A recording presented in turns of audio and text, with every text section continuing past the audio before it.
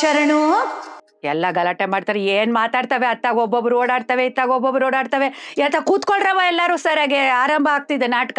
ನನಗೆ ನೆನಪಾಗಿದ್ದು ನನ್ನ childhood days ಅಲ್ಲಿ ಮೂಡಲ ಮನೆ ಅನ್ನೋ ಸೀರಿಯಲ್ ಅಲ್ಲಿ ನೀವು ಅದ್ರಲ್ಲಿ ಸ್ಟಾರ್ಟಿಂಗ್ ಅಲ್ಲಿ ಹಾಡ್ಕೊಂಡ್ ಬರ್ತಿದ್ರಿ. ಅದು ಈಗ್ಲೂ ನನ್ಗೆ ಹಾಗೆ ಕಣ್ಮುಂದೆ ಹಾಗೆ ಇದೆ. ಮನುಷ್ಯರು ಇರೋದನ್ನ ಇದ್ದ ಹಾಗೆ ತೋರಿಸೋದು ರಂಗಭೂಮಿ. ಕೆಲವು ಎಮೋಷನ್ಸ್ ನ ಎನ್ಹ್ಯಾನ್ಸ್ ಮಾಡ್ಬೇಕು ಅಂತಂದಾಗ ಹಾಡುಗಳು ತುಂಬಾ ಸಹಾಯ ಮಾಡುತ್ತೆ. ನಾಟ್ಯಶಾಸ್ತ್ರದಿಂದನೇ ನಾಟಕ ಹುಟ್ಕೊಂಡಿರೋದು. ದಾಸ ಸಾಹಿತ್ಯ ಒಂದು 5 ಶತಮಾನಗಳಿಂದ ನಮ್ಮ ಭಕ್ತಿ ಪಂಥಕ್ಕೆ ನಾಂದಿ ಹಾಡ್ಕೊಂಡು ಬಂದಿರೋದು. ಅದು ದಾಸ ಸಾಹಿತ್ಯ ಕೂಡ ನಮ್ಮ ಕನ್ನಡ ನೆಲದ್ದು ಅನ್ನೋದು ನಮ್ಮ ಹೆಗ್ಗಳಿಕೆ. ಆದ್ರೆ ಇದು ಒಂದು ದಿವಸದಲ್ಲಿ ಆಗೋ ಪ್ರಾಸೆಸ್ ಅಲ್ಲ. It has to go on for a long time and we have to keep doing this. ಕರ್ನಾಟಕದಲ್ಲಿ 200ಕ್ಕೂ ಹೆಚ್ಚು ಜನಪದ ಪ್ರಕಾರಗಳಿವೆ ಅಂತೆ. ನಾವೆಲ್ಲ ಡೊಂಕು ಬಾಲ್ದವ್ರೆ, ಬೇಗ ತಿತ್ಕೊಳ್ಳಲ್ಲ. ಹೋಗಿ ಬಾರವ್ವ ರಾಣಿ ಕಳಿಸ್ಕೊಳ್ಳೋಣ, ನಗೆ ಮುಖದ ನಾಗವೇಣಿ, ಕೊಟ್ಟ ಮನಿ ತುಂಬ ಮಲ್ಲಿಗೆ ಅರಳಲಿ ತಾಯೇ. ಅವಳು ಹೇಳ್ತಾಳೆ, ಯವ್ವ ನಾನು ಹೋಗಲೇ ಯವ್ವ, ಹೋಗೆ. ಸಾವಿರದ ಶರಣವ್ವ ಕರಿಮಾಯ್ತಾಯ್, ಸಾವಿರದ ಶರಣವ್ವ ಕರಿಮಾಯ್ತಾಯ್, ಕರಿಮಾಯ್ತಾಯ್, ಕರಿಮಾಯ್ತಾಯ್. ಬಿ ಜಯಶ್ರೀ ಅವರು ಒಂದು ದೊಡ್ಡ ಶಕ್ತಿ, ಒಂದು ದೊಡ್ಡ ಹೆಸರು. ಟ್ರೈ ಮಾಡಿ ಏನೇನೋ ಮಾಡ್ಕೊಂಡು ಗಂಟ್ಲೆಲ್ಲ ಗಾರ್ ಮಾಡ್ಕೊಂಡು ವೋಕಲ್ ಕಾರ್ಡ್ ಎಲ್ಲ ಸಮಸ್ಯೆ ಎಲ್ಲ ಆಗಿತ್ತು. ಅವಾಗ ನಮ್ ಒಂದು ಮಾತು, ಕಿವಿ ಮಾತು ಹೇಳಿದ್ರು ನಮ್ಮ ತಂದೆ, ಈಗಾಗ್ಲೇ ಈ ಪ್ರಪಂಚಕ್ಕೆ ಒಬ್ರು ಬಿ ಜಯಶ್ರೀ ಇದ್ದಾರೆ, ಇನ್ನೊಬ್ರು ಬಿ ಜಯಶ್ರೀ ಅವಶ್ಯಕತೆ ಇಲ್ಲ. ನೀನಾಗಿರು, ಆಮೇಲೆ ನೀನ್ ಬಿ ಜಯಶ್ರೀ ಆಗಕ್ಕಾಗೋದೂ ಇಲ್ಲ. ನೀರಿನ ಮೇಲೆ ಚಿತ್ರ ಕೆತ್ತಲಿಕ್ಕಾಗೋದಿಲ್ಲ, ಆಗೋದಿಲ್ಲ. Nobody is a born artist. Some may be. Of course, there are exceptions who are really blessed and by birth they would have imbibed a lot of things. ಎಲ್ರಿಗೂ ನಮಸ್ಕಾರ. ನನ್ನ ಹೆಸರು ಕೀರ್ತಿ ನಾರಾಯಣ್. ಇವತ್ತಿನ ಎಪಿಸೋಡ್ ಅಲ್ಲಿ ರಂಗ ಸಂಗೀತದ ಬಗ್ಗೆ ತಿಳ್ಕೊಳ್ಳೋಣ. ರಂಗ ಸಂಗೀತ ಅನ್ನೋದು ಎಷ್ಟೋ ವರ್ಷಗಳಿಂದ ಇದ್ರೂನು ಇತ್ತೀಚಿನ ದಿನಗಳಲ್ಲಿ ನಮ್ಮ ಯಂಗ್ಸ್ಟರ್ಸ್ ಅಲ್ಲಿ ತುಂಬಾನೇ ಪಾಪ್ಯುಲರ್ ಆಗ್ತಾ ಇದೆ. ಇವತ್ತು ನಮ್ ಜೊತೆ ಇದ್ದಾರೆ ಕರ್ನಾಟಕ ಕಲಾಶ್ರೀ ಶ್ರೀಮತಿ ರೋಹಿಣಿ ರಘುನಂದನ್ ಅವರು. ಇವ್ರ ಸಾಧನೆ ಬಗ್ಗೆ ಹೇಳ್ಬೇಕಂದ್ರೆ ಒಂದು ಎಪಿಸೋಡ್ ಕೂಡ ಸಾಕಾಗೋದಿಲ್ಲ. ಆದ್ರೂ ಬ್ರೀಫ್ ಆಗಿ ಹೇಳ್ಬೇಕು ಅಂದ್ರೆ ಸಂಗೀತ, ರಂಗಭೂಮಿ, ಕಿರುತೆರೆ, ಬೆಳ್ಳಿತೆರೆ, ನಿರೂಪಣೆ ಹಾಗೂ ಇನ್ನಷ್ಟು ಕಲಾಕ್ಷೇತ್ರಗಳಲ್ಲಿ ಸಾಧನೆನ ಮಾಡಿದರೆ, ಹಾಗೆ ಮಾಡ್ತಾ ಇರೋ ಅಪರೂಪದ ಕಲಾವಿದೆ. ಇವರ ಎಜುಕೇಶನ್ ಬಗ್ಗೆ ಹೇಳೋದಾದ್ರೆ ಬ್ಯಾಂಗ್ಳೂರ್ ಯೂನಿವರ್ಸಿಟಿನಲ್ಲಿ BCom ಮಾಡೋದ್ರ ಜೊತೆಗೆ ಕನ್ನಡದಲ್ಲಿ ಗೋಲ್ಡ್ ಮೆಡಲ್ ಕೂಡ ಪಡ್ಕೊಂಡಿದ್ದಾರೆ. ಇವರು 50ಕ್ಕೂ ಹೆಚ್ಚು ಟಿವಿ ಸೀರಿಯಲ್ಗಳಲ್ಲಿ ಆಕ್ಟ್ ಮಾಡಿದ್ದಾರೆ. ಸೊ ಇವ್ರನ್ನ ನೀವು ಹೆಚ್ಚಾಗಿ ಟಿವಿ ಸೀರಿಯಲ್ಸ್ ಅಲ್ಲಿ ನೋಡಿರ್ತೀರಾ. ಡಾಕ್ಟರ್ ಬಿ ಜಯಶ್ರೀ ಅವರ ಸ್ಪಂದನ ಥಿಯೇಟರ್ ಗ್ರೂಪ್ ನಲ್ಲಿ ಅದೆಷ್ಟೋ ನಾಟಕ ಹಾಗೂ ರಂಗ ಸಂಗೀತನ ಪರ್ಫಾರ್ಮ್ ಮಾಡಿದ್ದಾರೆ.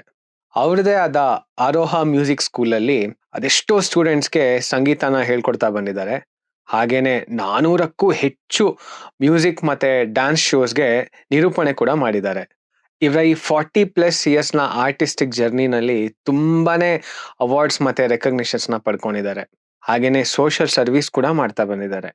2025 ಅಲ್ಲಿ ಕರ್ನಾಟಕ ನಾಟಕ ಅಕಾಡೆಮಿ ರಾಜ್ಯ ಪ್ರಶಸ್ತಿ ಪಡ್ಕೊಂಡಿರೋ ಇವರು ಇವತ್ತು ನಮ್ ಜೊತೆ ಇರೋದು ನಮ್ಗೆ ತುಂಬಾನೇ ಹೆಮ್ಮೆ ಇದೆ.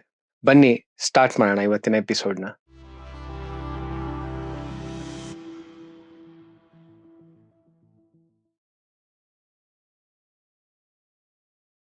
Welcome to baffled brains unplug podcast. ಮುಂಚೆ ಒಂದು ಎಪಿಸೋಡ್ ಅಲ್ಲಿ ನಾವು ಮ್ಯೂಸಿಕ್ ಬಗ್ಗೆ ಒಂದಷ್ಟು ಡಿಸ್ಕಷನ್ಸ್ ಮಾಡಿದ್ವಿ. ಅವಾಗ ನಮ್ ಜೊತೆ ರೋಹಿಣಿ ರಘುನಂದನ್ ಮ್ಯಾಮ್ ಅವರಿದ್ರು. ಇವತ್ತು ಸಹ ಅವ್ರು ನಮ್ ಜೊತೆ ಇದ್ದಾರೆ. ಅವತ್ತು ನಾವ್ ಏನೇನು ಲೈಟ್ ಆಗಿ ಟಾಪಿಕ್ಸ್ ನ ಟಚ್ ಮಾಡಿದ್ವಿ, ಅದ್ರ ಬಗ್ಗೆ ಇನ್ನು ಡೀಟೇಲ್ ಆಗಿ ಮಾತಾಡೋದಕ್ಕೆ ಇವತ್ತು ನಮ್ ಜೊತೆ ಇದ್ದಾರೆ. Welcome again to the show ma'am. Thank you. ನಮಸ್ಕಾರ ಎಲ್ರಿಗೂ. ಹೇಗಿದ್ದೀರಾ? As fine as ever, but as I said in the earlier episode also, little baffled. It's good to be baffled. So ಅವತ್ತು ನೀವು ಮೆನ್ಷನ್ ಮಾಡುವಾಗ ಸುಗಮ ಸಂಗೀತ, ಶಾಸ್ತ್ರೀಯ ಸಂಗೀತ, ರಂಗಗೀತೆ ಅಂತೆಲ್ಲ ಹೇಳ್ತಿದ್ರಿ. ಸೊ ನನಗೆ ಈ ರಂಗಗೀತೆ ಅನ್ನೋದು ನಾನ್ ಮುಂಚೆ ಕೇಳಿರ್ಲಿಲ್ಲ ಅದ್ರ ಬಗ್ಗೆ ಹೆಚ್ಚಾಗಿ. ಸೊ ಇವತ್ತು ಅದ್ರ ಬಗ್ಗೆ ಡಿಸ್ಕಷನ್ ಮಾಡೋಣ ಅಂತ. ಸೊ ರಂಗಗೀತೆ ಅನ್ನೋದನ್ನ ನೀವು ಹೇಗೆ ಹೇಳ್ತೀರಾ? ಈಗ ಅದ್ರ ಬಗ್ಗೆ ಏನು ಗೊತ್ತೇ ಇಲ್ಲ ಅನ್ನೋರ್ಗೆ ಯಾವ ರೀತಿ ಎಕ್ಸ್ಪ್ಲೈನ್ ಮಾಡ್ತೀರಾ? ರಂಗ ಗೀತೆ ಅನ್ನಕ್ಕಿಂತ ರಂಗ ಸಂಗೀತ ಅಂತ ಕರೆಯೋಣ. ಥಿಯೇಟರ್ ಮ್ಯೂಸಿಕ್, ರಂಗ ಸಂಗೀತ. ಮಾತಾಡಕ್ ಮುಂಚೆ ನಾನ್ ಗಣೇಶನ್ ಹಾಡು ಹೇಳ್ದೆ ಶುರು ಮಾಡಕ್ಕಾಗಲ್ವಲ್ಲ. ಮತ್ತೊಮ್ಮೆ ಆದ್ರೆ ಇಡೀ ಈ ಕಂತಿನಲ್ಲಿ, ಈ ಧಾರಾವಾಹಿಯಲ್ಲಿ ನಾವು ನನ್ಗೊಳ್ಳೆ ಧಾರಾವಾಹಿಯ ಫೀಲಿಂಗ್ ಬರ್ತಾ ಇದೆ. ಮತ್ತೊಮ್ಮೆ ಇಲ್ಲಿ ಬಂದು ಇಂದಿನ ಈ ಕಾರ್ಯಕ್ರಮದಲ್ಲಿ ನಾವು ರಂಗ ಸಂಗೀತದ ಬಗ್ಗೆ, ರಂಗಭೂಮಿಯ ಬಗ್ಗೆ ಹೆಚ್ಚಿನ ವಿಷಯಗಳನ್ನ ಮಾತಾಡೋಕೆ ಅಂತ ನೀವು ಕರೆದಿದ್ದೀರಾ. ನಂಗೆ ತುಂಬಾ ಸಂತೋಷ. ಯಾಕಂದ್ರೆ ರಂಗಭೂಮಿ ಬಹಳ ಆಸಕ್ತಿಯ ವಿಷಯ ನನಗೆ ಕೂಡ. ಆಮೇಲೆ ಎಲ್ರಿಗೂ ಅಷ್ಟೇ. ಯಾಕಂದ್ರೆ ರಂಗಭೂಮಿ ಎಲ್ಲವನ್ನ ತೆರೆದುಕೊಳ್ಳುವಂತ ಒಂದು ಕ್ಷೇತ್ರ.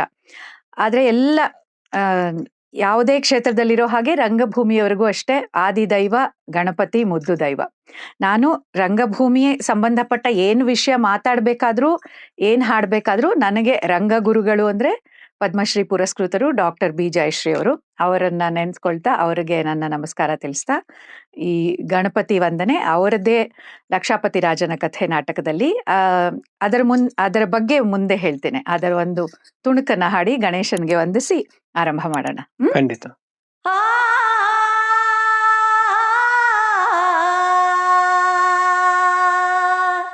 ಆ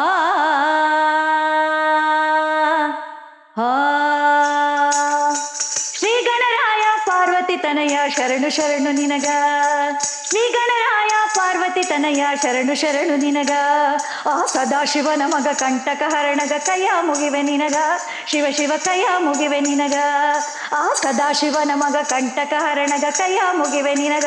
ಶಿವ ಶಿವ ಕೈಯ ಮುಗಿವೆ ನಿನಗ. ತಿರಿದ ಮಂದಿ ಕುಂತಿರಿ ಕಿಕ್ಕಿರಿದ ಕಥಿ ಕೇಳುವುದಕ್ಕ. ಆ ಸುಣ್ಣ ಬೆಣ್ಣಿಯ ಗುರುತ ತಿಳಿದ ನೀವು ಬೆಣ್ಣಿ ಹೀರಬೇಕಾ ಸ್ವಾಮಿ, ಬೆಣ್ಣಿ ಹೀರಬೇಕಾ. ಶ್ರೀ ಗಣರಾಯ ಪಾರ್ವತಿ ತನಯ ಶರಣು ಶರಣು ನಿನಗ. ಶ್ರೀ ಗಣರಾಯ ಪಾರ್ವತಿ ತನಯ ಶರಣು ಶರಣು ನಿನಗ. ಶ್ರೀ ಗಣರಾಯ ಶರಣು ಶರಣು. ಶ್ರೀ ಗಣರಾಯ ಶರಣು ಶರಣು. ಶ್ರೀ ಗಣರಾಯ ಶರಣು ಶರಣು. ಶರಣು ಶರಣು. ಶರಣು ಶರಣು. ಶರಣು ಶರಣು. ಶರಣು ಶರಣು ಎಲ್ಲರಿಗೂ. ಇದು ರಂಗಭೂಮಿಯಲ್ಲಿ ಜನಪದ ಶೈಲಿಯಲ್ಲಿ ಸಂಯೋಜಿತಗೊಂಡಿರುವಂತಹ ಒಂದು ಗೀತೆ. ಇದು ಕಿನ್ನರಿ ಜೋಗೇರಾಟ ಅನ್ನುವಂಥ ಒಂದು ಜನಪದ ಪ್ರಕಾರ, ಫೋಕ್ ಫಾರ್ಮ್ ಜನಪದ ಪ್ರಕಾರ ಅಂದ್ರೆ. ಅದನ್ನ ಆಧರಿಸಿ ಬಿ ಜಯಶ್ರೀ ಅವರು ಲಕ್ಷಾಪತಿ ರಾಜನ ಕಥೆ ಅನ್ನೋ ಒಂದು ನಾಟಕನ ನಿರ್ದೇಶನ ಮಾಡಿದ್ರು. ಅದು ಬರೀ ನಮ್ಮ ದೇಶದಲ್ಲ, ಅಂತಾರಾಷ್ಟ್ರೀಯ ಮಟ್ಟದಲ್ಲೂ ತುಂಬಾ ವಿಖ್ಯಾತಿಯನ್ನ ಗಳಿಸಿರೋ ನಾಟಕ. ನೋಡಿ ನಮ್ಮ ಜನಪದ ಪ್ರಕಾರಗಳು ಹೇಗಿವೆ. ಇದರಲ್ಲಿ ನಾವು ಹಾಡ್ತಾ ಕುಣಿತಾ ಅಭಿನಯ ಮಾಡಿಕೊಂಡು ಜೋಗೇರು ಅಂತ ಒಂದಷ್ಟು ಜನ ಇರ್ತಾರೆ. ಆ ಜೋಗೇರು ನಡೆಸುವಂತ ಆಟ ಅಂದ್ರೆ ನಾಟಕ ಜೋಗೇರಾಟ.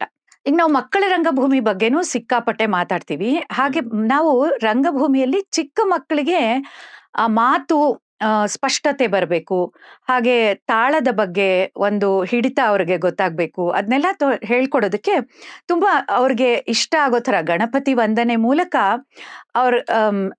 ನಾವು ಹೆಂಗೆ ನಾಲಿಗೆ ನುಳಿಗಳು ಅಂತೀವಿ ಅಂದ್ರೆ ಟಂಗ್ ಟ್ವಿಸ್ಟರ್ಸ್ ಅಂತ, ಅವುಗಳನ್ನ ಹೇಳ್ಕೊಡೋದು.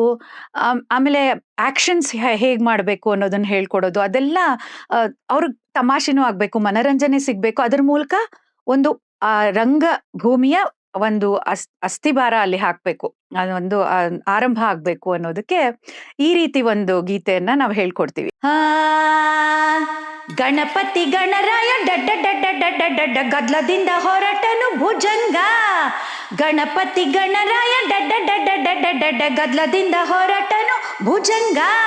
ತರ್ಕಿಟ್ಟಾದಿ ಮಹಿಮಾ ಕಿಟ್ ಕಿಟ್ ಕಿಟ್ ಕಿಟ್ ಕಿಟ್ ಕಿಟ್ ಕಿಟ್ ಕಿಟ್. ತರ್ಕಿಟ್ಟಾದಿ ಮಹಿಮಾ ಕಿಟ್ ಕಿಟ್ ಕಿಟ್ ಕಿಟ್ ಕಿಟ್ ಕಿಟ್ ಕಿಟ್ ಕಿಟ್. ಝಣಿತ ಕುಣಿತ ಬಂದ ಗಣಪಣ್ಣ ನಮ್ಮ ಗಣಪಣ್ಣ ನಮ್ಮ ಗಣಪಣ್ಣ. ಪಾರ್ವತಿ ಪುತ್ರ ಶ್ರೀ ಗಣನಾಥ ಗಜಮುಖ ನೆನೆಸಿದ ಪಂಡಿತ. ಆನೆ ಮುಖದವ 6 ಶಾಸ್ತ್ರ 18 ಪುರಾಣ ಎಲೆ ಸಹಿತ. ಗಣಪತಿ ಗಣರಾಯ ಡಡ್ಡ ಡಡ್ಡ ಡಡ್ಡ ಡಡ್ಡ ಗದ್ಲದಿಂದ ಹೊರಟನು ಭುಜಂಗ. ಮಠ ಮಠ ಮಠ ಮಠ ಮಾಧ್ಯಾನದಾಗೆ ಪೂಜೆಗೊಂಡ ನಮ್ಮ ಗಣಪಣ್ಣ. ಸೆಳ್ಳೆಳ್ಳೆಳ್ಳೆಳ್ಳೆಳ್ಳೆಳ್ಳೆ ಗಣಪತಿ ಬಂದ ತಟ್ಟಿರೆಲ್ಲರೂ ಚಪ್ಪಾಳೆ. ತಟ್ಟಿರೆಲ್ಲರೂ ಚಪ್ಪಾಳೆ. ತಟ್ಟಿರೆಲ್ಲರೂ ಚಪ್ಪಾಳೆ. ಗಣಪತಿ ಗಣರಾಯ ಡಡ್ಡ ಡಡ್ಡ ಡಡ್ಡ ಡಡ್ಡ ಗದ್ಲದಿಂದ ಹೊರಟನು ಭುಜಂಗ. ತರ್ಕಿಟ್ಟಾದಿ ಮಹಿಮಾ ಕಿಟ್ ಕಿಟ್ ಕಿಟ್ ಕಿಟ್ ಕಿಟ್ ಕಿಟ್ ಕಿಟ್ ಕಿಟ್. ಝಣಿತ ಕುಣಿತ ಬಂದ ಗಣಪಣ್ಣ ನಮ್ಮ ಗಣಪಣ್ಣ ನಮ್ಮ ಗಣಪಣ್ಣ ನಮ್ಮ ಗಣಪಣ್ಣ ನಮ್ಮ ಗಣಪಣ್ಣ. ಕೇಳ್ತಾ ಕೇಳ್ತಾ ನಾವೇ ಚಿಕ್ಕೋರಾಗ್ಬಿಟ್ವಿ ಅನ್ನಿಸ್ತದೆ. ಖಂಡಿತ ಅಲ್ವಾ. ಇದು ಹೇಗೆ ನೋಡಿ, ನಾವು ಕೂಡ ಮಕ್ಕಳಾಗ್ಬಿಡ್ತೀವಿ. ಆದ್ರೆ ಮಕ್ಕಳಾಗೋದ್ರ ಜೊತೆಗೆ ಇದ್ರಲ್ಲಿ ಎಷ್ಟು ತಾಳ ಇತ್ತು, ಗಣಪತಿಯ ಕಥೆ ಇತ್ತು. ಗಣಪತಿ ಬರ್ತಾನೆ ಅಂದ್ರೆ ನಾವು ಒಂದು ವಿಜೃಂಭಣೆಯಿಂದ ಕರ್ಕೊಂಡ್ಬರ್ತೀವಲ್ಲ, ಡೊಡ್ಡ ಡೊಡ್ಡ ಡೊಡ್ಡ ಡೊಡ್ಡ. ಯಾಕೆ ಅಂದ್ರೆ ಆ ಎಲ್ಲ ಡೊಳ್ಳು ಕುಣಿತ, ತಮಟೆ ಎಲ್ಲ ಹಿಡ್ಕೊಂಡೇ ಬರೋದು. ಗಣಪತಿ ಸ್ವಾಗತ ಯಾವಾಗ್ಲೂ ಹಾಗೆ ಆಗುತ್ತೆ. ಗಣಪತಿ ಅನ್ನೋದು ಒಂದು ಶಕ್ತಿ. ಜೊತೆಗೆ ನೀವು ನಾನ್ ಮೊದ್ಲು ಹಾಡಿದ ಗೀತೆಯಲ್ಲೂ ನಿಮ್ಗೆ ಅನ್ಸಿರ್ಬೋದು, ಒಂದು ಆರಂಭ ಒಂದು ದೊಡ್ಡ ಶಕ್ತಿ ಜೊತೆ ಆಗ್ಬೇಕು. There should be a lot of energy and enthusiasm which we convey to the audience. ಆಡಿಯನ್ಸ್ಗೆ ಅದನ್ನ ತಲುಪಿಸಿ ಆಮೇಲೆ ಅವ್ರು ಕೂಡ ಓಹೋ ಏನೋ ನಡೀತಾ ಇದೆ ಇಲ್ಲಿ ಅಂತ ಎಚ್ಚರಗೊಳ್ಳೋದು. ಆ ಎಚ್ಚರಗೊಳ್ಳೋದು ಅಂದಿದ ತಕ್ಷಣ ನಾನು ಇನ್ನೊಂದು ಉದಾಹರಣೆ ಕೊಟ್ಬಿಡ್ತೀವಿ. ನಾವೇನ್ ಮಾಡ್ತೀವಿ, ನಾ ಹೇಳ್ದೆ ಗಣೇಶ ಆದ ನಂತರ ಪ್ರೇಕ್ಷಕರೇ ರಂಗಭೂಮಿಯವರಿಗೆ ದೇವ್ರು ಅಂತ ಹೇಳ್ತೀವಿ. ಹಾಗಾಗಿ ಅದರಲ್ಲಿ ಕೂಡ ಜನಪದ ಶೈಲಿಯಲ್ಲಿ ನಾವೇನ್ ಮಾಡ್ತೀವಿ, ಆರಂಭದಲ್ಲಿ ನಾಂದಿ ಪದಗಳು ಅಂತ ಮಾಡುವಾಗ ಶರಣು ಎಲ್ಲ ಗಲಾಟೆ ಮಾಡ್ತಾರೆ, ಏನ್ ಮಾತಾಡ್ತವೆ, ಅತ್ತಾಗ ಒಬ್ಬೊಬ್ರು ಓಡಾಡ್ತವೆ, ಇತ್ತಾಗ ಒಬ್ಬೊಬ್ರು ಓಡಾಡ್ತವೆ, ಯಾತ ಕೂತ್ಕೊಳ್ರವ ಎಲ್ಲರೂ ಸರಿಯಾಗೆ ಆರಂಭ ಆಗ್ತಿದೆ ನಾಟಕ. ಶರಣು ಹೇಳೇವ್ರಿ ಸ್ವಾಮಿ ನಾವು ನಿಮಗ, ಸ್ವಾಮಿ ನಿಮ್ಗೆ, ಸ್ವಾಮಿ ನಾವು ನಿಮಗ ಶೈ ಸದ್ದು ಗದ್ದಾಲ ಏಟ್ ಹೇಳೋದಪ್ಪ. ಅತ್ತಾಗ ಮೊಬೈಲ್ ಇಟ್ಕೊಂಡ್ಬಿಟ್ರೆ ಹಾಗೆ ಹೋಯ್ತು, ಎಲ್ಲ ಆರ್ಸ್ರಪ್ಪ. ಸದ್ದು ಗದ್ದಾಲ ಮಾಡಬೇಡ್ರಿ ಆಟದೊಳಗ, ಸದ್ದು ಗದ್ದಾಲ ಮಾಡಬೇಡ್ರಿ ಆಟದೊಳಗ. ಶರಣು ಹೇಳೇವ್ರಿ ಸ್ವಾಮಿ ನಾವು ನಿಮಗ, ಸ್ವಾಮಿ ನಾವು ನಿಮಗ. ಸದ್ದು ಗದ್ದಾಲ ಸದ್ದು ಗದ್ದಾಲ ಮಾಡಬೇಡ್ರಿ ಆಟದೊಳಗ, ಸದ್ದು ಗದ್ದಾಲ ಮಾಡಬೇಡ್ರಿ ಆಟದೊಳಗ. ಸಣ್ಣ ಹುಡುಗರು ನಾವು ಬಣ್ಣಕ್ಕ ಹೆದರವರು, ಚೆನ್ನಾಗಿ ಕೇಳರಿ ನಮ್ಮ ಕವನ. ಶರಣು ಹೇಳೇವ್ರಿ ಸ್ವಾಮಿ ನಾವು ನಿಮಗ, ಸ್ವಾಮಿ ನಾವು ನಿಮಗ.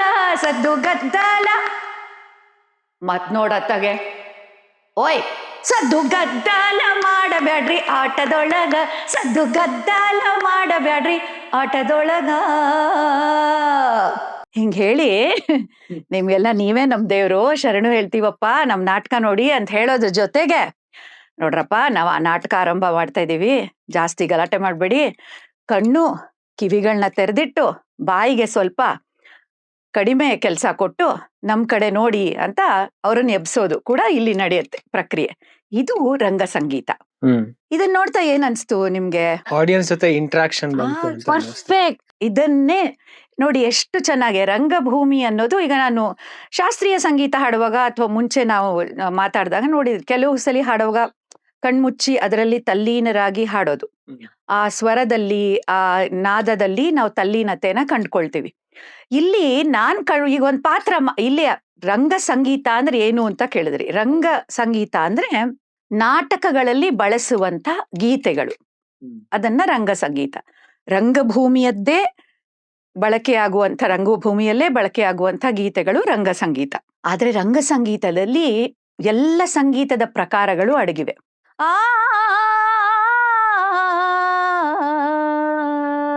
ಶಾಸ್ತ್ರೀಯತೆಗೆ ಇಲ್ಲೇನು ಕಡಿಮೆ ಇಲ್ಲ. ಶಾಸ್ತ್ರೀಯ ಸಂಗೀತವೂ ಬೇಕು, ಶರಣು ಹೇಳೇವ್ರಿ ಸ್ವಾಮಿ ಅಲ್ಲಿ ಜನಪದವೂ ಬೇಕು, ತಾಳದ ಇದು ಬೇಕು. ಆಮೇಲೆ ವೆಸ್ಟರ್ನ್ ಮ್ಯೂಸಿಕ್ ಕೂಡ ಬರುತ್ತೆ ರಂಗಭೂಮಿಯಲ್ಲಿ ತುಂಬಾ ಸಾಧ್ಯತೆಗಳು ಜಾಸ್ತಿ. ಯಾರು ಏನು ಇಷ್ಟೇ ಮಾಡ್ಬೇಕು ಹೀಗೆ ಮಾಡ್ಬೇಕು ಇಲ್ಲ, ನಾವ್ ಹೇಳ್ಬೇಕಾದ ಎಲ್ಲ ವಿಷಯಗಳನ್ನ ಮುಕ್ತವಾಗಿ ಹೇಳ್ಬಹುದಾದಂತ, very openly we can discuss any matter that is required, that we want to convey to the society. ಆ ರಂಗಭೂಮಿಯಲ್ಲಿ ಅದು ತುಂಬಾ ಚೆನ್ನಾಗಿ ಆಗುವಂತ ಪ್ರಕ್ರಿಯೆ ನಡೆಯುತ್ತೆ. ಒಂದು ಮಾತಿದೆ, television makes you look smaller than what you are. Big screen cinema larger than life. ಅದು ಅಂದ್ರೆ ಏನಿದೆಯೋ ಅದಕ್ಕಿಂತ ಬ್ಲೋಡ್ ಅಪ್. ನಾವ್ ಹೀಗ್ ನೋಡ್ತೀವಿ ಆ ತೆರೆ ಮೇಲೆ ಇರೋದು, ಆಮೇಲೆ ಬರೋ ಎಲ್ಲಾ ಪಾತ್ರಗಳು ಅತಿ ಮಾನುಷವಾಗಿ ಕಾಣುತ್ತೆ. ಮನುಷ್ಯರು ಇರೋದನ್ನ ಇದ್ದ ಹಾಗೆ ತೋರಿಸೋದು ರಂಗಭೂಮಿ ಅಲ್ವಾ? ಇದು see that is again that is so earthy. ಅದು ಬೇರುಗಳನ್ನ ತುಂಬಾ ತಗೊಂಡಿರುವಂಥ, ಅದಕ್ಕೆ ಅಂಟ್ಕೊಂಡಿರುವಂಥ ಒಂದು ಕಲೆ ರಂಗಕಲೆ. ಹಾಗಾಗಿ ರಂಗಭೂಮಿಯಲ್ಲಿ ಬಳಸುವ ಸಂಗೀತ ರಂಗ ಸಂಗೀತ. ರಂಗ ಸಂಗೀತದಲ್ಲಿ ನಮ್ಮ ಅದೃಷ್ಟ ದೊಡ್ಡ ಪರಂಪರೆ ಬೆಳ್ಕೊಂಡು ಬಂದಿದೆ.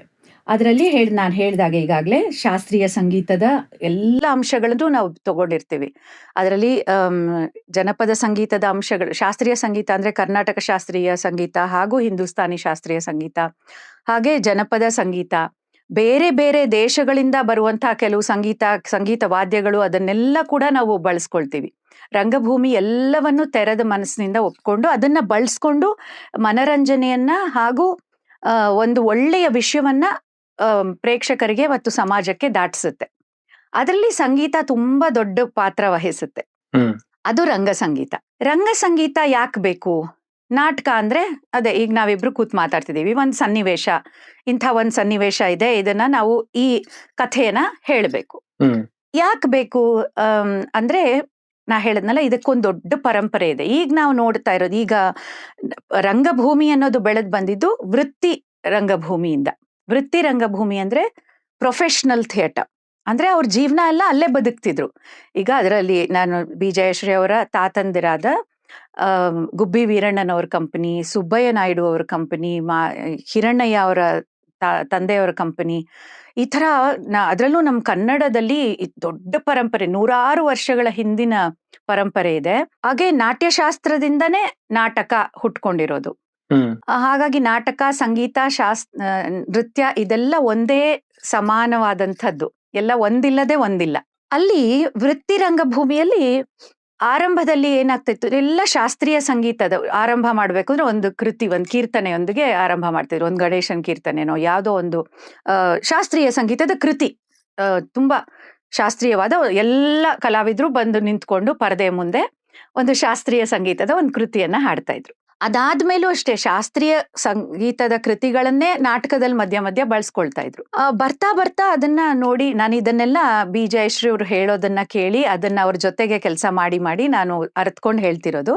ಯಾಕಂದ್ರೆ ಆ ಪರಂಪರೆಯಲ್ಲಿ ನಾನ್ ಕೆಲಸ ಮಾಡಿಲ್ಲ. ಅದರಿಂದ ಅಲ್ಲಿಂದ ಬೆಳೆದು ಬೆಳೆದು ಬರ್ತಾ ಮುಂದೆ ಸಂಗೀತ ಸಂಯೋಜಕರು ಬಂದ್ರಂತೆ ಕಂಪನಿ ನಾಟಕಗಳಲ್ಲಿ. ಕಂಪನಿಯಲ್ಲಿ ಒಬ್ಬರು ಕಲಾವಿದ್ರು ಪಾತ್ರ ಮಾಡ್ತಿದ್ರು, ಅವ್ರ ಮನೆಯವರೆಲ್ಲ ಕಂಪನಿಯಲ್ಲೇ ಇರೋರು, ಅವ್ರಿಗೆಲ್ಲ ಊಟ ತಿಂಡಿ ಎಲ್ಲ ಬೆಳಗಿಂದ ಆಗ್ತಿತ್ತು. ಕಂಪ್ನಿಯಲ್ಲೇ ಕಂಪ್ನಿ ಮಾಲೀಕರು ಮೇಷ್ಟ್ರನ್ನಿಟ್ಟು ಮಕ್ಳಿಗೆಲ್ಲ ಪಾಠ ಹೇಳ್ಸೋರು, ಅವ್ರಿಗೆ ಎಜುಕೇಶನ್ ಕೂಡ ಸಿಗ್ತಾ ಇತ್ತು. ಮತ್ತೆ ಎಲ್ಲ ಚೆನ್ನಾಗಿ ಸೌಕರ್ಯಗಳು ಕೊಟ್ಟು ಸಂಜೆ, ಹೌದು, ಅವ್ರದೇ ಒಂದು ಸಮಾಜ ಸಂಪೂರ್ಣವಾಗಿತ್ತು. ಸಂಜೆ ಆದ್ಮೇಲೆ ನಾಟಕ ಶುರು ಆದ್ರೆ ಇಡೀ ರಾತ್ರಿ ನಾಟಕ ನಡೆಯೋದಂತೆ. 5 ಗಂಟೆ 6 ಗಂಟೆ ಒಂದು ನಾಟಕ. ಅಲ್ಲಿಗೆ ನೋಡಿ, ಕಲಾವಿದರಿಗೆ, ಪಾತ್ರ ವಹಿಸೋರ್ಗೆ ಎಷ್ಟು ಶಕ್ತಿ ಇತ್ತು, ಎಷ್ಟು ಆಸಕ್ತಿ ಇತ್ತು, ನೋಡುಗರಿಗೆ, ಪ್ರೇಕ್ಷಕರಿಗೂ ಅಷ್ಟೇ ಶಕ್ತಿ, ಆಸಕ್ತಿ ಹಾಗೂ ಅಭಿಮಾನ ಇತ್ತು ನಮ್ಮ ಕಲೆಗಳ ಬಗ್ಗೆ. ಎಲ್ಲೆಲ್ಲಿಂದಾನೂ ಗಾಡಿ ಕಟ್ಕೊಂಡು ಬಂದು ನಾಟಕ ನೋಡೋರಂತೆ. ಅದು ವೃತ್ತಿ ರಂಗಭೂಮಿಯ ವೈಭವ. ಅದರಲ್ಲಿ ನಿಜವಾದ ಆನೆಗಳು ತರೋರಂತೆ, ಕುದುರೆ ತರೋರಂತೆ ಪೌರಾಣಿಕ ನಾಟಕಗಳಲ್ಲಿ. ಅದನ್ನೆಲ್ಲ ಕೇಳೋದಕ್ಕಾದ್ರೂ ನಮ್ಗೆ ಉಳಿಸೋಗಿದ್ದಾರೆ ಆ ಪರಂಪರೆ ಅನ್ನೋದು ಸಂತೋಷ. ಅಲ್ಲಿಂದ ಬೆಳೆದು ಬರ್ತಾ ಬರ್ತಾ ಹವ್ಯಾಸಿ ರಂಗಭೂಮಿ ಆಗಿದೆ ಈಗ. ಅಂದ್ರೆ ನಾವು ವೃತ್ತಿಯಾಗಿ ಬೇರೆ ಏನಾದ್ರೂ ಇಟ್ಕೊಳ್ತೀವಿ, ಪ್ರವೃತ್ತಿಯಾಗಿ ಹವ್ಯಾಸಕ್ಕಾಗಿ ನಾಟಕಗಳನ್ನ ಮಾಡೋದು. ಹೌದು, ನಾವು ಈಗ being, whatever profession you are pursuing, or if I am a musician and I have something else to, I work somewhere else and I still want to do theatre. ಅವಾಗ ಈ ಹವ್ಯಾಸಕ್ಕಾಗಿ, ಅಂದ್ರೆ ಬೇಸಿಕ್ ಆಗಿ ಹವ್ಯಾಸಿ ರಂಗಭೂಮಿಯಿಂದ ಜೀವನಾನೇ, ಅಂದ್ರೆ ಸಾಕಷ್ಟು ಹಣ ಗಳಿಕೆ ಆಗೋದಿಲ್ಲ. ಇದು ಮನಸ್ಸಿನ ಸಂತೋಷಕ್ಕಾಗಿ. ಆದ್ರೆ ಇತ್ತೀಚೆಗೆ ಸಾಕಷ್ಟು ಬೆಳವಣಿಗೆ ಆಗ್ತಿದೆ. ಸ್ವಲ್ಪ ಮಟ್ಟಿಗೆ ಅಲ್ಲೇ ಜೀವನ ಕಟ್ಕೊಳ್ಳೋಕ್ಕೂ ಒಂದು ಸ್ವಲ್ಪ ಜನರಿಗಾದ್ರೂ ಸಾಧ್ಯ ಆಗ್ತಿದೆ. ಆದ್ರೆ ಇಲ್ಲಿ ಕೂಡ ಸಂಗೀತ, ಅಲ್ಲೆಲ್ಲ ಸಂಗೀತ ಪ್ರಧಾನವಾದ ನಾಟಕಗಳಿರ್ತಿತ್ತು. ಈಗ್ಲೂ ಬರ್ತಾ ಬರ್ತಾ ಯಾಕೆ ಬೇಕು ಸಂಗೀತ? ಒಬ್ಬ ಪಾತ್ರಧಾರಿ ಎಲ್ಲವನ್ನೂ ಹೀಗೆ ಬರೀ ಮಾತಲ್ಲೇ ಹೇಳ್ತಾ ಇದ್ರೆ ಒಂದಿಷ್ಟು ಸಮಯ ಆದ್ಮೇಲೆ ಬೋರ್ ಆಗುತ್ತೆ. ಬರ್ತಾ ಬರ್ತಾ ಆದ್ರೆ ಕೆಲವು ವರ್ಡಿ ಪ್ಲೇಸ್ ಅಂತ ಇದ್ರೆ ಓಕೆ, ಆದ್ರೆ ಕೆಲವು ಎಮೋಷನ್ಸ್ ನ ಎನ್ಹ್ಯಾನ್ಸ್ ಮಾಡ್ಬೇಕು ಅಂತಂದಾಗ ಹಾಡುಗಳು ತುಂಬಾ ಸಹಾಯ ಮಾಡುತ್ತೆ. ಅಲ್ಲಿ ಪಾತ್ರಧಾರಿಯೇ ಹಾಡ್ಕೊಂಡು ಪಾತ್ರ ಪೋಷಣೆ ಮಾಡ್ಬೋದು, ಅಭಿನಯಿಸ್ಬೋದು, ಅಥವಾ ಮೇಳ ಅಂತಾನೆ ಇರುತ್ತೆ. ಅಂದ್ರೆ ಸಂಗೀತ ಹಾಡೋರೇ ಒಂದು ಅದಕ್ಕೊಂದು ಸ್ಥಾನ ಕೊಟ್ಟಿರ್ತಾರೆ ರಂಗದಲ್ಲಿ. ಅವರು ಇದಕ್ಕೆ ಪೂರಕವಾಗಿ ನಾವು ಹಾಡುಗಳನ್ನ ಹಾಡ್ತಾ ಇರ್ತೀವಿ ಹಿಂದಿಂದ ಕೆಲವರು. ಆ ಎರಡೂ ರೀತಿಯಲ್ಲಿ ಬಳಕೆ ಆಗುತ್ತೆ. This enhances the effect of the play. And ಇದು ಒಂದು ಜಾನರ್ ಆಗಿ ಹೇಗ್ ಬೆಳೆಯುತ್ತೆ ರಂಗ ಸಂಗೀತ ಅನ್ನೋದೇ ಹೇಗೆ ಅಂದ್ರೆ, this is a complete form of music. ಈಗ ಇತ್ತೀಚೆಗಂತೂ ಸಂಪೂರ್ಣವಾಗಿ ರಂಗ ಸಂಗೀತದಲ್ಲೇ ಕಾರ್ಯಕ್ರಮ, ಈಗ ಹೇಗೆ ಸುಗಮ ಸಂಗೀತ, ಶಾಸ್ತ್ರೀಯ ಸಂಗೀತ ಕಾರ್ಯಕ್ರಮಗಳನ್ನ ನಾವು ಕೇಳ್ತೀವಿ 2 ಗಂಟೆಗಳ ಕಾಲ, ಅಷ್ಟು ಆ, ಅಷ್ಟು ಗಂಟೆಗಳ ಕಾಲ ಈ ಸಂಗೀತ ಕೇಳೋಷ್ಟು ತುಂಬಾ ಗೀತೆಗಳಿದೆ. Okay. ಇದನ್ನೇ ಅಭ್ಯಾಸ ಕೂಡ ಮಾಡಿ ಹಾಡ್ಬೋದು. ಯಾಕಂದ್ರೆ ಇದ್ರಲ್ಲಿ ಎಲ್ಲಾ ಥರದ್ದು ಇದೆ. ನಾ ಹೇಳ್ತೀನಿ, ಪುರಂದರದಾಸರ ಗೀತೆಗಳು ನಮ್ಮ ಕರ್ನಾಟಕದ ಮನೆಗಳಲ್ಲೂ ತುಂಬಾ ಜನಜನಿತವಾದದ್ದು. ದಾಸ ಸಾಹಿತ್ಯ ಒಂದು 5 ಶತಮಾನಗಳಿಂದ ನಮ್ಮ ಭಕ್ತಿ ಪಂಥಕ್ಕೆ ನಾಂದಿ ಹಾಡ್ಕೊಂಡು ಬಂದಿರೋದು. ಅದು ದಾಸ ಸಾಹಿತ್ಯ ಕೂಡ ನಮ್ಮ ಕನ್ನಡ ನೆಲದ್ದು ಅನ್ನೋದು ನಮ್ಮ ಹೆಗ್ಗಳಿಕೆ. ಆ ನಮ್ಮೆಲ್ಲರ ಮನೆಗಳಲ್ಲಿ ಯಾವ್ದೋ ಒಂದು ಆರತಿ ಹಾಡಿಗೆ, ದೇವ್ರ ಪೂಜೆಗೆ ದಾಸರ ಪದಗಳು ಹಾಡೋದು ಸರ್ವೇ ಸಾಮಾನ್ಯ. ಆದ್ರೆ ರಂಗಭೂಮಿಯಲ್ಲಿ ರಂಗ ಭೀಷ್ಮ ಅಂತ ಕರ್ಸ್ಕೊಳ್ಳೋ B.V. ಕಾರಂತರು ತುಂಬಾ ಪ್ರಯೋಗಾತ್ಮಕವಾದ ನಾಟಕಗಳನ್ನ ಮಾಡುವಾಗ ಸಾಮಾನ್ಯ ಮನುಷ್ಯ ಸುಮ್ನೆ ತನ್ಪಾಡೆಗೆ ತಾನು ಹಾಡ್ಕೊಳ್ಬೇಕು ಅನ್ನುವಾಗ್ಲೂ ದಾಸರ ಪದಗಳನ್ನ ಅವ್ರ ನಾಟಕಗಳಲ್ಲಿ ಸುಲಭವಾಗಿ ಹಾಡಬಲ್ಲ ರೀತಿ ಅಳವಡಿಸ್ಕೊಂಡಿದ್ರು. ಇವತ್ತಿಗೂ ಅದು ತುಂಬಾ ಚೆನ್ನಾಗಿ ಸರಿ ಹೊಂದತ್ತೆ. ನಾನು ಇಂಥ ಒಂದು ಜಾಗದಲ್ಲಿ ಬಂದು ನಿಮ್ಗಳ ಜೊತೆ ಸೇರ್ಕೊಂಡು ಇಷ್ಟು ಚೆನ್ನಾಗಿರೋ ಕಾರ್ಯಕ್ರಮದಲ್ಲಿ ಪಾಲ್ಗೊಳ್ತಾ ಇರೋ ಇಂದಿನ ವಾರ ಶುಭವಾರ, ಇಂದಿನ ತಾರೆ ಶುಭ ತಾರೆ, ಇಂದಿನ ಯೋಗ ಶುಭ ಯೋಗ, ಇಂದಿನ ಕರ್ಣ ಶುಭ ಕರ್ಣ, ಇಂದಿನ ವಾರ ಶುಭವಾರ, ಇಂದಿನ ತಾರೆ ಶುಭ ತಾರೆ, ಇಂದಿನ ಯೋಗ ಶುಭ ಯೋಗ, ಇಂದಿನ ಕರ್ಣ ಶುಭ ಕರ್ಣ, ಇಂದು ಪುರಂದರ ವಿಠ್ಠಲರಾಯನ ಪಾಡಿದ ದಿನವೇ ಇಂದು ಪುರಂದರ ವಿಠ್ಠಲರಾಯನ ಪಾಡಿದ ದಿನವೇ ಶುಭ ದಿನವೋ ಶುಭ ದಿನವೋ ಶುಭ ದಿನವೋ, ಗೋವಿಂದ ವಿಠ್ಠಲ ಹರಿ ಹರಿ ವಿಠ್ಠಲ, ಗೋವಿಂದ ವಿಠ್ಠಲ ಹರಿ, ಗೋವಿಂದ ವಿಠ್ಠಲ ಹರಿ ಹರಿ ವಿಠ್ಠಲ, ಗೋವಿಂದ ವಿಠ್ಠಲ ಹರಿ ಹರಿ ವಿಠ್ಠಲ, ಗೋವಿಂದ ವಿಠ್ಠಲ ಹರಿ ಹರಿ ವಿಠ್ಠಲ, ಗೋವಿಂದ ವಿಠ್ಠಲ ಹರಿ ಹರಿ ವಿಠ್ಠಲ, ಗೋವಿಂದ ವಿಠ್ಠಲ ಹರಿ ಹರಿ ವಿಠ್ಠಲ, ಗೋವಿಂದ ವಿಠ್ಠಲ ಹರಿ ಹರಿ ವಿಠ್ಠಲ, ವಿಠ್ಠಲ ವಿಠ್ಠಲ ವಿಠ್ಠಲ ವಿಠ್ಠಲ ವಿಠ್ಠಲ ವಿಠ್ಠಲ ವಿಠ್ಠಲ ವಿಠ್ಠಲ ವಿಠ್ಠಲ ವಿಠ್ಠಲ ವಿಠ್ಠಲ ವಿಠ್ಠಲ ವಿಠ್ಠಲ ವಿಠ್ಠಲ ವಿಠ್ಠಲ ವಿಠ್ಠಲ ವಿಠ್ಠಲ ವಿಠ್ಠಲ. ಎಲ್ರೂ ಹಾಡೋ ಹಾಗಾಗುವಂಥದ್ದು ಖಂಡಿತ ಇನ್ನು ಮುಂದೆ ನೀವು ನಿಮ್ಗೆ ಸೇರ್ಕೊಳ್ದೇ ಇರಕ್ ಆಗೋದೇ ಇಲ್ಲ. ಈಗ ಅನುಮಾನದಲ್ಲಿ ಸ್ವಲ್ಪ ಸೇರ್ಕೊಂಡ್ರಿ, ಮುಂದಿನ ಹಾಡು ನೀವು ಜೊತೆಲಿ ಹಾಡ್ತೀರಾ ನೋಡಿ. ಅಂದ್ರೆ ಆ ರೀತಿ ವಿಠ್ಠಲ, ಪುರಂದರ ವಿಠ್ಠಲ ಅನ್ನೋದನ್ನೇ ಇಷ್ಟು ತರ ಹೇಳ್ಬೋದು ಅಂತ ನೀವು ಹಾಡಿ ತೋರ್ಸ್ದಾಗ್ಲೇ ಗೊತ್ತಾಗೋದು ನಮ್ಗೆ. ನೀವು ಹಾಡ್ತಾ ಇದ್ದಾಗ ಎಷ್ಟು ಸಲೀಸಾಗಿ ಹಾಡ್ಬೋದು ಅನ್ಸುತ್ತೆ ನಾವು ಕೇಳ್ತಾ. ಇದನ್ನೆಲ್ಲ ಸಾಧ್ಯ ಮಾಡ್ಕೊಟ್ಟರು ಈ ರಂಗ ದಿಗ್ಗಜರು. ಎಷ್ಟೋ ಜನ ಒಳ್ಳೊಳ್ಳೆ ಗೀತೆಗಳನ್ನ ನಮ್ಗೋಸ್ಕರ ಮಾಡಿ ಅದನ್ನ ಬಿಟ್ಟು ಹೋಗಿದ್ದಾರೆ. ಆ ನಾಟಕಗಳು ಈಗ್ಲೂ ನಡೆಯುತ್ತೆ. ಇದು ಸತ್ತವರ ನೆರಳು ನಾಟಕದಿಂದ ತಗೊಂಡಿರುವಂತಹ ಒಂದು ಗೀತೆ. B.V. ಕಾರಂತರು ಸಂಗೀತ ಸಂಯೋಜನೆ ಮಾಡಿರೋದು. ಇದರಲ್ಲಿ ಸಾಕಷ್ಟು ಗೀತೆಗಳಿವೆ, ಎಲ್ಲವೂ ಒಂದಕ್ಕಿಂತ ಒಂದು. ಈಗ ಸಮಾಜವನ್ನ ತಿದ್ದುವಂತಹ ಎಷ್ಟೋ ಗೀತೆಗಳನ್ನ ದಾಸರು ಬರೆದಿದ್ದಾರೆ. ಕೇವಲ ಭಕ್ತಿ ಪಂಥ ಅಷ್ಟೇ ಅಲ್ಲದೆ ಸಮಾಜ ಸುಧಾರಣೆ ಬಗ್ಗೆನು ಅದನ್ನ ಈ ನಾಟಕಗಳಲ್ಲಿ ಅಳವಡಿಸ್ಕೊಂಡು ಸುಲಭವಾದ ದಾಟಿಲಿ ಹಾಡಿದಾಗ ತುಂಬಾ ಇಂಪ್ಯಾಕ್ಟ್ ಇನ್ನ ಜಾಸ್ತಿ ಆಗತ್ತೆ. ಡೊಂಕು ಬಾಲದ ನಾಯಕರೇ ನೀವೇನೂಟವ ಮಾಡುವಿರಿ, ಹೊಯ್ ಡೊಂಕು ಬಾಲದ ನಾಯಕರೇ ನೀವೇನೂಟವ ಮಾಡುವಿರಿ, ಕಣಕ ಕುಟ್ಟೋ ಅಲ್ಲಿಗೆ ಹೋಗಿ ಹಣಿಕಿ ಇಣಿಕಿ ನೋಡುವಿರಿ, ಕಣಕ ಕುಟ್ಟೋ ಅಲ್ಲಿಗೆ ಹೋಗಿ ಹಣಿಕಿ ಇಣಿಕಿ ನೋಡುವಿರಿ, ಕಣಕ ಕುಟ್ಟೋ ಒನಕೆಲಿ ಬಡಿದರೆ ಕುಯ್ ಕುಯ್ ಮಾಡುವಿರಿ, ಡೊಂಕು ಬಾಲದ ನಾಯಕರೇ ನೀವೇನೂಟವ ಮಾಡುವಿರಿ, ಹೊಯ್ ಡೊಂಕು ಬಾಲದ ನಾಯಕರೇ ನೀವೇನೂಟವ ಮಾಡುವಿರಿ, ಕುಯ್ ಕುಯ್ ಮಾಡುವಿರಿ, ಕುಯ್ ಕುಯ್ ಮಾಡುವಿರಿ, ಕುಯ್ ಕುಯ್ ಕುಯ್ ಕುಯ್ ಕುಯ್ ಕುಯ್ ಕುಯ್ ಮಾಡುವಿರಿ. ನಾವೆಲ್ಲ ಡೊಂಕು ಬಾಲ್ದವ್ರೆ, ಬೇಗ ತಿತ್ಕೊಳ್ಳಲ್ಲ. ಆದ್ರೆ ಇದೆಲ್ಲ ಏನೇನ್ ಮಾಡೋದ್ ನೋಡಿ, ಎಂಥ ವಿಡಂಬನೆ ಇದ್ರಲ್ಲಿ ಅಲ್ವಾ. ನಾವು ಕೆಲವೆಲ್ಲ ಸಟರಿಕಲ್ ಆಗಿ ಹೇಳೋದು, ಆಮೇಲೆ ಸಟ್ಲ್ ಆಗಿ ಹೇಳೋದು, ಅದ್ರಲ್ಲಿ ತಿದ್ಕೊಳ್ಬೇಕು ನಾವು ಅಲ್ವಾ. ಆ ಬುದ್ಧಿ ಬಿಟ್ಟು ಸರಿಯಾದ ದಾರಿಲಿ ನಡೀರಿ ಅನ್ನೋದನ್ನೆಲ್ಲ ತೋರಿಸುವಂಥ ಗೀತೆ ಇದೆಲ್ಲ ಬೇಕಾಗತ್ತೆ. ಅದನ್ನ ಹಾಡ್ತಾ ಅಲ್ಲಿ ಒಂದು ಏನಾದ್ರೂ ವಿಷಯವನ್ನ ತಲುಪಿಸ್ಬೇಕು ಅಂದ್ರೆ ಇನ್ನೂ ಚೆನ್ನಾಗಿ ಮುಟ್ಟುತ್ತೆ ಅನ್ನೋದು ರಂಗ ಸಂಗೀತದ ಆಶಯ. ಬಹುಶಃ ಇದನ್ನ ಬಾಯಿ ಮಾತಲ್ಲಿ ಹೇಳಿದ್ರೆ ಎಷ್ಟೋ ಜನಕ್ಕೆ ಅರ್ಥ ಆಗದೆ ಇರ್ಬೋದು ಅಥವಾ ಮುಗ್ದೇ ಇರ್ಬೋದು. ಆದ್ರೆ ಈ ರೀತಿ ಹೇಳೋದ್ರಿಂದ ಅವ್ರಿಗೆ ಅದು ಅವಾಗಾದ್ರೂ ಅರ್ಥ ಆಗ್ಬೋದೇನೋ. ನೀವ್ ಅವಾಗ್ಲೇ ಹೇಳ್ತಾ ಇದ್ರಿ ಈ ರಂಗಗೀತೆ ಹಾಡಕ್ ಮುಂಚೆ ಒಂದಷ್ಟು ಪ್ರಿಪರೇಷನ್ಸ್ ಇರುತ್ತೆ. ವಾಯ್ಸ್ ಟ್ಯೂನ್ ಮಾಡ್ಕೊಳ್ಳೋದಕ್ಕೆ ಇರ್ಬೋದು ಅಥವಾ ಮಕ್ಕಳು ಕಲಿಯೋದಿಕ್ಕೆ ಸ್ಟಾರ್ಟ್ ಮಾಡಿದಾಗ ಕೆಲವು ಎಕ್ಸರ್ಸೈಸಸ್ ಇರುತ್ತೆ ಅಥವಾ ಪ್ರಿಪರೇಷನ್ಸ್ ಇರುತ್ತೆ ಅಂತ ಹೇಳಿದ್ರಿ. ಅದ್ರ ಬಗ್ಗೆ ಸ್ವಲ್ಪ ತಿಳಿಸ್ಕೊಡಕ್ಕಾಗತ್ತಾ ಅಂತ? ಖಂಡಿತ. ಅದ್ ಬರೀ ರಂಗಗೀತೆಗೆ ಅಂತಾನೆ ಅದಕ್ಕೆ ಒಂದ್ ರೀತಿ ಪ್ರಿಪ್ರೇಷನ್ ಅಂತಲ್ಲ. ರಂಗಭೂಮಿಗೆ ಖಂಡಿತ ನಾವು ಫಿಸಿಕಲ್ ಎಕ್ಸಸೈಸಸ್ ಫಸ್ಟ್ ಒಂದು ವಾರ್ಮ್ ಅಪ್ ಮಾಡಿ, ಒಂದು ಫಿಸಿಕಲಿ ಬೇಸಿಕ್ ವಾರ್ಮ್ ಅಪ್ ಮಾಡ್ಕೊಂಡು, ಅದಾದ್ಮೇಲೆ ಒಂದು ನಾಟಕ ಕಟ್ಟೋದು ಅಂದ್ರೆ ಇಟ್ಸ್ ಅ ಬಿಗ್ ಪ್ರಾಸೆಸ್. ಒಂದಷ್ಟು ಜನರನ್ನ ಮೊದಲು ಆಸಕ್ತರೆಲ್ಲರೂ ಒಂದ್ ಕಡೆ ಸೇರ್ಕೊಳ್ತಾರೆ. 1-2-3 ತಿಂಗಳ ಪ್ರಾಸೆಸ್ ಅದು. ಆಕ್ಚುಲಿ ನಾ ಹೇಳೋದು ಈ ಪ್ರಾಸೆಸ್, ಈ ತಯಾರಿ ಏನಿದೆ, ನಾಟಕ ಕಟ್ಟುವಿಕೆ ಇದೆ, ಅದೇ ನಿಜವಾದ ಅನುಭವ.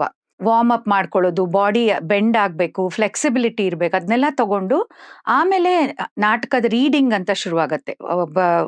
ಒಬ್ಬರು ನಾಟಕವನ್ನ ರಚನೆ ಮಾಡಿರ್ತಾರೆ, ಅದನ್ನ ನಿರ್ದೇಶನ ಮಾಡಕ್ಕಿರ್ತಾರೆ. ರಚನಾಕಾರರು, ನಿರ್ದೇಶಕರು ಆರಂಭದಲ್ಲಿ ರೀಡಿಂಗ್ ಮಾಡ್ತಾರೆ. ನಾವು ನಾಟಕ ಹೇಗಿದೆ, ಅದರ ಓಘ ಹೇಗಿದೆ, ಕಥೆಯ ಹಂದರ ಹೇಳ್ತಾರೆ, ಅದನ್ನ ಕೇಳಿಸ್ಕೊಳ್ತೀವಿ. ಆಮೇಲೆ ಎಲ್ಲ ನಟರು ಅಂದ್ರೆ ಅಲ್ಲಿ ಬಂದಿರೋರೆಲ್ಲರೂ ಆ ರೀಡಿಂಗ್ ಅಲ್ಲಿ ಪಾಲ್ಗೊಳ್ತೀವಿ, ಓದುವಿಕೆ. ಆಮೇಲೆ ಇಂತಿಂತ ಪಾತ್ರ ಇಂತಿಂತವ್ರು ಅಂತ ನಿರ್ದೇಶಕರು ಕೊಡ್ತಾರೆ.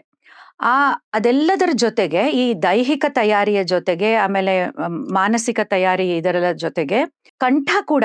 ಈಗ ಬರೀ ಮಾತಿಗೆ ಕೂಡ ರಂಗಭೂಮಿ ಅಂದಾಗ ಈಗ ನಾವು ಯಾವ ರೀತಿ ಮಾತಾಡ್ತೀವಿ, ಒಂದು ಸ್ಟೇಜ್ ನಲ್ಲಿ ಯಾವಾಗ್ಲೂ ಮೈಕ್ ನ ಬೇರೆ ಸಂಗೀತ ಹಾಡೋದಾಗ್ಲಿ ಅಥವಾ ನಾಟಕದಲ್ಲಿ ಸಂಭಾಷಣೆ ಹೇಳೋದಾಗ್ಲಿ ಹಾಡೋದಾಗ್ಲಿ ಮೈಕ್ನ ಇಲ್ಲೆಲ್ಲೋ ಹತ್ರ ಇಟ್ಕೊಂಡು ಮಾಡೋಕ್ಕಾಗಲ್ಲ. ನಾವು ಮೂವ್ ಮಾಡ್ತಾ ಇರ್ಬೇಕು, ಕೆಲವೊಮ್ಮೆ ಬಗ್ಗಿ ಮಾತಾಡ್ಬೇಕು, ನಿಂತು ಮಾತಾಡ್ಬೇಕು, ಅಥವಾ ಕೆಲವೊಮ್ಮೆ ಕುಣಿತಾ ಮಾತಾಡ್ಬೇಕು, ಕೆಲವೊಮ್ಮೆ ಹಾಡ್ತಾ ಕುಣಿಬೇಕು.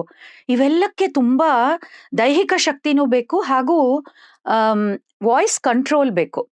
ನಮಗೆ ಹಿಡಿತ ಬೇಕು ನಮ್ಮ ಕಂಠದ ಮೇಲೆ, ನಮ್ಮ ವಾಯ್ಸ್ ಮೇಲೆ, ನಮ್ಮ ವಾಯ್ಸ್ನ ಯಾವ ರೀತಿ ಪ್ರೊಜೆಕ್ಟ್ ಮಾಡ್ತೀವಿ ಅಂತ. ಅದಕ್ಕೆಲ್ಲ ಬೇಸಿಕ್ ತಯಾರಿ ಒಂದು ಸಣ್ಣದು ಇರುತ್ತೆ, ಒಂದು ಎಕ್ಸಸೈಸ್ ತರ. ಅದೇ ಹಿಗ್ಗಿಸುವಿಕೆ ಕಂಠವನ್ನ, ಅಂದ್ರೆ you have to broaden your spectrum of voice.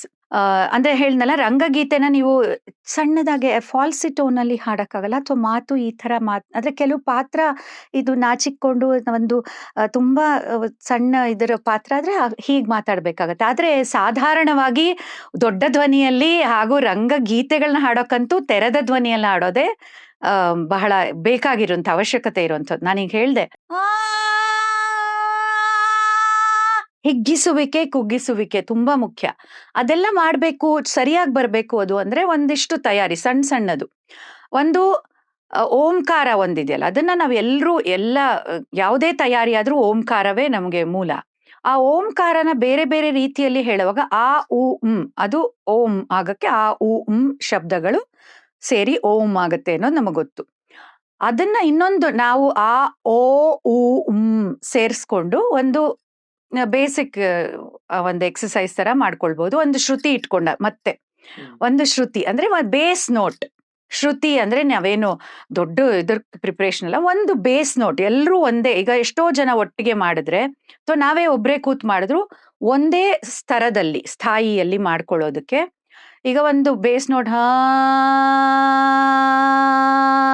ಅಂತ ಇಟ್ಕೊಂಡ್ರೆ ಆ ಓ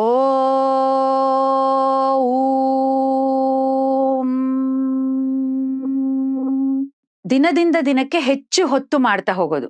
ಆ ಓ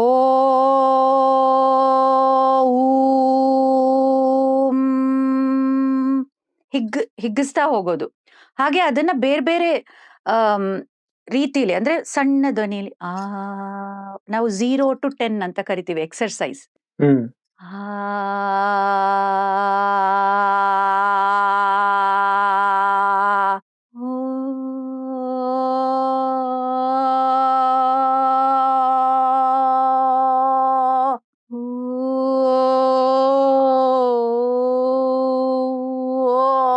ಹಿಗ್ಸೋದು, ಕುಗ್ಸೋದು, ಎಲ್ಲಾ ಅಕಾರ, ಓಕಾರ, ಊಕಾರ, ಓಂಕಾರ ಇದೆಲ್ಲ ಮಾಡೋದು. ಹಾಗೆ ನಮ್ ಫೇಸ್ ಮಸಲ್ಸು ಅಷ್ಟೇ ಟೈಟ್ ಆಗಿರುತ್ತೆ. ಹಾಡುವಾಗ್ಲಾಗ್ಲಿ ಅಭಿನಯ ಮಾಡುವಾಗ್ಲಿ ಅದು ನಮಗೆ ನಾವ್ ಹೇಳಿದ ಹಾಗೆ ಕೇಳ್ಬೇಕು. ಹಾಗಾಗಿ ಇದನ್ನೇ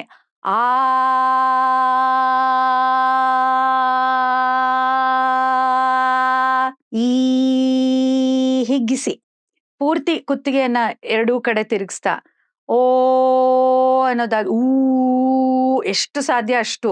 ಅಂಡ್ ಅಕಾರ ಹಕಾರಗಳ ಶುದ್ಧ ಇರೋದಿಲ್ಲ ಅನ್ನೋದು ಸಾಕಷ್ಟು ಯಾರಿಗಾದ್ರೂ ನಮ್ಗೆ ಅದು ಕಷ್ಟ ಇದ್ರೆ ತಿದ್ಕೊಳ್ಳಕ್ ಸಾಧ್ಯತೆ ಇದೆ. ಹಾಗಿದೆ ಅನ್ನೋದನ್ನ ನಾವು ಯಾರಾದ್ರೂ ಹೇಳ್ದಾಗ ತಿಳ್ಕೊಂಡು ಅಲ್ಲಿ ಸ್ಪಷ್ಟತೆ ತಂದ್ಕೊಳ್ಳೋದು ಅಂತ ನೀವು ಹೇಳ್ತಾ ಇದ್ರಲ್ಲ, ಅಕಾರ ಹಕಾರ ಬಹಳ ಮುಖ್ಯ ಆಗತ್ತೆ. ಅದು ಅಪಭ್ರಂಶವಾದ್ರೆ ತುಂಬಾ ತಪ್ಪಾಗಿ ಕೇಳ್ಸತ್ತೆ. ಅದಕ್ಕೆ ಆ ಹ ಆ ಹ ಹ ಆ ಆ ಹ ಹ ಆ.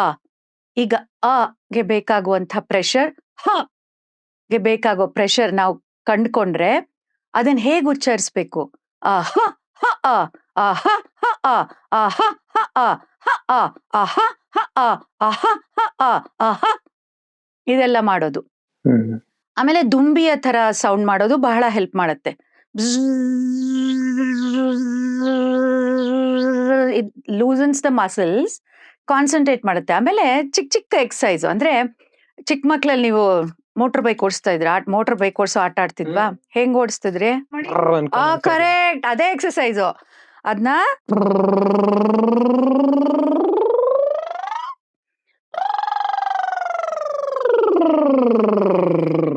ಆಮೇಲೆ we do a little rolling. ಎಷ್ಟೋ ಪಾರ್ಟ್ಸ್ ನಾವು ಟಚ್ ಮಾಡಿರಲ್ಲ, ಫುಲ್ ಕೆನ್ನೆ ಇದ್ರೊಳಗೆಲ್ಲ ರೋಲಿಂಗ್ ಮಾಡ್ತೀವಿ. ಆಮೇಲೆ ಕುತ್ತಿಗೆದು ಅಷ್ಟೇ ಎಕ್ಸಸೈಸ್. ಅದು ಎಲ್ಲೆಲ್ಲಿ ಯಾವ್ಯಾವ ತರ ತಿರುಗಿಸಿದಾಗ ಹೇಗೆ ಕಾಣುತ್ತೆ, ಹೇಗೆ ವಾಯ್ಸ್ ಪ್ರೊಜೆಕ್ಟ್ ಆಗತ್ತೆ. ಆಮೇಲೆ ಬಗ್ಗಿ ಕೂತು ಅದೇ ಆ ಓ ಉಮ್ ಹೇಳೋದು, ತಲೆ ಎತ್ತಿ ಕೂತು ಡೈಲಾಗ್ ಹೇಳುವಾಗ ಪ್ರೊಜೆಕ್ಷನ್ ಬರಬೇಕು, ಕೂತು ಹಾಡ್ಕೊಂಡ್ ಪಾತ್ರ ಮಾಡೋವಾಗ ಪ್ರೊಜೆಕ್ಷನ್ ಬರಬೇಕು, ಕೆಳಗೆ ಬಗ್ಗಿ ಎಕ್ಸಸೈಸ್ ಮಾಡ್ತಾ ಹೇಳ್ಬೇಕು, ನಡೆದಾಡ್ತಾ ಒಂದೇ ಶ್ರುತಿ ಆ ಅಂತ ಆಗ್ಬಾರ್ದು, ನಡೆದಾಡ್ತಾ ಆಮೇಲೆ ಮೆಲ್ಲಗೆ ಓಡ್ತಾ ಓಡ್ತಾ ಹಾಡೋದು. ಇದೆಲ್ಲ ಮಾಡಿದಾಗ ಒಂದು ಹಿಡಿತ ಬರುತ್ತೆ. ಆದ್ರೆ ಇದು ಒಂದು ದಿವಸದಲ್ಲಿ ಆಗೋ ಪ್ರಾಸೆಸ್ ಅಲ್ಲ. It has to go on for a long time and we have to keep doing this. ಈ voice exercise it's for anybody. ನೀವು ಸುಮ್ಮನೆ ಒಂದು ಇಂಟರ್ವ್ಯೂನಲ್ಲಿ ಹೋಗಿ ಮಾತಾಡೋದಾಗ್ಲಿ, ನಿಮ್ಮ ಆಫೀಸ್ನಲ್ಲಿ ಹೋಗಿ ಏನಾದ್ರು ಒಂದು ಪ್ರೆಸೆಂಟೇಷನ್ ಕೊಡೋದಾಗ್ಲಿ, ನಿಮ್ಮ ಟೀಮ್ ಮಧ್ಯ ಕೂತ್ಕೊಂಡು ನಿಮ್ಮ ಟೀಮ್ಗೆ ಲೀಡರ್ ಆಗಿ ನೀವೇನಾದ್ರೂ ಹೇಳೋದಾಗ್ಲಿ, ವಾಯ್ಸ್ ಇಸ್ ವೆರಿ ಇಂಪಾರ್ಟೆಂಟ್. ನಾವು ಮಾತಾಡುವಾಗ ಇನ್ನೊಬ್ಬರಿಗೆ ನಮ್ಮ ಧ್ವನಿಯನ್ನ ಕೇಳೋಣ ಅನ್ನೋ ಹಾಗಿರ್ಬೇಕು. ಅದು ಕರ್ಕಶವಾಗೋದಾಗ್ಲಿ ಅಥವಾ ತುಂಬಾ ಕೀರಲು ಧ್ವನಿಯಾಗಿ ಬರೋದಾಗ್ಲಿ ಅದನ್ನ ತುಂಬಾ ಹೊತ್ತು ಕೇಳೋಕ್ಕಾಗಲ್ಲ. ಹಾಗಾಗಿ ನಾವು ಒಂದು ಪ್ಲೆಸೆಂಟ್ನೆಸ್ ಇನ್ ವಾಯ್ಸ್ ತಂದ್ಕೊಳ್ಳೋದು, ರಂಗಭೂಮಿ ಹೇಳ್ಕೊಡೋದು, ಮತ್ತೆ ನಮ್ಮ ಜೀವನದ ಎಲ್ಲ ಕಡೆಗೂ ಅದು ಉಪಯೋಗ ಆಗುತ್ತೆ. ಇದು ವಾಯ್ಸ್ ಬಗ್ಗೆ ಆಯ್ತು. ಸೊ ಇದನ್ನ ಪ್ರಾಕ್ಟೀಸ್ ಮಾಡಿದವ್ರಿಗೆ ಅವ್ರಿಗೆ ಗೊತ್ತೋ ಗೊತ್ತಿಲ್ದೇನೇನೋ ಅವರ ಲೈಫಲ್ಲಿ ಬೇರೆ ಬೇರೆ ಆಸ್ಪೆಕ್ಟ್ಸ್ ಇರ್ಬೋದು, ವರ್ಕ್ ಅಲ್ಲಿ ಇರ್ಬೋದು, ಇದನ್ನೆಲ್ಲ ಅವರೇ ಅದನ್ನ ಯೂಸ್ ಮಾಡ್ಕೊಳಕ್ ಸ್ಟಾರ್ಟ್ ಮಾಡ್ತಾರೆ. ಖಂಡಿತ. ಆಮೇಲೆ ಆ ಬದಲಾವಣೆ ಗೊತ್ತಾಗ್ತಾ ಹೋಗುತ್ತೆ. ನನ್ನ ಶಿಷ್ಯರೇ ಎಷ್ಟೋ ಜನ ಹೇಳಿದ್ದಾರೆ, ಈಗ ನಿಮ್ದು ಯಾವುದೋ ಒಂದು ಕೆಲ್ಸಕ್ಕೆ ಇಂಟರ್ವ್ಯೂಗೆ ಎಲ್ಲ ಅಂತ ಹೋದಾಗ 2-3 ರೌಂಡ್ಸ್ ಕ್ಲಿಯರ್ ಆಗಿ 3-4 ಜನ ಒಂದೇ ಮಟ್ಟದಲ್ಲಿ ಇರೋಂಥ ಒಂದು ಸಂದರ್ಭ ಬಂದಾಗ ಇವರು ಸಂಗೀತದಲ್ಲಿ ಇವರು ಚೆನ್ನಾಗಿ ಹಾಡ್ತಾರೆ, ರಂಗಭೂಮಿಯವರು. ಆಮೇಲೆ ಆ ರಂಗಭೂಮಿಯಲ್ಲಿ ಅದೇ ಈಗ ನಾ ಹೇಳಿದ ಹಾಗೆ ಆ voice quality, projection and body language, ನೀನ್ ಹೇಗಿದ್ರೆ ಯಾವ ರೀತಿ ನೀನ್ ಕಾಣ್ತೀಯ ಅನ್ನೋದು ನಿಂಗೆ ಗೊತ್ತಿರುತ್ತೆ. ಅದರಲ್ಲಿ ಇವರು they've scored better than others. See arts ಯಾವಾಗ್ಲೂ ಇದೆಲ್ಲ ನಮ್ಗೆ ಬರೀ ಕಲೆಗಾಗಿ ಮಾತ್ರ ಅಲ್ಲ, ಇಡೀ ಜೀವನವನ್ನ ನಮ್ಗೆ ಬೇರೆ ರೀತಿ ರೂಪಿಸ್ಕೊಳ್ಳೋಕ್ ಕೂಡ ಅದು ಸಹಾಯ ಮಾಡುತ್ತೆ. ಇದು ಅನುಭವದಲ್ಲಿ ನಾನು ನೋಡಿರುವಂಥದ್ದು. ಹಾಗೆ ಈ ರಂಗಭೂಮಿ ಆಗ್ಲಿ, ಈ ಭಾಷೆ ಆಗ್ಲಿ, ನಾನು ನಿರೂಪಣೆ ಮಾಡ್ತೀನಿ. ಅದು ಕೂಡ ನನ್ನ ಇನ್ನೊಂದು ರೆಗ್ಯುಲರ್ ಪ್ರೊಫೆಷನ್. ಆದ್ರೆ ನೃತ್ಯ ಕಾರ್ಯಕ್ರಮಗಳಿಗೆ, ಸಂಗೀತ ಹಬ್ಬಗಳಿಗೆ, ಅಂಥದ್ರಲ್ಲಿ ಸಭಾ ಕಾರ್ಯಕ್ರಮಗಳಿಗೆ ಮಾತ್ರ. ನಾಟ್ ಜಸ್ಟ್ ಎಂಸಿಂಗ್ ಅಂತ ಅಂತೀವಲ್ಲ, ಆ ಥರ ಅಲ್ಲ. ಅಂದ್ರೆ ಅಲ್ಲಿ ಏನ್ ಬೇಕಾದ್ರೂ ಮಾತಾಡಬಹುದು, ಅಂದ್ರೆ ತಮಾಷೆಯಾಗೆ. ಇದು ತುಂಬಾ ಸಭಾ ಮರ್ಯಾದೆಯಲ್ಲಿ ಮಾತಾಡುವಂತಹ ಕಾರ್ಯಕ್ರಮಗಳು. ಅದು ಎಲ್ಲ ಅದಕ್ಕೂ ಅಧ್ಯಯನ ಮಾಡ್ಬೇಕಾಗತ್ತೆ, ಭಾಷೆಯನ್ನ ಚೆನ್ನಾಗಿ ಬೆಳೆಸ್ಕೊಳ್ಬೇಕಾಗತ್ತೆ. ಅಲ್ಲಿ ಹೋಗಿ ಯಾವ ಪಿಚ್ನಲ್ಲಿ, ಯಾವ ಸ್ತರದಲ್ಲಿ ಮಾತಾಡಿದ್ರೆ ಯಾವ ರೀತಿ ಕನ್ವೆ ಆಗುತ್ತೆ ಅನ್ನೋದೆಲ್ಲ ಅಷ್ಟು ಚೆನ್ನಾಗಿ ಅರಿವಾಗಿ ಇವತ್ತು ನನಗೆ ಅಲ್ಲೂ ಒಂದು ನನ್ನನ್ನು ಗುರ್ತಿಸಿದ್ದಾರೆ, ನನ್ಗೆ ಅಲ್ಲೊಂದು ಸ್ಥಾನ, ಅಲ್ಲೊಂದು ಪ್ರೊಫೆಷನ್ ಆಗಿ ನನ್ಗದೊಂದು ಸಿಕ್ಕಿದೆ. ಅಂದ್ರೆ ಅದಕ್ಕೆ ಕೂಡ ನಾನು ಕಲ್ತಿರೋ ಸಂಗೀತ, ನಾನು ರಂಗಭೂಮಿಯಲ್ಲಿ ಕಲ್ತಿರೋ ಅಲ್ಪ ಸ್ವಲ್ಪ ಇದು ನನ್ಗೆ ಖಂಡಿತ ಸಹಾಯ ಮಾಡಿದೆ. ಸೊ ಇದನ್ನ ನಾವು ಸಮಗ್ರವಾಗಿ ಎಲ್ಲದಕ್ಕೂ ಬಳಸ್ಕೊಳ್ಬಹುದು.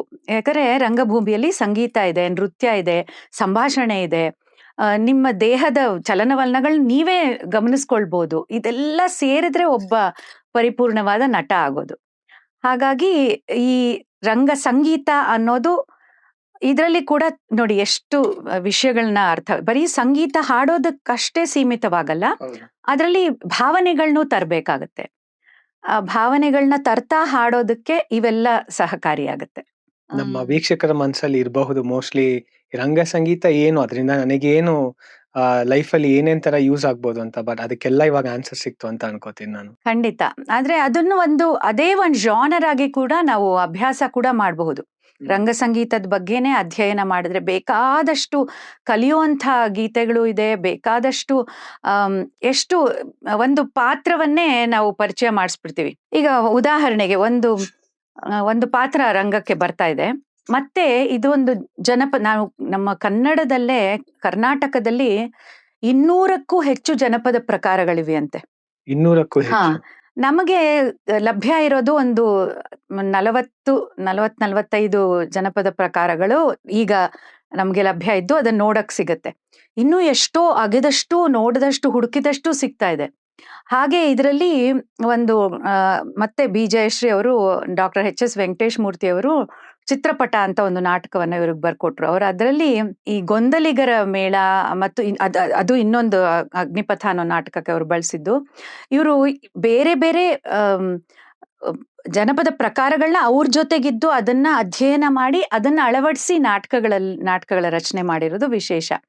ಅದರಲ್ಲಿ ಈ ಚಿತ್ರಪಟ ನಾಟಕ, ಅದು ಹೆಳವನಕಟ್ಟೆ ಗಿರಿಯಮ್ಮ ಅವರು ಹೇಳಿದಂತಹ ಕಥೆಯನ್ನ ಆಧರಿಸಿ ಬರೆದಿದ್ದಂಥದ್ದು. ನಾವು ಕೇಳಿರೋ ಹಾಗೆ ರಾವಣ ಅಂತಂದ್ರೆ ಅವನು ಬರೀ ಕೆಟ್ಟವನ್ ಮಾತ್ರನೇ ಅಲ್ಲ, ಅವನಲ್ಲಿ ಸಾಕಷ್ಟು ಉದಾತ್ತವಾದ ಗುಣಗಳಿದ್ವು. ಮಹಾ ಬ್ರಾಹ್ಮಣ ಅವನು, ಅಂಥ ವಂಶದಲ್ಲಿ ಹುಟ್ಟಿದವನು. ಮಾಡಿದ ಒಂದೇ ಒಂದು ತಪ್ಪು ಇಡೀ ಅವನ ಜೀವನದಲ್ಲಿ, ಅಂದ್ರೆ ಸೀತೆಯನ್ನ ಅಪಹರಣ ಮಾಡಿದ್ದು.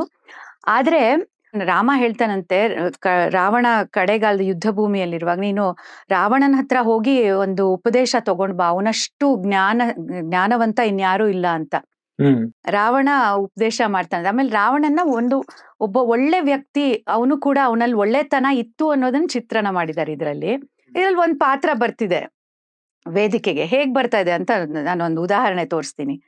ಅದರಲ್ಲಿ ಮಾತು ಹಾಡು ಹೇಗೆ ಸಮ್ಮಿಳಿತವಾಗ್ಬಿಡತ್ತೆ ಅಂತ. ಈ ಯಮ್ಮ ಯಾರಮ್ಮ? ಓ ಆಯಮ್ಮ, ರಾವಣನ ತಂಗಿ. ಯಾರಮ್ಮ? ಶೂರ್ಪನಖಿನ? ಅಲ್ಲ, ಚಂದ್ರನಖಿ. ಶೂರ್ಪನಖಿ ವೇಷ ಬದಲಿಸ್ಕೊಂಡು ಬಂದಿರ್ತಾಳೆ ಚಂದ್ರನಖಿಯಾಗಿ ಸೀತೆ ಹತ್ರ. ನೋಡೇ ನಿಂತ ಭಂಗಿ, ಧಿಮ್ ಧಿಮ್ ಧಿಮ್ ಧಿಮ್ ಧಿಮ್ ಧೀ. ಈಯಮ್ಮ ನೋಡೆ ನಿಂತ ಭಂಗಿ, ಈಯಮ್ಮ ರಾವಣನ ತಂಗಿ. ನೋಡೆ ನಿಂತ ಭಂಗಿ, ಈಯಮ್ಮ ನೋಡೆ ನಿಂತ ಭಂಗಿ. ಕಾಮನ ಬಿಲ್ಲೆ ಹೆಣ್ಣಾಗೈತೆ ಇಲ್ಲೇ, ಕಾಮನ ಬಿಲ್ಲೆ ಹೆಣ್ಣಾಗೈತೆ ಇಲ್ಲೇ. ಈಯಮ್ಮ ಆಹಾ, ಆಯಮ್ಮ ನೋಡೆ ನಿಂತ ಭಂಗಿ. ಈಯಮ್ಮ ರಾವಣನ ತಂಗಿ, ನೋಡೆ ನಿಂತ ಭಂಗಿ. ಈಯಮ್ಮ ನೋಡೆ ನಿಂತ ಭಂಗಿ. ಹೀಗೆ ತಮಾಷೆಯಾಗಿ ಒಬ್ಬರ ಜೊತೆ ಒಬ್ರು ಮಾತಾಡ್ಕೊಂಡು ಒಂದು ಪಾತ್ರವನ್ನ ರಂಗದ ಮೇಲೆ ಕರ್ಕೊಂಡು ಬಂದ್ಬಿಡ್ತೀವಿ. ಇಲ್ಲಿ ಮಾತು ಬೇಕು, ಹಾಡುಗಾರಿಕೆ ಬೇಕು, ಎಲ್ಲಿ ನಿಲ್ಸಿದ್ವಿ ಅಲ್ಲಿಂದ ಆರಂಭ ಮಾಡೋದ್ ಬೇಕು, ತಾಳಜ್ಞಾನ ಬೇಕು. ಹಾಗಾಗಿ ನೀವು ರಂಗ ಸಂಗೀತವನ್ನ ಏನಂತ ಕರಿತೀರಾ? ಒಂದು ಸಮಗ್ರವಾದ ಸಂಗೀತ ಪ್ರಕಾರ ಅಂತಾನೆ ಕರಿಬೇಕಲ್ಲ. ಹಾಗಾಗಿ ಯಾರು ಬೇಕಾದ್ರೂ ರಂಗ ಸಂಗೀತವನ್ನೇ ನಾವು ಅಭ್ಯಾಸ ಮಾಡ್ತೀವಿ ಅಂದ್ರೆ ನಿಜವಾಗ್ಲೂ ಅದಕ್ಕೂ ಅವಕಾಶ ಇದೆ. ಆದ್ರೆ ರಂಗ ಸಂಗೀತ ಯಾರು ಬೇಕಾದ್ರೂ ಕಲಿಬೋದಾ? ಅದಕ್ಕೇನಾದ್ರೂ ಬ್ಯಾಕ್ಗ್ರೌಂಡ್ ಬೇಕಾ? ಅಥವಾ ಶಾಸ್ತ್ರೀಯ ಸಂಗೀತ ಕಲ್ತಿರೋರೇ ರಂಗ ಸಂಗೀತ ಕಲಿಬೇಕಾ? ನಾನು ಕೆಲಸ ಮಾಡಿರೋ ಎಲ್ಲ ನಿರ್ದೇಶಕರು, ರಂಗ ಸಂಗೀತ ಸಂಯೋಜಕರು ಎಲ್ಲರೂ ಹೇಳೋದು, ರಂಗಭೂಮಿಗೆ ಎಲ್ಲ ಬಗೆಯ ವಾಯ್ಸಸ್ಸು ಬೇಕು, ಎಲ್ಲ ಕಂಠಗಳು ಬೇಕು. ನಾ ಹೇಳಿದ್ನಲ್ಲ, ಎಲ್ಲವನ್ನೂ ಅಪ್ಕೊಂಡು ಅದನ್ನ ಎಲ್ರೂ ಬೇಕು ಅನ್ನೋದು ರಂಗಭೂಮಿನೇ. ಯಾಕಂದ್ರೆ ಇಲ್ಲಿ ಒಬ್ಬ ಯಾವುದೋ ಒಂದು ಸ್ವಲ್ಪ ಕೀರಲ ಧ್ವನಿ ಇದೆ ಅಂದ್ರೆ ಅವನು ಯಾವುದೋ ಒಂದು ವಿದೂಷಕನ ಪಾತ್ರಕ್ಕೆ ಆ ಥರದ್ ಒಂದು ಧ್ವನಿ ಬೇಕಾಗತ್ತೆ. ಅಥವಾ ಇನ್ಯಾವುದೋ ನಾವು ಪ್ರಾಣಿಗಳ ಪಾತ್ರಕ್ಕೆ ಆ ಧ್ವನಿನ ಬಳಸ್ಕೊಳ್ಬಹುದು. ಕರ್ಕಶವಾದ ಗೊಗ್ಗರು ಗಂಟ್ಲಿದೆ ಅಂದ್ರೆ ಅದ್ರಲ್ಲೂ ಹಾಡಿಸ್ಬೋದು. ಅದನ್ನ ಅದ್ರಲ್ಲಿ ಹಾಡಕ್ ಆಗೋದೇ ಇಲ್ಲ ಅಂತಲ್ಲ. ಆಮೇಲೆ ಮೇಳ, ಗುಂಪು ಒಟ್ಟಾಗಿ ಹಾಡೋದಿದೆಯಲ್ಲ, ಹಿಮ್ಮೇಳ, ಮೇಳ, ಅದು ರಂಗಭೂಮಿಯಲ್ಲಿ ಸಾಧ್ಯ. ಒಬ್ಬ ಮುಖ್ಯ ಗಾಯಕರು ಹಾಡಿದ್ರೆ ಜೊತೆಲಿ ಇನ್ನೊಂದಷ್ಟು ಜನ ಹಾಡುವಾಗ, ಅಷ್ಟು ಜನ ಸೇರಿ ಹಾಡುವಾಗ ಹಾಡ್ತಾ ಹಾಡ್ತಾ ರಾಗ, ಜೊತೆಗೆ ಒಬ್ಬರೊಬ್ರು ಕೇಳಿ ಕೇಳಿ ಮತ್ತೆ ಮತ್ತೆ ಮತ್ತೆ ಅದನ್ನೇ ತಾಲೀಮಿನಲ್ಲಿ ಮಾಡ್ತಾ ಮಾಡ್ತಾ ಮಾಡ್ತಾ ಖಂಡಿತ ಅವರು ಮತ್ತೆ ಒಬ್ರು ಹಾಡೋದಕ್ ಶುರು ಮಾಡ್ತಾರೆ. ಹಾಗಾಗಿ ರಂಗ ಸಂಗೀತ ಹಾಡೋದಕ್ಕೆ ತುಂಬಾ ಚೆನ್ನಾಗ್ ಹಾಡೋಂಥವ್ರು, ಒಳ್ಳೆ ಕಂಠ ಇರೋರಾದ್ರೆ ಇನ್ನೂ ತುಂಬಾ ಚಂದ. ಯಾಕಂದ್ರೆ ತುಂಬಾ ಒಳ್ಳೊಳ್ಳೆ ಗೀತೆಗಳಿದೆ ಇದ್ರಲ್ಲೂ. ಸುಮ್ನೆ ಹಾಡಕ್ಕಾಗಲ್ಲ, ಯಾರು ನೆನ್ಸ್ಕೊಂಡ್ ತಕ್ಷಣ ಹಾಡ್ಬಿಡಕ್ಕಾಗತ್ತೆ ಅಂತಲ್ಲ. ಎಲ್ರೂ ಸೇರಿ ಹಾಡೋವಾಗ ಒಬ್ರನ್ನ ಇನ್ನೊಬ್ರು ಫಾಲೋ ಮಾಡ್ಕೊಂಡು ಹಾಡ್ಬೋದು. ಈಗ ಶರಣು ಹೇಳೇವ್ರು ನೀವು ಕೂಡ ಸೇರ್ಕೊಂಡ್ ಬಿಡ್ಬೋದಾಗಿತ್ತು ಅದ್ರಲ್ಲಿ. ಆತರ ಎಲ್ರು ಈಗ ಒಂದೊಂದು ಒಬ್ಬೊಬ್ರು ಜೊತೆಲಿ ಸೇರ್ಕೊಂಡು, ಈಗ ಒಂದು ಇಡೀ ನಾಗಮಂಡಲ ಅನ್ನೋ ನಾಟಕ, ಅದು ತುಂಬಾ ಎಲ್ರಿಗೂ, ಸಿನಿಮಾ ನೋಡಿರ್ತಾರೆ ಕೆಲವರು, ಆದ್ರೆ ಅದು ಶಂಕರ್ ನಾಗ್ ಅವರು ತುಂಬಾ ದ್ವಿಪಾತ್ರದಲ್ಲಿ ಅಭಿನಯ ಮಾಡೋದು ರಂಗಭೂಮಿ ಮೇಲೆ ಕಷ್ಟ. ಈಗ ಸಿನಿಮಾದಲ್ಲಿ ನೀವು ಕಟ್ ಶಾರ್ಟ್ಸ್ ತಗೊಂಡು ಡಬಲ್ ಆಕ್ಟಿಂಗ್ ಮ್ಯಾಚ್ ಮಾಡ್ಬಿಡ್ತೀರಾ. ಒಬ್ಬ ರಂಗಭೂಮಿಯ ಒಂದು ಮೂಲೆಯಿಂದ ಇನ್ನೊಂದು ಮೂಲೆಗೆ ಅದೇ ಪಾತ್ರ ಇಲ್ಲಿಂದ ಅಲ್ಲಿ ಬರ್ಬೇಕು, ಅವರು ಮಿಂಚಿನ ಹಾಗೆ ಬರೋರು. ಹಾಗೆ ಅದರಲ್ಲಿ ಸಂಗೀತ ಸಂಯೋಜನೆ ಕೂಡ ತುಂಬಾ ವಿಶೇಷವಾಗಿತ್ತು. ಸಿ ಅಶ್ವಥ್ ಅವರ ಸಂಗೀತ ಸಂಯೋಜನೆ ಇದ್ದಿದ್ದು. ಒಂದ್ ಇಡೀ ಘಟನೆನ ಒಂದ್ ಹಾಡ್ನಲ್ಲಿ, ಹೇಗಿದ್ದಳೊಬ್ಬಳು ಹುಡುಗಿ, ಆಹಾ ಇದೆಲ್ಲ ಹೇಳಕ್ಕೆ ಜೊತೆಲಿ ಬೇಕೇ ಬೇಕಲ್ಲ. ಇದು ಕೂಡ ಹಾಡಿನ ಭಾಗನೇ. ದಿವಿನಾದ ರೂಪಿನ ಬೆಡಗಿ, ಹೌದೇವ ಭಾಷೆ ನೋಡಿ. ಹದಿಹರೆಯ ವಯಸ್ಸಿನ ತುಡುಗೆ, ಹೊಂದ ನವಿಲ್ ಹಾಂಗ ಆಕಿಯ ನಡಗಿ, ಹಿಂಗಿದ್ದಳೊಬ್ಬಳು ಹುಡುಗಿ, ಹಿಂಗಿದ್ದಳೊಬ್ಬಳು ಹುಡುಗಿ, ದಿವಿನಾದ ರೂಪಿನ ಬೆಡಗಿ, ಹದಿಹರೆಯ ವಯಸ್ಸಿನ ತುಡುಗಿ, ನವಿಲ್ ಹಾಂಗ ಆಕಿಯ ನಡಗಿ, ಹಿಂಗಿದ್ದಳೊಬ್ಬಳು ಹುಡುಗಿ, ಒರಗಿಯಗಿಯಗಾಗಿಯಗಿಯಗಿಯಗಿಯಗಾಗಿಯ, ಅಪ್ಪ ಅವ್ವನ ಜೀವದುಸಿರ, ಅಬ್ಬ ಏನಂದಿ ಅವಳ ಹೆಸರ, ಅಪ್ಪ ಅವ್ವನ ಜೀವದುಸಿರ, ಅಬ್ಬ ಏನಂದಿ ಅವಳ ಹೆಸರ, ಮನಿಯೆಂಬ ರಾಜ್ಯಕ್ಕೆ ವಾರಸುದಾರಿಣಿ, ಹೌದೇವ, ಮನಿಯೆಂಬ ರಾಜ್ಯಕ್ಕೆ ವಾರಸುದಾರಿಣಿ, ಒಪ್ಪಾಗಿ ಕರೆದರು ಏನಂತ, ರಾಣೇ ರಾಣೇ, ಅವಳಿಲ್ಲವೋ, ರಾಣಿ ರಾಣಿ ರಾಣಿ ರಾಣಿ ರಾಣಿ ರಾಣಿ, ಹೆಂಗಿದ್ದಳೊಬ್ಬಳು, ಹಂಗ ಹಾಡ್ತಾ ಆಡ್ತಾ, ಇಂಥ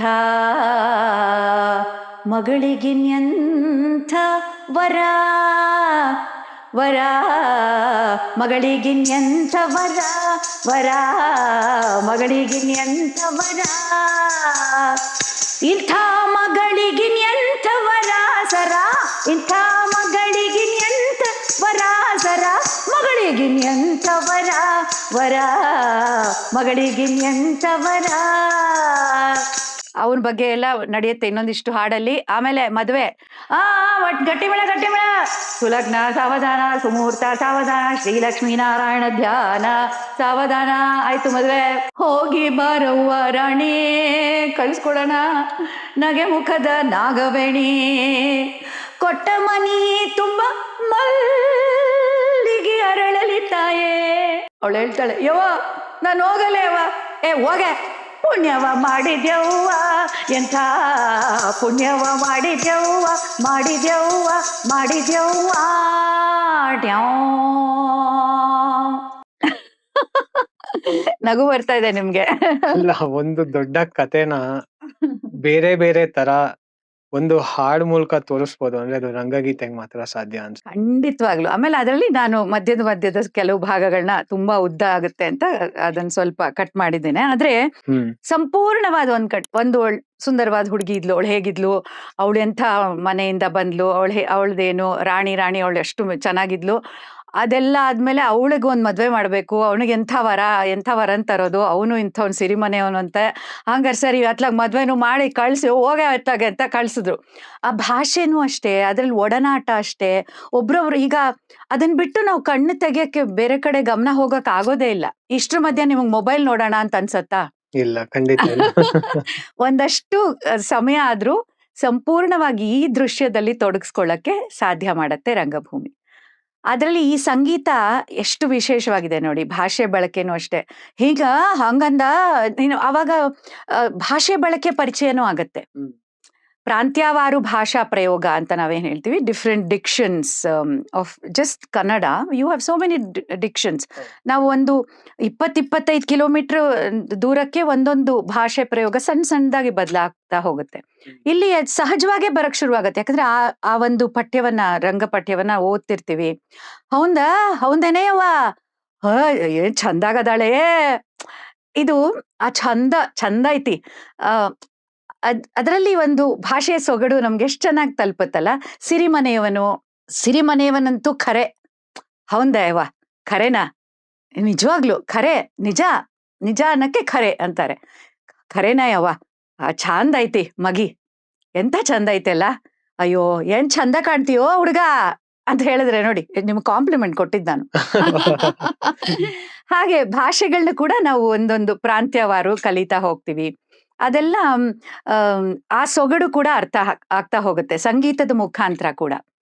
ಅದೇ ನಾಟಕದಲ್ಲೇ ಈಗ ದೊಡ್ಡ ವಾಯ್ಸ್ ಜೊತೆ ಆಮೇಲೆ ನವಿರಾದ ಭಾವನೆಗಳು. ಆಕೆ ಮದ್ವೆ ಮಾಡ್ಕೊಂಡು ಹೋಗಿದ್ದಾಳೆ, ಅಲ್ಲಿ ಯಾರು ಅವಳಿಗೆ ಗಂಡ ಬೇರೆ ರೀತಿ ಇದ್ದಾನೆ, ಅವರಿಬ್ರು ಚೆನ್ನಾಗಿಲ್ಲ, ಅವಳಿಗೆ ನೋವನ್ನ ತೋರಿಸ್ಬೇಕು. ಸಂಗೀತ ಯಾಕೆ? ರಂಗ ಸಂಗೀತ. ಅದಾ ಗ್ವಾಡಿ ಅದಾ ಸೂರು ದಿನವೆಲ್ಲ ಬೇಜಾರು, ತಿದಿಯೊತ್ತಿ ನಿಟ್ಟುಸಿರು ಎದೆಯಾಗ ಚೂರು ಚೂರು ಬಂದಾನೇನಾ, ಎದುರು ನಿಂದಾನೇನಾ, ಬಾರಾಣಿ ಸುರತಕ ಅಂದಾನೇನಾ, ದನದ ಕೊರಳ ಘಂಟಿ ಜೀರುಂಡಿ ಝೇಂಕಾರ, ಮನದ ದುಃಖವೂ ಮಾಯ ಎಲ್ಲೆಲ್ಲೂ ಓಂಕಾರ, ರಾತ್ರಿ ರಾಣಿಯ ಗಂಧ ತಂದಾನೇನಾ, ರಾತ್ರೇಲಿ ಒಂಟಿತನ ಕೊಂದಾನೇನಾ, ಬಂದಾನೇನಾ ಎದುರು ನಿಂದಾನೇನಾ, ಬಾರಾಣಿ ಸುರತಕ ಅಂದಾನೇನಾ, ಬಂದಾನೇನಾ. ನೀವ್ ಹಾಡ್ತಾ ಇದ್ರೆ ನಾವ್ ಇಲ್ಲಿರ್ಲಿಲ್ಲ, ಆ ಕತೆ ಏನ್ ನಡೀತಾ ಇತ್ತು ಅಲ್ಲೇ ಇದ್ದಂಗೆ ಅನ್ನಿಸ್ತಾ ಇತ್ತು ನಿಜವಾಗ್ಲು. ಖಂಡಿತ. ನೀವ್ ಅವಾಗ್ಲೇ ಹಾಡ್ತಾ ಒಂದು ರಂಗಗೀತೆ ನನಗೆ ನೆನಪಾಗಿದ್ದು ನನ್ನ ಚೈಲ್ಡ್ಹುಡ್ ಡೇಸ್ ಅಲ್ಲಿ ಮೂಡಲ ಮನೆ ಅನ್ನೋ ಸೀರಿಯಲ್ ಅಲ್ಲಿ ನೀವ್ ಅದ್ರಲ್ಲಿ ಸ್ಟಾರ್ಟಿಂಗ್ ಅಲ್ಲಿ ಹಾಡ್ಕೊಂಡ್ ಬರ್ತಿದ್ರಿ. ಅದು ಈಗ್ಲೂ ನನ್ಗೆ ಹಾಗೆ ಕಣ್ಮುಂದೆ ಹಾಗೆ ಇದೆ. ಸೊ ಅದ್ರ ಬಗ್ಗೆ ಮಾತಾಡೋದಾದ್ರೆ ಸ್ವಲ್ಪ ಹೇಗೆ ಅಂತ. ನಂಗೆ ಗೊತ್ತಾಯ್ತು, ನನ್ಗೆ ವಯಸ್ಸಾಗಿದೆ ಈಗ. ನಿಮ್ ಚೈಲ್ಡ್ಹುಡ್ ಡೇಸ್ ಅಲ್ಲಿ ನಿಜ ಸತ್ಯನೇ ಅದು. ಆದ್ರೆ ತುಂಬಾ ವರ್ಷ ಆಯ್ತು. Oh thank you for that compliment. But ನಿಜವಾಗ್ಲೂ ಐಕಾನಿಕ್ ಸಾಂಗ್ ಅದು. ಅದು ಎಷ್ಟು ನೋಡಿ, ಎಷ್ಟು ಒಳ್ಳೆ ಒಬ್ಸರ್ವೇಷನ್ ನಿಮ್ದು ಅಂತ ಹೇಳಿದ್ರೆ, ಅದರ ಸಂಗೀತ ಸಂಯೋಜನೆ, ರಾಗ ಸಂಯೋಜನೆ ಮಾಡಿರೋದು ಡಾಕ್ಟರ್ ಚಂದ್ರಶೇಖರ ಕಂಬಾರರು. ಅವರ ಜನಪದ ಶೈಲಿಯ ಸಂಯೋಜನೆಗಳಿಗೆ ತುಂಬಾ ಹೆಸರುವಾಸಿ. ಅದರಲ್ಲೂ ರಂಗಭೂಮಿಗೆ ಅವರ ಕೊಡುಗೆ ತುಂಬಾ ದೊಡ್ಡದು. ಜೋಕುಮಾರ ಸ್ವಾಮಿ ನಾಟಕ ಇರಬಹುದು, ಅವರು ಬರೆದಿರುವಂಥ ಕರಿಮಾಯಿ ಕಾದಂಬರಿ ಆಧರಿಸಿ ಬಿ ಜಯಶ್ರೀ ಅವರು, ಅವರ ಮೋಸ್ಟ್ ಫೇಮಸ್ ಅತ್ಯಂತ ಜನಪ್ರಿಯವಾದ ನಾಟಕ ಕರಿಮಾಯಿ ನಾಟಕ ಇವತ್ತಿಗೂ ಪ್ರದರ್ಶನಗಳು ಕಾಣ್ತಾನೆ ಇರುತ್ತೆ. ಅದರ ಸಂಗೀತ ಕೂಡ ಅಷ್ಟೇ ಬಿ ಜಯಶ್ರೀ ಅವರು ಹಾಗೂ ಚಂದ್ರಶೇಖರ ಕಂಬಾರ ಅವರು ಮಾಡಿದ್ದು. ಹಾಗಾಗಿ ಆ ಸೊಗಡು ಅದ್ರಲ್ಲಿ ಕಾಣಿಸೇ ಇರುತ್ತೆ. ರಂಗಭೂಮಿಯ ಸೊಗಡು, ಜನಪದದ ಸೊಗಡು ಎರಡು. ತುಂಬಾ ಒಳ್ಳೆ ಒಬ್ಸರ್ವೇಷನ್ ನಿಮ್ದು. ಹಾಗೆ ಅವ್ರ ಚಂದ್ರಶೇಖರ ಕಂಬಾರರ ನಾಟಕಗಳಲ್ಲಿ ಎಷ್ಟು ವೈವಿಧ್ಯಮಯವಾದಂಥ ಭಾವನೆಗಳಿಗೆ ಪ್ರಾಧಾನ್ಯತೆ ಕೊಡುವಂಥ ಎಷ್ಟೋ ಹಾಡುಗಳನ್ನ ಬರೆದಿದ್ದಾರೆ. ಆಮೇಲೆ ನಾಟಕಗಳಲ್ಲಿ ವಿಷಯಗಳು ಅಷ್ಟೇ ಮುಕ್ತವಾಗಿ ಚರ್ಚೆ ಮಾಡಿ ಸಮಾಜ ಹತ್ರ ಕಣ್ತೆರೆದು ನೋಡೋ ಹಾಗೆ ಎಚ್ಚರಿಸಿದ್ದಾರೆ. ಅಂಥ ದೊಡ್ಡ ದಿಗ್ಗಜರ ಸಂಗೀತ ನಮ್ಮ ರಂಗಭೂಮಿ ನಿಜವಾಗ್ಲೂ ಶ್ರೀಮಂತಗೊಳಿಸಿದೆ ಅದನ್ನ ಅಂತ ಹೇಳ್ಬೋದು. ನಾನು ಅವಾಗ್ಲೇ ಅಬ್ಸರ್ವ್ ಮಾಡಿದೆ, ನೀವು ನಿಮ್ಮ ಗುರುಗಳ ಬಗ್ಗೆ ಹೇಳುವಾಗ ಹೀಗೆ ಮಾಡ್ಕೊಂಡೇನೋ ಹೇಳಿದ್ರಿ. ಅದೇನು ಅಂತ ಜಸ್ಟ್ ಕ್ಯೂರಿಯಾಸಿಟಿ. ಅದ್ರ ಬಗ್ಗೆ ಅಂದ್ರೆ ಮೊದ್ಲಿಂದ ಅದೊಂದ್ ಅಂದ್ರೆ, ನಾವ್ ಯಾವಾಗ್ಲೂ ನಮಸ್ಕಾರ ಮಾಡ್ಬೇಕಾದ್ರೆ ನಾವು ಕಿವಿ ಹಿಡಿದು ಹೀಗೆ ಮಾಡಿ, ಗಣಪತಿಗೆಲ್ಲ ನೀವು ಮನೇಲಿ ಅಟ್ಲೀಸ್ಟ್ ಏನಿಲ್ಲ ಅಂದ್ರೂ ಗಣಪತಿ ವ್ರತದಲ್ಲಿ ಅಪ್ಪ ಅಮ್ಮ ಹೇಳಿರ್ತಾರೆ ಕಿವಿ ಇಟ್ಕೊಂಡು ಬಸ್ಕೆ ಹೊಡಿ ಹಿಂಗ್ ಮಾಡ್ಬಿಟ್ಟು ನಮಸ್ಕಾರ ಮಾಡುವಂತ. ಅಂದ್ರೆ ಸಂಪೂರ್ಣ ಶರಣಾಗತಿ. ಅವರಿಲ್ದೆ ನಾವಿಲ್ಲ. ಅವರ ಅವ್ರು ಕೊಟ್ಟಿರೋ ಅರಿವಿಂದ ನಾವಿವತ್ತು ಏನಾದ್ರೂ ಮಾಡ್ತಾ ಇರೋದು. ಹಾಗಾಗಿ ನಮ್ಮ ಗುರುಗಳು ಅಂತ ಹೇಳ್ಬೇಕಾದ್ರೆ ಆ ಒಂದು ಈ ಕಿವಿ ಮುಟ್ಟಿ ನಾವು ಶರಣಾಗತರು, ನೀವು ಕೊಟ್ಟಿರೋದು ನಮ್ಮ ತಲೆಯಿಂದ ನಮ್ಮ ಕಿವಿಯಿಂದ ಆಲಿಸಿದ್ದೀವಿ, ನಮ್ಮ ಹೃದಯಕ್ಕೆ ತಗೊಂಡಿದ್ದೀವಿ, ಅದು ನಮ್ಮನ್ನ ಕಾಪಾಡತ್ತೆ. ಅದನ್ನ ಆ ಸಮರ್ಪಣಾ ಭಾವ, ಆ ಗೌರವ, ಆ ಭಕ್ತಿ ಅದನ್ನ ತೋರ್ಸಕ್ಕೆ ನಮ್ಗೆ ಅದೊಂದು ಅವ್ರ ಹೆಸರು ಹೇಳ್ಬೇಕು ಅಂದಾಗ ಅದು ಬರುತ್ತೆ. ಯಾವ ಗುರುಗಳಾಗ್ಲಿ ನಮ್ಮ ಗುರುಗಳವರು ಅಂದ್ರೆ ಆ ಗುರು ಶಿಷ್ಯ ಪರಂಪರೆ ಕೂಡ ಇಲ್ಲಿ ಒಂದು ತೋರ್ಸ್ಕೊಳ್ಳುತ್ತೆ. ನನ್ಗೆ ಈ ಗುರು ಕಾಲೇಜ್ನಲ್ಲಿ ಪಾಠ ಹೇಳ್ಕೊಟ್ಟ ಗುರುಗಳಿಗೂ ನನ್ಗೆ ಹಾಗೆ ಬರುತ್ತೆ. ಯಾಕಂದ್ರೆ ಅದು ನಮ್ಮ ಸಂಸ್ಕಾರ. ಅದನ್ನ ಯಾವುದೇ ನಾವು ಕಲ್ತಿರೋ ಗುರುಗಳ ಹೆಸರು ತಗೊಳ್ಬೇಕಾದ್ರೆ ಅಯ್ಯೋ ನಮ್ ಗುರುಗಳು ಅನ್ನುವಾಗ ಅದೊಂದು ಭಕ್ತಿ, ಸಮರ್ಪಣೆ, ಶರಣಾಗತಿ, ಗೌರವ, ಜೊತೆಗೆ ಪ್ರೀತಿ. ಆ ಪ್ರೀತಿ ಬೆರೆತಾಗ್ಲೇ ಇದೆಲ್ಲ ಬರೋದು. ಬಲವಂತದಿಂದ ಬಂದಿದ್ದು ಜಾಸ್ತಿ ದಿವಸ ಉಳಿಯೋಲ್ಲ. ನಿಜವಾಗೂ ಮನಸ್ಸಿನಿಂದ ಪ್ರೀತಿಯಿಂದ ಬಂದಿದ್ದ ಗೌರವ ಮಾತ್ರ ಸತತವಾಗಿ ಉಳ್ಕೊಳತ್ತೆ. ಹಾಗೆ ನಮ್ಮ ಎಲ್ಲ ಗುರುಗಳಿಗೂ ಅವರಿಂದಲೇ ನಾವಿವತ್ತು ನಾವೇನಾಗಿದ್ದೀವೋ ಅದು. ಹಾಗೂ ಖಂಡಿತ ಪ್ರೇಕ್ಷಕರು, ವೀಕ್ಷಕರು, ನಮ್ಮನ್ನ ಆಲಿಸುವಂತ ಶ್ರೋತೃಗಳು ಅವರೆಲ್ಲರಿಂದ ನಾವು ಕಲಾವಿದರು ನಾವಾಗಿರೋದು. So sweet of you ma'am. ಹಾಗೇನೆ ಅವಾಗ್ಲೇ ನಾವು ಹೇಳ್ತಿದ್ವಿ ಕತೆಗಳನ್ನ ಹೇಗೆ ಬೇರೆ ಬೇರೆ ರೀತಿಯಲ್ಲಿ ರಂಗಭೂಮಿ, ರಂಗಗೀತೆ ಮೂಲಕ ತೋರಿಸ್ಬೋದು ಅಂತ. ಸೊ ಅದರಲ್ಲಿ ಬೇರೆ ಬೇರೆ ಇಮೋಷನ್ಸ್ ನ ಕನ್ವೆ ಮಾಡೋದಿರುತ್ತೆ. ಸೊ ಇದರಲ್ಲಿ ಎಲ್ಲಾ ತರದ ಇಮೋಷನ್ಸ್ ಎಕ್ಸ್ಪ್ರೆಸ್ ಮಾಡಕ್ ಸಾಧ್ಯನಾ ಅಂತ? ಖಂಡಿತ ಸಾಧ್ಯ ಇದೆ. ಅದಕ್ಕೆ ಎಷ್ಟೋ ಬಾರಿ ಮಾತುಗಳಲ್ಲಿ ಕನ್ವೆ ಮಾಡಕ್ ಆಗದೆ ಇರೋ ಭಾವನೆಗಳನ್ನ, ಆ ರಸಗಳನ್ನ ನಾವು ಹಾಡಿನ ಗೀತೆಗಳ ಮೂಲಕ ಇನ್ನೂ ಚೆನ್ನಾಗಿ ತೋರ್ಸೋಕೆ ಸಾಧ್ಯ ಇದೆ. ಈಗ ನಾನು ನಾಗಮಂಡಲದ ಒಂದು ಉದಾಹರಣೆ ಕೊಡ್ತಾ ಇದ್ದೆ. ಅದ್ರಲ್ಲಿ ಈಗ ಕರುಣಾರಸ, ದುಃಖ ಇದನ್ನ ತೋರಿಸ್ಬೇಕು ಅಂದ್ರೆ ಅಲ್ಲಿ ಯಾವ ದೇಶದ ರಮಣ ಬಂದು ಏನ ಮೋಸವ ಮಾಡಿದ, ಧಿಂತ ತತ ತತ ಧಿಂತ, ಯಾವ ದೇಶದ ರಮಣ ಬಂದು ಏನ ಮೋಸವ ಮಾಡಿದ, ಯಾವ ದೇಶದ ರಮಣ ಬಂದು ಚಿಂತಿ ಅರಿಯದ ಚಿಗರಿಗೆ ಚಿತಿಯೂ ಸುತ್ತರಿದಾಂಗ, ಚಿತಿಯೂ ಸುತ್ತರಿದಾಂಗ, ನಂಬಿ ಬಂದವಳೂತ ಇಂಬೂಗೇಡ್ಯಾಧಾಂಗ, ಇಂಬೂಗೇಡ್ಯಾಧಾಂಗ, ದಡಬಡಿಸ್ಯಾಳೋ ಎಂಥ ಘಾತಾತೋ, ಚಡಪಡಿಸ್ಯಾಳೋ ಇದು ಏನಾತೋ, ಯಾವ ದೇಶದ ರಮಣ ಬಂದು ಏನ ಮೋಸವ ಮಾಡಿದ, ಯಾವ ದೇಶದ ರಮಣ ಬಂದು. ಇದ್ರಲ್ಲಿ ಮಡುಗಟ್ಟಿರೋ ದುಃಖ ನಾವು ಸುಮ್ನೆ ಅವನ್ ಬಂದ ಎಷ್ಟು ಮೋಸ ಮಾಡ್ದ ಅಲ್ಲ ನನ್ಗೆ ಅಂತ ಕಣ್ಣಲ್ಲಿ ನೀರ್ ತುಂಬ್ಕೊಂಡು ಹೇಳ್ಬಿಡ್ಬೋದು. ಆದ್ರೆ ಈ ಹಾಡು ಕೇಳ್ತಾ ಕೇಳ್ತಾ ಪ್ರೇಕ್ಷಕರಿಗೂ ಆ ಕಲಾವಿದನಿಗೂ ಕಣ್ಣಲ್ಲಿ ಸಹಜವಾಗೇ ಕಣ್ಣಲ್ಲಿ ನೀರ್ ಬರುತ್ತೆ. ಎಂಥ ಮುಗ್ಧ ಹುಡುಗಿಗೆ ಈ ತರ ಮೋಸ ಮಾಡಿದ್ನಲ್ಲ ಅನ್ನೋದನ್ನ ತೋರ್ಸೋದಿದೆಯಲ್ಲ, ಅದು ಬಹಳ ಹಾಡಿನಿಂದ ನೋಡಿ ಎಷ್ಟು ಬೇಗ ಮನಸ್ಸಿಗೆ ತಟ್ಬಿಡತ್ತೆ. ಹಾಗೆ ಒಂದು ಪ್ರೀತಿಯ ಒಂದು ಉತ್ಕಟತೆ, ಅದು ಒಂದು ಗೀತೆಯಲ್ಲಿ ನಾವು ತುಂಬಾ ಎಷ್ಟೋ ಗೀತೆಗಳಲ್ಲಿ ಕಾಣ್ಬೋದು. ಸುಮ್ನೆ ಒಂದು ಚಿಕ್ಕ ಉದಾಹರಣೆ, ಮತ್ತೊಂದು ಬಹಳ ಜನಪ್ರಿಯವಾದ ಗೀತೆ, ಮಾಯಾದ ಮನದ ಭಾರ ತೆಗಧಾಂಗ ಎಲ್ಲ ದ್ವಾರ, ಪ್ರೀತಿ ಯಾವಾಗ್ಲೂ ಬೆರಗು, ಏನ ಏನಿದು ಎಂಥ ಬೆರಗ, ಏನ ಏನಿದು ಎಂಥ ಬೆರಗ, ಕಟ್ಟೊಡೆದು ಹರಿವ ನೀರ ದಟ್ಟಡವಿ ಕೊಚ್ಚಿ ಪೂರ, ಏನ ಏನಿದು ಎಂಥ ಬೆರಗ, ಏನ ಏನಿದು ಎಂಥ ಬೆರಗ, ಹಗಲಾಗ ಇರುಳಾಗಿ ಇರುಳೂತ ಹಗಲಾಗಿ ಭೂಮೆಲ್ಲ ತಾನ ನೀಲಿ ಮುಗಿಲಾಗಿ ಮುಗಿಲಾಗಿ ಮುಗಿಲಾಗಿ, ಹೊಳೆದಾವೋ ನಕ್ಷತ್ರ ಸುಳಿದಾವೋ ಚಿತ್ರ, ಅಳತಿ ಮೀರಿ ತೂಗಿ ಮಿಗಿಲಾಗಿ ಮಿಗಿಲಾಗಿ ಮಿಗಿಲಾಗಿ, ಏನ ಏನಿದು ಎಂಥ ಬೆರಗ, ಮಾಯಾದ ಮನದ ಭಾರ ತೆಗದಾಂಗ ಎಲ್ಲ ದ್ವಾರ, ಏನಿದು ಎಂಥ ಬೆರಗ, ಎಂಥ ಬೆರಗ, ಎಂಥ ಬೆರಗ.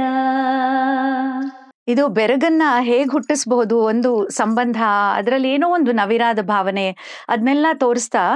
ಹಾಗೆ ಒಂದು ಹಯವದನ ನಾಟಕದಲ್ಲಿ ಒಂದು ಗೀತೆ ಇದೆ. ಅದು ನಾವು ನೆನಪುಗಳು, ಭಾವನೆಗಳು ಅಂತ ಮಾತಾಡುವಾಗ ಯಾವ ರೀತಿ, ನಾನು ಗಿರೀಶ್ ಕಾರ್ನಾಡ್ರು ರಚನೆ ಮಾಡಿರೋದು ನಾಟಕ. ನೆನಪುಗಳು ಯಾವಾಗ್ಲೂ ಬೇರೆ, ನೆನಪಲ್ಲಿ ಯಾವ್ದಾದ್ರೂ ಇರಬಹುದು, ಒಳ್ಳೆಯದು ಕೆಟ್ಟದ್ದು ಏನಾದ್ರೂ ಆಗ್ಲಿ, ಆದ್ರೆ ಅದೆಲ್ಲ ನೀರಿನ ಮೇಲೆ ಏನಾದ್ರೂ ಬರೆದ್ರೆ ಅದು ಯಾವತ್ತೂ ಉಳ್ಕೊಳ್ಳೋದಿಲ್ಲ. ಹಾಗಾಗಿ ತಾಕಲಾಟಗಳಿದೆಯಲ್ಲ, ದೇಹಕ್ಕೂ ಮನಸ್ಸಿಗೂ ಬುದ್ಧಿಗೂ ಇರುವಂತ ತಾಕಲಾಟ, ಅದನ್ನೆಲ್ಲ ತೋರಿಸ್ತಾ ಅವ್ರು ಬರೀತಾರೆ. ನೀರಿನ ಮೇಲೆ ಚಿತ್ರ ಕೆತ್ತಲಿಕ್ಕಾಗೋದಿಲ್ಲ, ಆಗೋದಿಲ್ಲ, ಕತ್ತಿಯ ಗಾಯ ಮಾಡಲಿಕ್ಕಾಗೋದಿಲ್ಲ, ಆಗೋದಿಲ್ಲ, ಅದಕ್ಕೆ ನದಿಗೆ ನೆನಪಿನ ಹಂಗಿಲ್ಲ, ಹಂಗಿಲ್ಲ, ಹಂಗಿಲ್ಲ, ಹಂಗಿಲ್ಲ. ನದಿಗೆ ಬರೇ ಜಲಪಾತದ್ದೇ ಸೆಳವು, ಕಿಲ್ಕಿಲ್ಲಂತ ನಕ್ಕು ಹುಲ್ಲಿಗೆ ಕಚಗುಳಿ ಇಟ್ಟು ಸೆಡವು ಮುರಿದು ಮಡುವಿನ ಹೊಕ್ಕಳಲ್ಲಿ ತಿರುಗಣೆ ತಿರುವಿ ತರಗೆಲೆ ಬುಗುರಿಯಾಡಿಸಿ ಬೆಳ್ಳಿಯ ಬಲೆಯೊಳು ನೀರ ಹಾವನೆದು ಬಿದಿರು ಎಲೆಗಳ ಪಾಚಿ ಚಾಚಿದ ರತ್ನಗಂಬಳಿಯ ಮೇಲೆ ಕಪ್ಪೆ ಹಾರಿಸಿ ಕುಣಿದು ಕುಪ್ಪಳಿಸಿ ಹಾರಿ ಹಾರಿ ಭೋರಿಟ್ಟು ಮೆರಿತಾಳೆ ನದಿ ನದಿ ನದಿ. ದಂಡೆಯ ಬೆದರು ಗೊಂಬೆಗೆ ಮಾತ್ರ ತಲೆಯ ಗಡಿಗೆಯ ತುಂಬ, ಗಡಿಗೆಯ ತುಂಬ ಮಾಸಿದ ಮುಖ, ಮೈ ತುಂಬ ನೆನಪಿನ ಗಾಯ, ನೆನಪಿನ ಗಾಯ, ನೆನಪಿನ ಗಾಯ, ನೆನಪಿನ ಗಾಯ. ಈ ಇಂಪ್ಯಾಕ್ಟ್ ಮಾತಲ್ಲಿ ತರಕ್ಕಾಗಲ್ಲ. ಅದೇ ಯೋಚನೆ ಮಾಡ್ತಿದ್ದೆ, ಇದನ್ನೇ ಒಬ್ಬರಿಗೆ ಹೇಳ್ಬೇಕು, ಅರ್ಥ ಮಾಡಿಸ್ಬೇಕು ಅಂದ್ರೆ ಬಹುಶಃ ಗಂಟೆಗಟ್ಲೆ ಮಾತಾಡಿದ್ರು ಅರ್ಥ ಆಗದೆ ಇರ್ಬೋದು, ಆದ್ರೆ ಈ ಹಾಡಿನ ಮೂಲಕ ಹೇಳಿದ್ರೆ ಅವ್ರಿಗೆ ಮುಟ್ಟುತ್ತೆ, ಬರೀ ಅರ್ಥ ಆಗೋದಷ್ಟೇ ಅಲ್ಲ. ಭಾವನೆಗಳು ನೋಡಿ ಎಷ್ಟು. ಈಗ ಒಂದು ಹಾಸ್ಯ, ಕಂಪನಿ ನಾಟಕದಲ್ಲಿ ಅಂತ ಹಂಗೆ ಬಿ ಜಯಶ್ರೀ ಕಂಪನಿ ನಾಟಕದ ಏನ್ ಮಾತಾಡಿದ್ರು ಜಯಶ್ರೀ ಅಮ್ಮ ಅವರ ಅನುಭವ, ಅವರಲ್ಲಿ ಮಾಡಿದ್ದಂತನ್ನ ನಾನು ಕೇಳಿ ಆ ಹಾಡುಗಳನ್ನ ಮಾತ್ರ ನಾನು ಅವ್ರು ಹಾಡೋದರದು ಅವ್ರೇನು ನಮ್ಗೆ ಪಾಠಾಂತರ ತರ ಮಾಡಿದ್ದಲ್ಲ, ಕೇಳಿ ನೋಡಿ ಕೇಳಿ ನೋಡಿ ಬಾಯಿಂದ ಕಿವಿಗೆ, ಕಿವಿಯಿಂದ ಬಾಯಿಗೆ ಅದು ಮನನವಾಗ್ತಾ ಬರೋದು. ಅದಕ್ಕೆ ನೀವು ನೋಡ್ತಿರ್ಬೋದು, ನಾನು ಯಾವುದೇ ಒಂದು ರೆಫರೆನ್ಸ್ ಇಲ್ಲದೆ, ಏನು ಲಿರಿಕ್ಸ್ ನೋಡ್ಕೊಳ್ದೆ ಪ್ರತಿಯೊಂದು ಹಾಗಿರ್ಬೇಕು ಅನ್ನೋದೇ ರಂಗಭೂಮಿ ಕಲ್ಸೋ ಪಾಠ. ಎಲ್ಲವೂ ಬಾಯಿಗೆ ಬರ್ಬೇಕು, ಅಲ್ಲಿ ಪುಸ್ತಕ ಇಟ್ಕೊಂಡು ನೋಡ್ಕೊಂಡು ಮಾಡಕ್ಕಾಗಲ್ಲ ಅಲ್ವಾ, ಆ ಸಾಧ್ಯತೆನೇ ಇಲ್ಲ. ಅವ್ರು ಹೇಳ್ತಾ ಇದ್ರು, ಒಂದು ಪಾತ್ರ ಪ್ರಭಾಮಣಿ ವಿಜಯ ಅಂತ ಒಂದು ನಾಟಕ ಅಂತೆ, ಕಂಪನಿ ನಾಟಕ. ಅದರಲ್ಲಿ ಒಬ್ಬ ಮಹಾರಾಜನ ಮಗ, ಪಾಪ ಸ್ವಲ್ಪ ಕಡಿಮೆ ಬುದ್ಧಿಮಟ್ಟ, ಮೇಲಿನ ಉಪ್ಪರಿಗೆ ಸ್ವಲ್ಪ ಕೆಲಸ ಕಡಿಮೆ, ಹಾಗಾಗಿ ಅವನು ಮದ್ವೆ ಮಾಡ್ಕೊಳಕ್ ಆಸೆ ಆಗ್ಬಿಟ್ಟಿದೆ. ಅವನು ಹಾಡಿಕೊಂಡು ಅವ್ರ ಅಪ್ಪಂಗೆ ಹೇಳ್ತಾ ಇದ್ದಾನೆ, ನಾನೇ ಹೋಗುವೆ ತಾತ. ತಾತ ಅಂದ್ರೆ ಅಲ್ಲಿ ತಂದೆ ಅಂತ ಹಳೆಗನ್ನಡದಲ್ಲಿ. ನಾನೇ ಹೋಗುವೆ ಮಾನಿತ ಸೀಮಾ ಮಾನಿನಿ ಬಳಿಗೆ, ಸಂತಸವಂತೂ ನಾನೇ ಹೋಗುವೆ ಧಾರಿಣಿಯೊಳು ಬಲು ಧೀರ ನೆನೆಸಿ, ನಾನೇ ಧಾರಿಣಿಯೊಳು ಬಲು ಧೀರ ನೆನೆಸಿ, ಮಾರನಂತೆ ಸುಕುಮಾರನಂತೆ ರಾಜಕುಮಾರನಂತೆ ಜಕುಮಾರನಂತೆ ಕುಮಾರನಂತೆ ಮಾರನಂತೆ ರನಂತೆ ನಂತೆ ಅಂತೆ ತೋರುತ್ತಿರುವೆ ನಲ್ಲವೇ ಮುದದಿಂದಲೇ ತೋರುತ್ತಿರುವೆ ನಲ್ಲವೇ ಮುದದಿಂದಲೇ ತೋರುತ್ತಿರುವೆ ನಲ್ಲವೇ, ತಾತ ವಚನವ ಕೇಳಳಂತೆ, ನಾರಿ ವರಿಸಣಂತೆ, ತಾತ ವಚನವ ಕೇಳಲಂತೆ, ನಾರಿ ವರಿಸಣಂತೆ, ರಾಜಕುಮಾರಿ ವರಿಸಣಂತೆ, ಕುಮಾರಿ ವರಿಸಣಂತೆ, ಮಾರಿ ವರಿಸಣಂತೆ, ರೀ ವರಿಸಣಂತೆ, ವರಿಸಣಂತೆ, ರಿಸಹಳಂತೆ, ಸಾಳಂತೆ, ಲಂತೆ, ಅಂತೆ, te te te te ತೋರುತ್ತಿರುವೆನಲ್ಲವೇ ಮುದದಿಂದಲೇ, ತೋರುತ್ತಿರುವೆನಲ್ಲವೇ ಮುದದಿಂದಲೇ, ತೋರುತ್ತಿರುವೆನಲ್ಲವೇ. ಒಂದು ಹಾಸ್ಯ ಪಾತ್ರ ನೋಡಿ, ಅದ್ರಲ್ಲೂ ತಾಳ ರಾಗ ಎಲ್ಲ, ಆಮೇಲೆ ಅದ್ರಲ್ಲಿ ನೋಡಿ ಅವನು ಪದ ವಿಭಾಗಗಳು ಬೇರೆ ಮಾಡಿ ಹಾಡ್ತಾನೆ. ನಮ್ಮವ್ರು ಎಷ್ಟು ಜಾಣರಿದ್ರು. ಪಾಂಡಿತ್ಯದ ಜೊತೆಗೆ ಹಾಸ್ಯವನ್ನೂ ಉಣಬಡಿಸಿದ್ರು. ಆ ಪಾತ್ರ ಏನ್ ಹೇಳ್ತಿದೆ ಅನ್ನೋದನ್ನು ತೋರಿಸಿದ್ರು. ಇದೆಲ್ಲ ರಂಗಭೂಮಿಯಲ್ಲಿ ಸಾಧ್ಯತೆ ತುಂಬಾ. ಹಾಗೆ ಒಂದು ಪ್ರಕೃತಿನ ವಿವರಿಸುವಂತಹ ಒಂದು ಭಾವನೆ ಇರುವಂತಹ ಒಂದು ಗೀತೆ ಅಂತ ಹೇಳಿದ್ರೆ, ಒಡಿತಿದೆ ಚಿಗುರು ಒಡಲಲ್ಲಿ, ಕೊಡಪಾನ ನೀರು ಸುರಿಯೇ, ಒಡಿತಿದೆ ಚಿಗುರು ಒಡಲಲ್ಲಿ, ಕೊಡಪಾನ ನೀರು ಸುರಿಯೇ, ಹೊರ ಚಾಚುತ್ತಾವ ಹರೆಂಬೆ, ಮೈ ತುಂಬ ಹಸಿರು ಮುರಿಯೇ, ಮೈ ತುಂಬ ಹಸಿರು ಮುರಿಯೇ, ತಂದಾನಿ ತಾನಿ ತಂದಾನೋ, ತಂದಾನಿ ತಾನಿ ತಂದಾನೋ. ಸಿಂಪಲ್ ಆಗಿ ಗಿಡ ಬೆಳ್ಸಪ್ಪ, ಅದೊಂದು ಚಿಗುರ್ತಾ ಇದೆ, ಒಂದು ಒಳ್ಳೆ ಭಾವ, ಸಮಾನ ಸೌಮ್ಯ ಭಾವ. ಇನ್ನೊಂದೆರಡು ಓಡಾಡ್ಕೊಂಡು ಮಾಡ್ಬೇಕು, ಇನ್ನೊಂದ್ಸಲ ಅಲ್ಲೆಲ್ಲ ಓಡಾಡ್ಕೊಂಡು ಪಾತ್ರ ಮಾಡ್ಕೊಂಡು ತೋರಿಸ್ತೀನಿ ನಿಮ್ಗೆ. ಇನ್ನೊಂದು ವೀರ ರೌದ್ರ ಎಲ್ಲ ಹೇಗೆ ತರಬಹುದು ಅಂತೆಲ್ಲ ಸ್ವಲ್ಪ ಆಕ್ಷನ್ ಇಟ್ಕೊಳ್ಳೋಣ. ರಾಮಾಯಣ ನಾಟಕದಲ್ಲಿ ರಾವಣನ ಪಾತ್ರನ ರಂಗದ ಮೇಲೆ ತರ್ತಾ ಇದ್ರಂತೆ. ಅದರಲ್ಲಿ ಕಂಪ್ನಿ ನಾಟಕದವ್ರದ್ದು ಒಂದು ವಿಶೇಷನೂ ಇತ್ತು.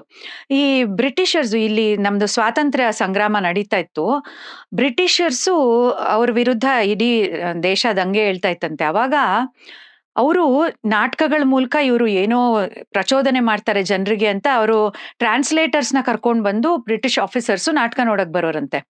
ಅದಕ್ಕೆ ಇವ್ರು ಏನ್ ಮಾಡೋರು, ರಂಗಭೂಮಿಯವರು ತುಂಬಾ ಜಾಣರು ನೋಡಿ, ನಮ್ಮ ವೃತ್ತಿ ರಂಗಭೂಮಿಯವರು ಎಷ್ಟು ಜಾಣರಿದ್ರು ಅಂತ. ಯಾವ್ದು ರಾಕ್ಷಸ ಪಾತ್ರಗಳು ಅಂದ್ರೆ ಹೊರಗಿಂದ ಕರ್ಕೊಂಡ್ ಬರೋದು, ಹೊರಗಿಂದ ಬರೋರೆಲ್ಲ ರಾಕ್ಷಸರು ಅನ್ನೋದನ್ನ ಜನರಿಗೆ ತಿಳಿಸೋದು. ಆದ್ರೆ ಅವ್ರನ್ನ ಹೊಗಳದ್ ಹಾಗಿದ್ದು ಕಡೆಯಲ್ಲಿ ಅವರನ್ನ ಬಯ್ಯೋ ಹಾಗೆ ಮಾಡೋದು. ಇದರಲ್ಲಿ ವೀರ ರಸ ಒಂದು ಭಾವನೆ ಮತ್ತು ಕಡೆಯಲ್ಲಿ ಒಂದು ಚಿಕ್ಕ ಹಾಸ್ಯ ಎರಡೂ ಬರುವಂತ ಒಂದು ಗೀತೆ.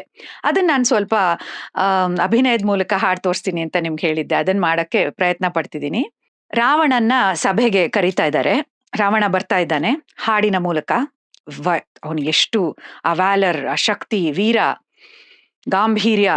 ಲಂಕಾಧಿಪಾಲನ ದೇವ ರಾವಣ ಲೋಕೈಕ ವೀರ, ಲಂಕಾಧಿಪಾಲನ ದೇವ ರಾವಣ ಲೋಕೈಕ ವೀರ, ಪಾಕಾರಿ ಸನ್ನುತ ಕೋಕಾರಿ ಸೇವಿತ ರಾಕೇಶ ಮುಖ ಸಂರಕ್ಷಣ, ರಾವಣ ದೇವಾದಿ ದೇವ ರಾವಣ ಲೋಕೈಕ ವೀರ, ಒಡಲೊಡಲಿಗೆ ಸೊಕ್ಕಿಂತು ಕಡು ಮುದದೊಳಗ ನಿಂತು ತಡೆಯ ಕುಮಾ ತರುಣಿ, ಕಡು ಕಡು ಕಡು ನಡೆ ನಡೆ ನಡೆ ಲಂಕಾಧಿಪಾಲನ ದೇವ ರಾವಣ ಲೋಕೈಕ ವೀರ. ಹೀಗೆ ಹಾಡ್ತಾ ಇದ್ದ ಹಾಗೆ ಆ ಕಡೆಯಿಂದ ಅವನ ತಂಗಿ ಶೂರ್ಪನಖಿ, ಉರಿಯುವುದು ಮೂಗು ಕುರಿಯುವುದು ರಕ್ತ ಅದರಿಂಬದುಕೆ ಭಂಡಾಟ, ಉರಿಯುವುದು ಮೂಗು ಸುರಿಯುವುದು ರಕ್ತ ಅದರಿಂಬದುಕೆ ಭಂಡಾಟ, ಮದಿವ್ಯಾಗು ಅಂದೆ ಅವನ ಕೊಯ್ದೆ ಬುಟ್ಟ ನನ್ ಮೂಗ್ನ, ಮದಿವ್ಯಾಗು ಅಂದೆ ಅವನ ಕೊಯ್ದೆ ಬುಟ್ಟ ನನ್ ಮೂಗ್ನ, ಅವನ್ ಮನೆ ಹಾಳಾಗ ಅವನ್ನೇ ಗಡ್ ಬಿದ್ದು ಹೋಗ, ಅವನ್ ಮನೆ ಹಾಳಾಗ ಅವನ್ನೇ ಗಡ್ ಬಿದ್ದು ಹೋಗ, ಆಪತ್ ಬಂದು ಚಾಪೆ ಸುತ್ಕೊಂಡು ಹೋಗ. ಹೀಗ ಹಾಡಿದ್ರೆ ಯಾರನ್ನ ಬೈದಿದ್ದವರು? ನಿಮ್ಮ ಊಹೆಗೆ ಬಿಟ್ಟಿದ್ದು. ಹೀಗೆ ಎಲ್ಲಾ ರೀತಿಯ ಭಾವನೆಗಳಿಗೆ ಬೇಕೇ ಬೇಕು. ಭಾವನೆಗಳೇ ನಾಟಕ. ನಾಟಕದಲ್ಲಿ, ಕಥೆಗಳಲ್ಲಿ ಭಾವನೆಗಳೇ ತುಂಬಿರುತ್ತೆ. ಅದನ್ನ ಖಂಡಿತ ಈ ರೀತಿ ಸಂಗೀತದಲ್ಲಿ ತೋರಿಸ್ತಾ ಇದ್ರೆ ಅದು ಮನಸ್ಸನ್ನು ಮುಟ್ಟೋದು ಸಹಜವಾಗಿ ಮುಟ್ಟತ್ತೆ. ಆಮೇಲೆ ನಮ್ಮ ಜನಪದವನ್ನ ಎಷ್ಟು ಚೆನ್ನಾಗಿ ಬಳಸ್ಕೊಂಡಿದ್ದಾರೆ ಅಂತ ಹೇಳಿದ್ರೆ, ಆ ಜನಪದದ ಧಾಟಿಯಲ್ಲಿ ಬರುವಂತ ಒಂದು ಟ್ರೈಬಲ್ ಇದನ್ನ ಇಟ್ಕೊಂಡು ಆ ಒಂದು ನಾಟಕದಲ್ಲಿ, ವೈಶಾಖ ನಾಟಕದಲ್ಲಿ ಅಳವಡಿಸ್ಕೊಂಡ್ರು ಬಿ ವಿ ಕಾರಂತರು. ಗೋವಿಂದ ಮುರಹರ ಗೋವಿಂದ, ಗೋವಿಂದ ಮುರಹರ ಗೋವಿಂದ, ಮೂಲೋಕದಯ್ಯ ದೇವನಿಜಿಯ, ಸೋಲಿಸಬೇಡ ಗೆಲಿಸಯ್ಯ, ಸೋಲಿಸಬೇಡ ಗೆಲಿಸಯ್ಯ. ಮೂಡ ಮುತ್ತಿನ ಗಿರಿಯು ಪಡುವ ಚಿನ್ನದ ಗಿರಿಯು, ಸೋಲಿಗರ ಸೀಮೆ ಸಿರಿಹಾರಿ ರಂಗಯ್ಯ, ಸೋಲಿಗರ ಸೀಮೆ ಸಿರಿಹಾರಿ. ವೆಂಕಟರಮಣನೆ ಎಳೆಯ ಗೋವಿಂದನೆ, ಭಕುತರಿ ಗೊಲಿಯೋ ಸುಗುಣನೆ, ಭಕುತರಿ ಗೊಲಿಯೋ ಸುಗುಣನೆ, ತಿಮ್ಮಯ್ಯ ಭಕುತರಿ ಗೊಲಿಯೋ ಸುಗುಣನೆ, ಸೋಲಿಸಬೇಡ ಗೆಲಿಸಯ್ಯ, ಸೋಲಿಸಬೇಡ ಗೆಲಿಸಯ್ಯ. ಗಿರಿಜಾ ಕಲ್ಯಾಣ ಅನ್ನೋ ಒಂದು ನಾಟಕದಲ್ಲಿ ಮಲ್ಲಯ್ಯ ಮಲ್ಲಯ್ಯ ಮಲ್ಲಯ್ಯ ಮಲ್ಲಯ್ಯ ಮಲ್ಲಯ್ಯ ಮಲ್ಲಯ್ಯ ಮಲ್ಲಯ್ಯ ಮಲ್ಲಯ್ಯ ಮಲ್ಲಯ್ಯ, ನೀನೇ ಗತಿ ನೀನೇ ಗತಿ ಮಲ್ಲಯ್ಯ ಮಲ್ಲಯ್ಯ ಮಲ್ಲಯ್ಯ, ನೀನೇ ಗತಿ ಮಲ್ಲಯ್ಯ, ನಿನ್ನ ವಿನಾಯರು ಇಲ್ಲಯ್ಯ, ನಂಬಿದ ಭಕ್ತರ ಮಲ್ಲಯ್ಯ, ನಂಬಿದ ಭಕ್ತರ ಮಲ್ಲಯ್ಯ, ನಂಬಾದ ನೆಚ್ಚಾದ ಹುಂಬಾರ ಸಂತೇಲಿ ಕಂದಾರದೊಳಗಿನ ಕಲ್ಲಯ್ಯ, ನೀನೇ ಗತಿ ನೀನೇ ಗತಿ ಮಲ್ಲಯ್ಯ ಮಲ್ಲಯ್ಯ ಮಲ್ಲಯ್ಯ. ಯಾವ ವೆಂಕಟರಮಣ ಒಲಿಯಲ್ಲ, ಯಾವ ಮಲ್ಲಯ್ಯ ಒಲಿಯಲ್ಲ ಈ ರೀತಿ ಹಾಡಿದ್ರೆ. ಖಂಡಿತ ಸಂಗೀತದಲ್ಲಿ ಆ ಶಕ್ತಿ ಇದೆ. ರಂಗಭೂಮಿ ಈ ಸಂಗೀತವನ್ನ ಬಳಸ್ಕೊಂಡಾಗ ಅದಿನ್ನೂ ಚೆನ್ನಾಗಿ ಎಲ್ಲ ಭಾವನೆಗಳನ್ನ ಜನರಿಗೆ ತಲುಪಿಸುತ್ತೆ. ನೀವು ಹಾಡೋದನ್ನ ಕೇಳ್ತಾ ನಾನು ಎಷ್ಟು ಇನ್ವಾಲ್ವ್ ಆಗ್ತಿದ್ದೆ ಅಂದ್ರೆ, ನೀವು ಹಾಡೋದ್ ನಿಲ್ಸಿದ್ಮೇಲೆ ಏನ್ ಹೇಳ್ಬೇಕು ಅಂತಾನೆ ಗೊತ್ತಾಗ್ತಿರ್ಲಿಲ್ಲ. ಯಾಕಂದ್ರೆ ನಾನು ರಂಗಗೀತೆಗಳನ್ನ ಮೊದಲನೇ ಬಾರಿ ಕೇಳ್ತಾ ಇರೋದು. ಬಟ್ ಆದ್ರೂನು ಆ ಒಂದು ಹೇಗೆ ಅಟೆನ್ಷನ್ ಬರುತ್ತೆ, ಮತ್ತೆ ಅದು ಹೇಗೆ ಆ ಇಮೋಷನ್ಸ್ ಎಲ್ಲ ಕನ್ವೆ ಆಗುತ್ತೆ ಅಂತ ನನಗೆ ಇವಾಗ ಅರ್ಥ ಆಗ್ತಾ ಇದೆ, ಇಷ್ಟಲ್ಲೇ ಗೊತ್ತಾಗ್ತಾ ಇದೆ. ತುಂಬಾನೇ ಇಂಟ್ರೆಸ್ಟಿಂಗ್ ಆಗಿದೆ ಹೇಳ್ಬೇಕಂದ್ರೆ. ಅದೇ ರಂಗ ಸಂಗೀತದ ರಂಗಭೂಮಿಯ ಶಕ್ತಿ ಅದು ನಿಜವಾಗ್ಲು. ಸೊ ನೀವ್ ಹೇಳ್ತಿದ್ರಿ ಇದನ್ನ ರಂಗಭೂಮಿಯಲ್ಲಿ ಹಾಡ್ತೀವಿ ರಂಗಗೀತೆಗಳನ್ನ, ರಂಗ ಸಂಗೀತ ಅನ್ನೋದೇನಿದೆ ಅಂತ. ಸೊ ಆ ರಂಗಗೀತೆನ ಹಾಡೋರ್ಗೆ ಕೂಡ ಆಕ್ಟಿಂಗ್ ಬರ್ಬೇಕಾ ಅಂತ, ಆ ಒಂದು ಎಮೋಷನ್ಸ್ ನ ಕನ್ವೆ ಮಾಡಕ್ಕೆ. ನೀವು ವಾಯ್ಸ್ ಮೂಲಕ ಹೇಳಿದ್ರಿ, ಬಟ್ ಎಕ್ಸ್ಪ್ರೆಷನ್ಸ್ ಏನಿದೆ, ಆಕ್ಟಿಂಗ್, ಬಾಡಿ ಲ್ಯಾಂಗ್ವೇಜ್ ಅದೆಲ್ಲ ಸಹ ಬರ್ಬೇಕಾ ಅಂತ. ಈಗ ಒಂದು ನಟರೇ ಹಾಡ್ಕೊಂಡು ಅಭಿನಯ ಮಾಡೋದು ಒಂದು ರೀತಿ, ಅವಾಗ ಖಂಡಿತವಾಗಿ ಅದು ಸಹಜವಾಗಿ ಬರ್ಲೇಬೇಕು. ಅಭಿನಯಿಸ್ತಾ ಇದು ಆ ಅಭಿನಯಕ್ಕೆ ಭಾವನೆಗಳನ್ನ ಬಿಂಬಿಸೋದಕ್ಕೆ ಪೂರಕವಾಗಿ ಬರೋದು. ಹಾಗಾಗಿ ಸಂಪೂರ್ಣವಾಗಿ ಅಭಿನಯ ಬೇಕೇ ಬೇಕು. ಅದೇ ಮೇಳದಲ್ಲಿ ಕೂತ್ಕೊಂಡು ಹಾಡ್ತೀವಂದ್ರೂ ಆ ಸಂಪೂರ್ಣವಾಗಿ ಅಲ್ಲಿ ಮೇಳದಲ್ಲಿ ಕೂತು ಹಾಡ್ತಿದ್ರೆ ನಮ್ಮ ಆಂಗಿಕಾಭಿನಯ ಅಂದ್ರೆ ಬಾಡಿ ಲ್ಯಾಂಗ್ವೇಜ್ ಎಲ್ಲ ಅಷ್ಟು ಕನ್ವೆ ಆಗದೆ ಇದ್ರು, ವಾಯ್ಸ್ ನಲ್ಲಾದ್ರೂ ಯು ಹ್ಯಾವ್ ಟು ಎಮೋಟ್. ಆ ಏನ್ ರಸ ಇದೆ ಅದಕ್ಕೆ ತಕ್ಕ ಹಾಗೆ ಹಾಡ್ಬೇಕು. ಈಗ ನಾನ್ ಸ್ಮೈಲ್ ಮಾಡ್ಕೊಂಡು ಅದಾಗ್ವಾಡಿ ಅದ ಸೂರು ಅಂದ್ರೆ ಆಗಲ್ಲ. ಅದಾಗ್ವಾಡಿ ಅದ ಸೂರು ದಿನವೆಲ್ಲ ಬೇಜಾರು. ನಾನು ಅಭಿನಯಿಸ್ತಾ ಇದ್ದೀನಿ, ಇಲ್ಲಿ ನಾನು ಕೂತ್ಕೊಂಡೇ ಹಾಡ್ತಿರ್ಬೋದು. ಅದನ್ನೇ ಖುಷಿ ಖುಷಿ ಆರಾಮ್ ಕ್ಯಾಶುವಲ್ ಆಗಿ ದಿನವೆಲ್ಲ ಬೇಜಾರು ತಿದಿಯೊತ್ತಿ ನೆಟ್ಟುಸಿರು ಅಲ್ಲ, ತಿದಿಯೊತ್ತಿ ನೆಟ್ಟುಸಿರು ಎದಿಯಾಗ ಚೂರು ಚೂರು ಬಂದಾನೇನಾ ನಾವ್ ಅನುಭವಿಸ್ತಾ ಇದ್ರೆ ಅದ್ ಕನ್ವೆ ಆಗೋದೇ ಇಲ್ಲ ಖಂಡಿತ. ಆದ್ರೆ ಸಂಗೀತಗಾರರು ಕೂಡ ಅಭಿನಯಿಸೋದು ತುಂಬಾ ಇರುತ್ತೆ. ಅಂದ್ರೆ ನಾವು ಇದೆಷ್ಟು ಪೂರಕವಾದ್ದು ಅಂತ ನಾ ಹೇಳ್ದೆ. ಸಂಗೀತ, ನೃತ್ಯ, ಅಭಿನಯ, ಹೌದು, ಅವೆಲ್ಲ ಸೇರಿ ರಂಗ ಸಂಗೀತ. ಸುಮಾರಷ್ಟು ಬಾರಿ ನಟರೇ ಹಾಡ್ತಿರ್ತಾರೆ, ಹಿಂದಿನಿಂದ ಮತ್ತೊಂದು ವಾಯ್ಸ್ ಅವ್ರಿಗೆ ಧ್ವನಿಗೂಡಿಸ್ಬೋದು. ಮೇಳದಲ್ಲಿದ್ರು ಬರೀ ಹಾಡೋದಕ್ಕೆ ಅಂತಲೇ ನಾವು ಹೋಗಿದ್ರು ಖಂಡಿತ ಸ್ವಲ್ಪ ಅಭಿನಯವನ್ನ ಭಾವನೆಗಳನ್ನ ಕಂಠದಲ್ಲಿ ತೋರ್ಸೋದು ಗೊತ್ತಿರ್ಬೇಕಾಗತ್ತೆ. ಅಥವಾ ಪೂರ್ತಿಯಾಗಿ ಬೇರೆ ಏನೋ ಆಲೋಚನೆ ಮಾಡ್ಕೊಂಡು ನಾವ್ ಇದನ್ನ ಹಾಡೋಕ್ಕಾಗಲ್ಲ.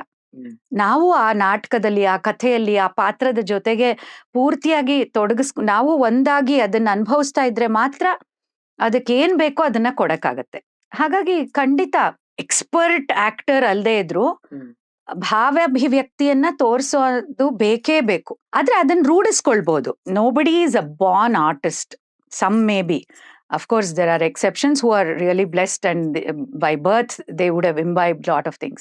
ಆದ್ರೆ ಎಲ್ರೂ ಹಾಗೆ ಇರೋದು ಅಂತಲ್ಲ. ಆದ್ರೆ ರೂಢಿಸ್ಕೊಳ್ಬಹುದು, ಪ್ರಯತ್ನ ಪಟ್ಟು ಕಲ್ತು ಅದನ್ನ ಸಮಯದ ಹಾಗೆ ನಾವು ತಾಲೀಮ್ ಮಾಡ್ತಾ ಮಾಡ್ತಾ ಮಾಡ್ತಾ ಖಂಡಿತ ಕಲಿಬಹುದು. ಅದು ಕಲಿಯೋದು ಅಗತ್ಯ ಕೂಡ.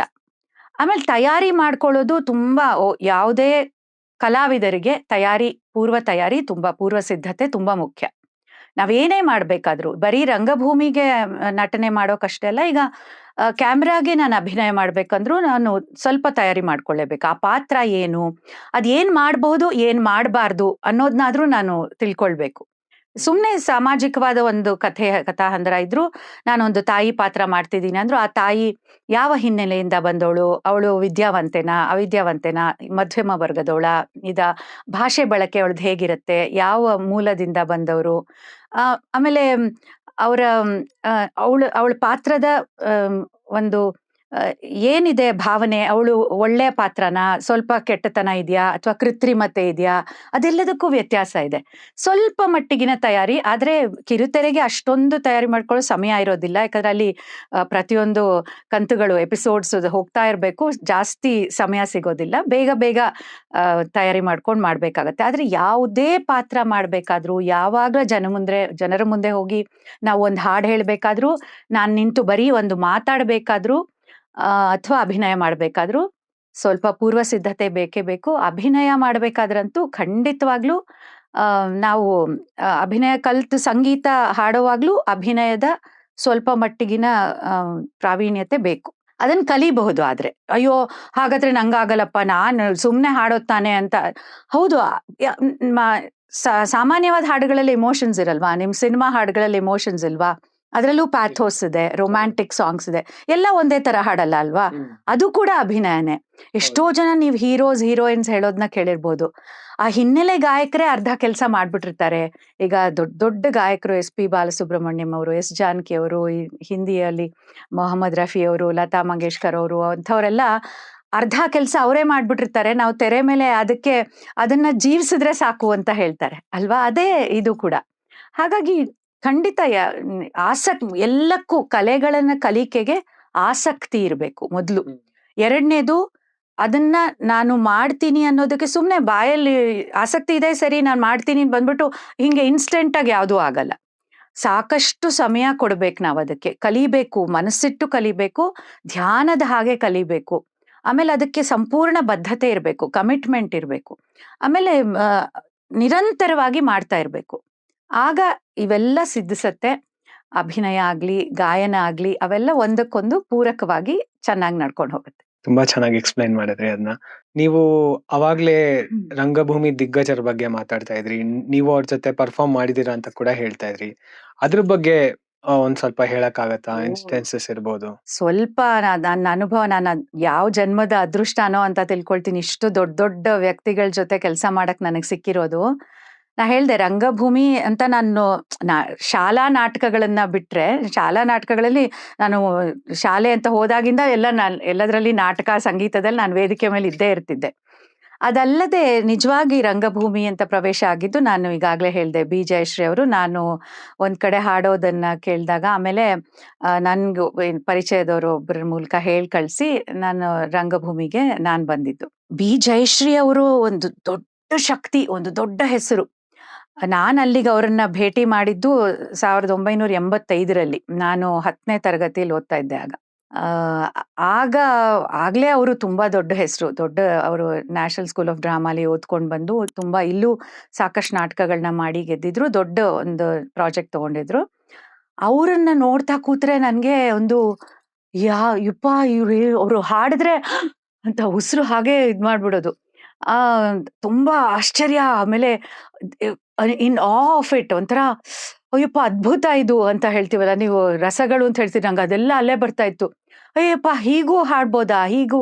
ಆಮೇಲೆ ನಾನು ಕೂಡ ಅವ್ರ ಹಾಗೆ ಹಾಡ್ಬೇಕು ಅಂತ ಜೋರಾಗಿ ಹಾಡಕ್ ಕಿರ್ಚಿ ಎಲ್ಲ ಹಾಡಕ್ ಟ್ರೈ ಮಾಡ್ತಿದ್ದೆ. ನಮ್ಮ ಅಪ್ಪ ಆಮೇಲೆ ಹೇಳಿದ್ರು, ನೋಡಮ್ಮ ನಿನ್ಗೆ ಅಷ್ಟು ಹಾಡಕ್ ಆಗಲ್ಲ, ಜೊತೆಗೆ ಅವಾಗ ಹಾಡಿ ಗಂಟ್ಲೆಲ್ಲ ಸ್ವಲ್ಪ ಟ್ರೈ ಮಾಡಿ ಏನೇನೋ ಮಾಡ್ಕೊಂಡು ಗಂಟ್ಲೆಲ್ಲ ಗಾರ್ ಮಾಡ್ಕೊಂಡು ವೋಕಲ್ ಕಾರ್ಡ್ ಎಲ್ಲ ಸಮಸ್ಯೆ ಎಲ್ಲ ಆಗಿತ್ತು. ಅವಾಗ ಒಂದು ಮಾತು ಕಿವಿ ಮಾತು ಹೇಳಿದ್ರು ನಮ್ಮ ತಂದೆ, ಈಗಾಗ್ಲೇ ಈ ಪ್ರಪಂಚಕ್ಕೆ ಒಬ್ರು ಬಿ ಜಯಶ್ರೀ ಇದ್ದಾರೆ, ಇನ್ನೊಬ್ರು ಬಿ ಜಯಶ್ರೀ ಅವಶ್ಯಕತೆ ಇಲ್ಲ, ನೀನಾಗಿರು, ಆಮೇಲೆ ನೀನ್ ಬಿ ಜಯಶ್ರೀ ಆಗಕ್ ಆಗೋದೂ ಇಲ್ಲ.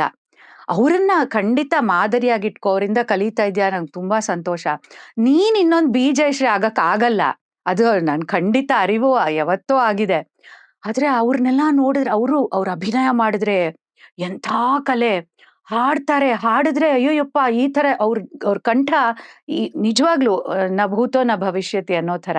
ಅವರು ನಿರ್ದೇಶನ ಮಾಡ್ತಾ ಇದ್ರು ಅಷ್ಟೇ, ಅಯ್ಯೋ ಇದನ್ನ ಹೀಗೂ ಮಾಡ್ಬೋದಾ ಅಂತ ನೋಡೋದು. ಸೊ ಇಷ್ಟೆಲ್ಲ ಒಬ್ಬ ವ್ಯಕ್ತಿಯಲ್ಲಿ ಇದ್ದಿದ್ದನ್ನ ನಾನು ನೋಡಿದ್ದು. ಹಾಗೆ ಆಗ್ಲೂ ಬಿ ವಿ ಕಾರಂತರು ಕೂಡ, ಅವ್ರ ಜೊತೆ ಕೂಡ ಸ್ವಲ್ಪ ಆದ್ರೂ ಒಡನಾಟ ಇದ್ದಿದ್ದು ಕೂಡ ನನ್ನ ನಾ ಹೇಳ್ನಲ್ಲ, ರಂಗ ಭೀಷ್ಮ ಅಂತ ಅವ್ರನ್ನ ಕರಿತೀವಿ ಅಂದ್ರೆ ಇನ್ನೇನು ಹೇಳೋದು. ಚಂದ್ರಶೇಖರ ಕಂಬಾರರು, ಡಾಕ್ಟರ್ ಚಂದ್ರಶೇಖರ ಕಂಬಾರ ಅವರು ಅಷ್ಟೇ, ಅವ್ರ ಜೊತೆಗೆ ಎದುರೆದುರು ಕೂತು ಅವ್ರು ಹೇಳ್ಕೊಡೋ ಹಾಡ್ನ ನಾವು ಡೈರೆಕ್ಟ್ ಆಗಿ ಕಲ್ತು ಹಾಡೋದಿದೆಯಲ್ಲ, ಅಪ್ಪ ಇವ್ರ ಜೊತೆ ಒಡನಾಟ ಸಿಕ್ಕಿರೋದೇ ಎಂಥ ಜನ್ಮದ ಪುಣ್ಯ ಅಂತ. ಹಾಗೆ ಗಿರೀಶ್ ಕಾರ್ನಾಡ್ ಅವರು ಇರ್ಬೋದು, ಈಗ ಅರುಂಧತಿ ನಾಗ್ ಅವರು, ನಾಗಾಭರಣ ಸರ್ ಅವರು, ಅವರೆಲ್ಲರ ಜೊತೆ ಕೆಲಸ ಮಾಡೋ ಅವಕಾಶ ನನಗೆ ಸಿಕ್ಕಿರೋದು. ಅಷ್ಟೇ ಅಲ್ಲದೆ ನಾವು ಆಮೇಲೆ ಸಿನಿಮಾ ರಂಗದಲ್ಲೂ ಆಗ್ಲಿ, ಟೆಲಿವಿಷನ್ನಲ್ಲೂ ಆಗ್ಲಿ ದೊಡ್ಡ ನಿರ್ದೇಶಕರ ಒಡನಾಟ. ಗಿರೀಶ್ ಕಾಸರವಳ್ಳಿ ಅವರಂಥ ಅತ್ಯಂತ ಪ್ರಭಾವಿ ಚಿಂತನಶೀಲ ನಿರ್ದೇಶಕರು, ಹಾಗೂ ನಮ್ಮ ಕನ್ನಡದ ಹೆಮ್ಮೆ ಅವರು. ಎಂಥೆಂಥ ಪ್ರಶಸ್ತಿಗಳನ್ನ, ಎಷ್ಟೋ ರಾಷ್ಟ್ರೀಯ ಪುರಸ್ಕಾರಗಳನ್ನ, ಪ್ರಶಸ್ತಿಗಳನ್ನ ಗಳಿಸಿರುವಂಥ ನಿರ್ದೇಶಕರು. ಅವರ ನಾಯಿ ನೆರಳು ಸಿನಿಮಾದಲ್ಲಿ ನಾನು ರಘು ಅಭಿನಯ ಮಾಡೋದಕ್ಕೆ ಅವಕಾಶ ಸಿಕ್ಕಿದ್ದು. ಅವ್ರ ಹತ್ರ ಒಂದೇ ಒಂದು ಕ್ಷಣ ಕೂಡ ಕಲಿಕೆ ನಮ್ಗೆ, ಪ್ರತಿ ಕ್ಷಣ ಅವ್ರ ಜೊತೆ ಕೆಲಸ ಮಾಡುವಾಗ ಕಂಡಂಥ ಒಂದು ಅವ್ರ ಕೆಲಸದ ರೀತಿ, ಅವರ ಬದ್ಧತೆ, ಅವ್ರ ಶಿಸ್ತು, ಆಮೇಲೆ ಅವ್ರು ಎಷ್ಟು ಹಾರ್ಡ್ ವರ್ಕು, ಪ್ರತಿಯೊಬ್ಬರಲ್ಲೂ ಒಂದೊಂದು ನೋಡ್ತಾ ಹಬ್ಬ ನಾವು ಎಷ್ಟು ಏನೂ ಅಲ್ಲ ಅನ್ನೋದು ನಮ್ಗೆ ಅರಿವಾಗತ್ತೆ. ನಾವು ಎಷ್ಟು ಸಣ್ಣವರು, ನಾನೇನು ಮಾಡಿಲ್ಲ ಅನ್ನೋದು ಇಂಥ ಸಾಧಕರನ್ನ ನೋಡಿದಾಗ ಗೊತ್ತಾಗೋದು. ನಸೀರುದ್ದೀನ್ ಶಾ ಅವ್ರ ಜೊತೆಗೆ ಒಂದು ಸ್ವಲ್ಪ ಸಮಯ ಕೆಲಸ ಮಾಡಿದ್ದು, ಅಮೋಲ್ ಪಾಲೇಕರ್ ಅವ್ರ ಜೊತೆಗೆ ರಂಗಭೂಮಿಯಲ್ಲಿ ಒಂದು ಸ್ವಲ್ಪ ದಿನ, ಅದೆಲ್ಲ ಆ ಅನುಭವಗಳನ್ನೆಲ್ಲ ದಕ್ಕಿಸ್ಕೊಟ್ಟಿದ್ದು ಕಲಾವಿದೆ ಆಗಿದ್ದಕ್ಕೆ ಮಾತ್ರ. ಜೊತೆಗೆ ನನ್ನ ತುಂಬಾ ನನ್ನ ಫೇವ್ರೆಟ್ ಅಂದ್ರೆ ನಾನು ಖಂಡಿತ ಅನಂತ್ ನಾಗ್ ಅವರು, ನಸೀರುದ್ದೀನ್ ಶಾ ಅವರು, ಅಮಿತಾಬ್ ಬಚ್ಚನ್ ಅವ್ರನ್ನ ನಾನು ಕೆಲಸ ಮಾಡ್ಬೇಕು, ನೋಡ್ಬೇಕು. ಅಟ್ಲೀಸ್ಟ್ ಅಮಿತಾಬ್ ಬಚ್ಚನ್ ಅವ್ರನ್ನ ನಾನು ನೋಡಕ್ ಆಗುತ್ತೋ ಇಲ್ವೋ ಗೊತ್ತಿಲ್ಲ, ಆದ್ರೆ ಅನಂತ್ ನಾಗ್ ಅವ್ರ ಜೊತೆಗೆ ಪಾತ್ರ ಮಾಡೋ ಅವಕಾಶ ಸಿಕ್ತು. ಅವರ ವೈಫ್ ಆಗಿ ಪಾತ್ರ ಮಾಡಕ್ಕೆ ಒಂದು ಸಿನಿಮಾದಲ್ಲಿ ರಾಧಿಕಾ ಪಂಡಿತ್ ಅವರು ಹೀರೋಯಿನ್ ಆಗಿ ಮಾಡಿದ್ರು. ಅದರಲ್ಲಿ ಗುರುಗಳು ನಾಗತಿ ಚಂದ್ರಶೇಖರ್ ಅವರ ನಿರ್ದೇಶನದ ಸಿನಿಮಾದಲ್ಲಿ. ಹಾಗೆ ನಸೀರ್ ಸರ್ ಅವ್ರ ಜೊತೆ ಪುಣೆಯಲ್ಲಿ ಒಂದು ವಾರ ಕೆಲಸ ಮಾಡಿ, ಒಂದು ರಂಗಭೂಮಿಯದೇ ಬಿ ಜಯಶ್ರೀ ಅವರ ಹಾಗೂ ನಸೀರುದ್ದೀನ್ ಶಾ ಅವರು ಸಹಪಾಠಿಗಳು ನ್ಯಾಷನಲ್ ಸ್ಕೂಲ್ ಆಫ್ ಡ್ರಾಮಾಲಿ. ಅವ್ರ ಬಗ್ಗೆ ಒಂದು ಕೆಲಸ ಮಾಡ್ಬೇಕಾಗಿ ಬಂದಾಗ ಅವ್ರ ಜೊತೆ ಕೆಲಸ ಮಾಡಿದ್ದು. ಹಾಗೆ ನಮ್ಮ ಕನ್ನಡದ ತುಂಬಾ ಹೆಮ್ಮೆಯ ಕಲಾವಿದರು, ಆಸ್ತಿ, ಇವತ್ತು ಅವರಿಲ್ಲ, ಪರಮಶಿವನ್ ಸರ್ ಅವರು ರಂಗಭೂಮಿ, ಹಾಗೂ ಅವರು ಒಂದು ಎನ್ಸೈಕ್ಲೋಪೀಡಿಯಾ ಆಫ್ ಮ್ಯೂಸಿಕ್ ಅಂತ ಕರಿಬೋದಿತ್ತು. ಒಂದು 3-4 ಸಾವಿರ ಹಾಡುಗಳು ಅವ್ರ ತಲೆಯಲ್ಲಿ ಇತ್ತು, ಮೆಮೊರಿಯಲ್ಲಿ. ರಂಗಭೂಮಿ ಅವ್ರು ನುಡಿಸದೇ ಇದ್ದಿದ್ ವಾದ್ಯನೇ ಇಲ್ಲ. ಆಮೇಲೆ ಹಾಡಕ್ಕೆ ಬಾಯಿ ತೆರೆದ್ರೆ 84 ವಯಸ್ಸಿನಲ್ಲಿ ಅವರು ಕಂಚಿನ ಕಂಠದ ಹಾಗೆ ಬರ್ತಿತ್ತು. ಅವ್ರ ಜೊತೆ ಕೆಲಸ ಮಾಡಿದ್ದು. ಹಾಗೆ ಡಾಕ್ಟರ್ ರಾಜ್ಕುಮಾರ್ ಅವ್ರ ಮುಂದೆ ನಾವು ರಂಗಗೀತೆ ಹಾಡಿದ್ದು, ಅವ್ರು ಅಲ್ಲೇ ಇದ್ದು ಅವರು ಕೂಡ ನಮ್ ಜೊತೆ ದನಿಗೂಡಿಸಿ ರಂಗಭೂಮಿ ಗೀತೆ ಹಾಡಿದ್ದು. ಇವೆಲ್ಲ ಅನುಭವಗಳು ನೆನ್ಸ್ಕೊಂಡ್ರೆ ನಂಗೆ ಈಗ್ಲೂ ಮೈ ಜುಮ್ಮನ್ನತ್ತೆ. ಒಂಥರ ನಾನ್ ಯಾವತ್ತೂ ಊಹೆ ಕೂಡ ಮಾಡ್ಕೊಂಡಿರ್ಲಿಲ್ಲ ಈ ಒಂದೊಂದು ಹೆಸರು ಕೂಡ ಒಂದೊಂದು ವರ್ಷ ಅವ್ರ ಬಗ್ಗೆ ಮಾತಾಡ್ಬೋದು, ಅಷ್ಟು ದೊಡ್ಡ ಸಾಧನೆ ಮಾಡಿರೋರು ಒಬ್ಬೊಬ್ರು. ಅವರೆಲ್ಲರ ಜೊತೆ ಕೆಲಸ ಮಾಡ್ತಾ, ಹಾಗೆ ಎಷ್ಟೋ ಉತ್ಸವಗಳು ಇಡೀ ದೇಶದಾದ್ಯಂತ ಓಡಾಡ್ಬಿಟ್ಟಿದ್ದೀನಿ ನಾನು. ಅದು ಸಂಗೀತದಿಂದ ಹಾಗೂ ನಾಟ್ಯದಿಂದ, ಹಾಗೂ ಕೆಲವು ನೃತ್ಯ ಕಾರ್ಯಕ್ರಮಗಳಿಗೆ ಕೂಡ ನಾನು ನಿರೂಪಣೆ ಮಾಡೋದಕ್ಕೆ ಅಂತಾನೆ ಗ್ರೂಪ್ಗಳ ಜೊತೆ ಓಡಾಡಿದ್ದೀನಿ. ಜೊತೆಗೆ ಅದೇ ನಾನು ಹೇಳ್ತಿದ್ದೆ, ನ್ಯಾಷನಲ್ ಸ್ಕೂಲ್ ಆಫ್ ಡ್ರಾಮಾದಲ್ಲಿ ಭಾರತ್ ರಂಗ ಮಹೋತ್ಸವ, ನಮ್ಮ ಇಡೀ ದೇಶದ ರಂಗ ಉತ್ಸವ, ಅದು ಮೋಸ್ಟ್ ಪ್ರೆಸ್ಟೀಜಿಯಸ್ ಫೆಸ್ಟಿವಲ್. ಅದರಲ್ಲಿ ಒಂದು 14 ವರ್ಷಗಳು ನಾನು ಇಲ್ಲಿವರೆಗೂ ನಾಟಕಗಳಲ್ಲಿ ಆಗಲಿ ಅಥವಾ ರಂಗ ಸಂಗೀತದ ಉತ್ಸವದಲ್ಲಿ ಆಗಲಿ ಪಾಲ್ಗೊಂಡಿರೋದು ನಿಜವಾಗ ಹೆಗ್ಗಳಿಕೆ. ಎಷ್ಟು ರಾಜ್ಯಗಳು, ಏನು ತಮಿಳ್ನಾಡು, ಆಂಧ್ರ, ಅದೆಲ್ಲ ಅಲ್ಲೂ ಕೂಡ ಎಲ್ಲ ನಾಟಕಗಳು ಮಾಡೋದಕ್ಕೆ, ಹಾಡಿನ ಕಾರ್ಯಕ್ರಮ ಕೊಡೋದಕ್ಕೆ ಅಂತಲೇ ಹೋಗಿರೋದು. ಕೇರಳ, ಆಮೇಲೆ ವೆಸ್ಟ್ ಬೆಂಗಾಲು, ಅಸ್ಸಾಮು, ಮಣಿಪುರು, ಹಾಗೆ ನಾವು ಭುವನೇಶ್ವರಲ್ಲಿ, ಉತ್ತರ ಪ್ರದೇಶಲ್ಲಿ, ನಾವು ಹೋಗಿಲ್ದೇ ಇರೋ ಸ್ಥಳಗಳು ತುಂಬಾ ಕಡಿಮೆ ನಮ್ಮ ದೇಶದಲ್ಲಿ. ಇದೆಲ್ಲ ರಂಗಭೂಮಿಯಿಂದ ಸಾಧ್ಯ ಆಗಿರೋದು. ಹಾಗೆ ಎಲ್ಲ ಉತ್ಸವಗಳು, ತುಂಗೋತ್ಸವ, ಹಂಪಿ ಉತ್ಸವ, ಲಕ್ಕುಂಡಿ ಉತ್ಸವ, ಎಲ್ಲದರಲ್ಲೂ ನಾವು ರಂಗ ಸಂಗೀತವನ್ನ ಹಾಡಿದ್ದು ತುಂಬಾ ಹೆಗ್ಗಳಿಕೆಯ ವಿಷಯ. ಅದು ನಾಟಕಗಳು ಮಾಡಿರೋದು, ಇದನ್ನ ಹಾಡಿರೋದು. ಸ್ಪೋರ್ಟ್ಸ್ದು ಇದು ಕಾಮನ್ವೆಲ್ತ್ ಗೇಮ್ಸ್ 2010ರಲ್ಲಿ ಭಾರತ ಹೋಸ್ಟ್ ಮಾಡಿತ್ತು ನ್ಯೂ ಡೆಲ್ಲಿ. ಡೆಲ್ಲಿಯಲ್ಲಿ. ಅದರಲ್ಲಿ ನಾವು ಕೆಂಪುಕೋಟೆಯ ಮುಂದೆ ನಿಂತು ಅದರ ಆರಂಭ ಮಾಡಿದ್ದು ಇಡೀ ದೇಶದಿಂದ ರಂಗ ಕಲಾವಿದರು ಸೇರ್ಕೊಂಡಿದ್ವಿ ಅಲ್ಲಿ. ಎಲ್ಲ ಸ್ಟೇಟ್ಸ್ ಇಂದ ಬಂದಿದ್ರು. ನಾವುಗಳು ರಂಗ ಸಂಗೀತವನ್ನ, ಬೇರೆ ಬೇರೆ ಭಾಷೆಯ ಈಗ ಕನ್ನಡದ ಗೀತೆಗಳನ್ನು ನಾವು ಒಂದು 50-60 ಜನ chosen from the entire country, Kannada, Marathi, Bengali, ಇದೆಲ್ಲ ಗೀತೆಗಳನ್ನ ಹಾಡಿದ್ವಿ. ಅದನ್ನ ಕೂಡ ನಿರ್ದೇಶನ ಮಾಡಿದ್ದು, ಇಡೀ ಎಲ್ರಿಗೂ ನಿರ್ದೇಶನ ಮಾಡಿದ್ದು ಬಿ ಜಯಶ್ರೀ ಅವರು. ಹಾಗೂ NSD ಎಲ್ಲ ಎಷ್ಟೋ ಜನ ಅಲುಮ್ನಿಗಳು ಸೇರ್ಕೊಂಡು ಅದರಲ್ಲಿ ಚಾಲನೆ ಕೊಟ್ಟಿದ್ದು ನಮ್ಮ ಸಂಗೀತದಿಂದ.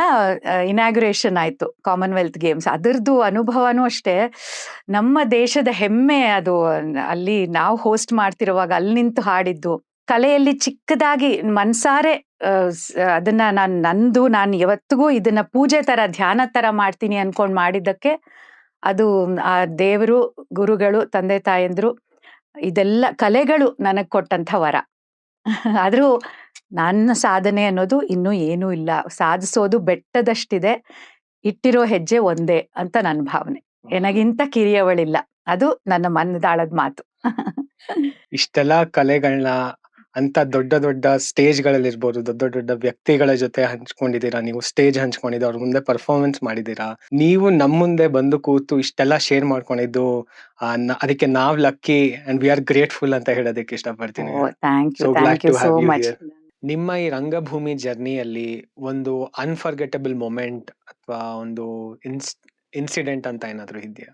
ಒಂದು ಅಂತಿಲ್ವೇ ಇಲ್ಲ, ಎಲ್ಲ ಅನ್ಫರ್ಗೆಟಬಲ್ ಮೊಮೆಂಟ್ಸೇ. ನಾನು ಹೇಳ್ದ ಹಾಗೆ ಪ್ರತಿ ಬಾರಿ ವೇದಿಕೆ ಮೇಲೆ ಹೋದಾಗ್ಲೂ ಒಂಥರ ಒಳಗೆ, ನೀವು ಬಟರ್ಫ್ಲೈಸ್ ಅಂತೀವಲ್ಲ, ಚಿಟ್ಟೆಗಳು ಓಡಾಡ್ತಾನೆ ಇರುತ್ತೆ, ಆತಂಕ.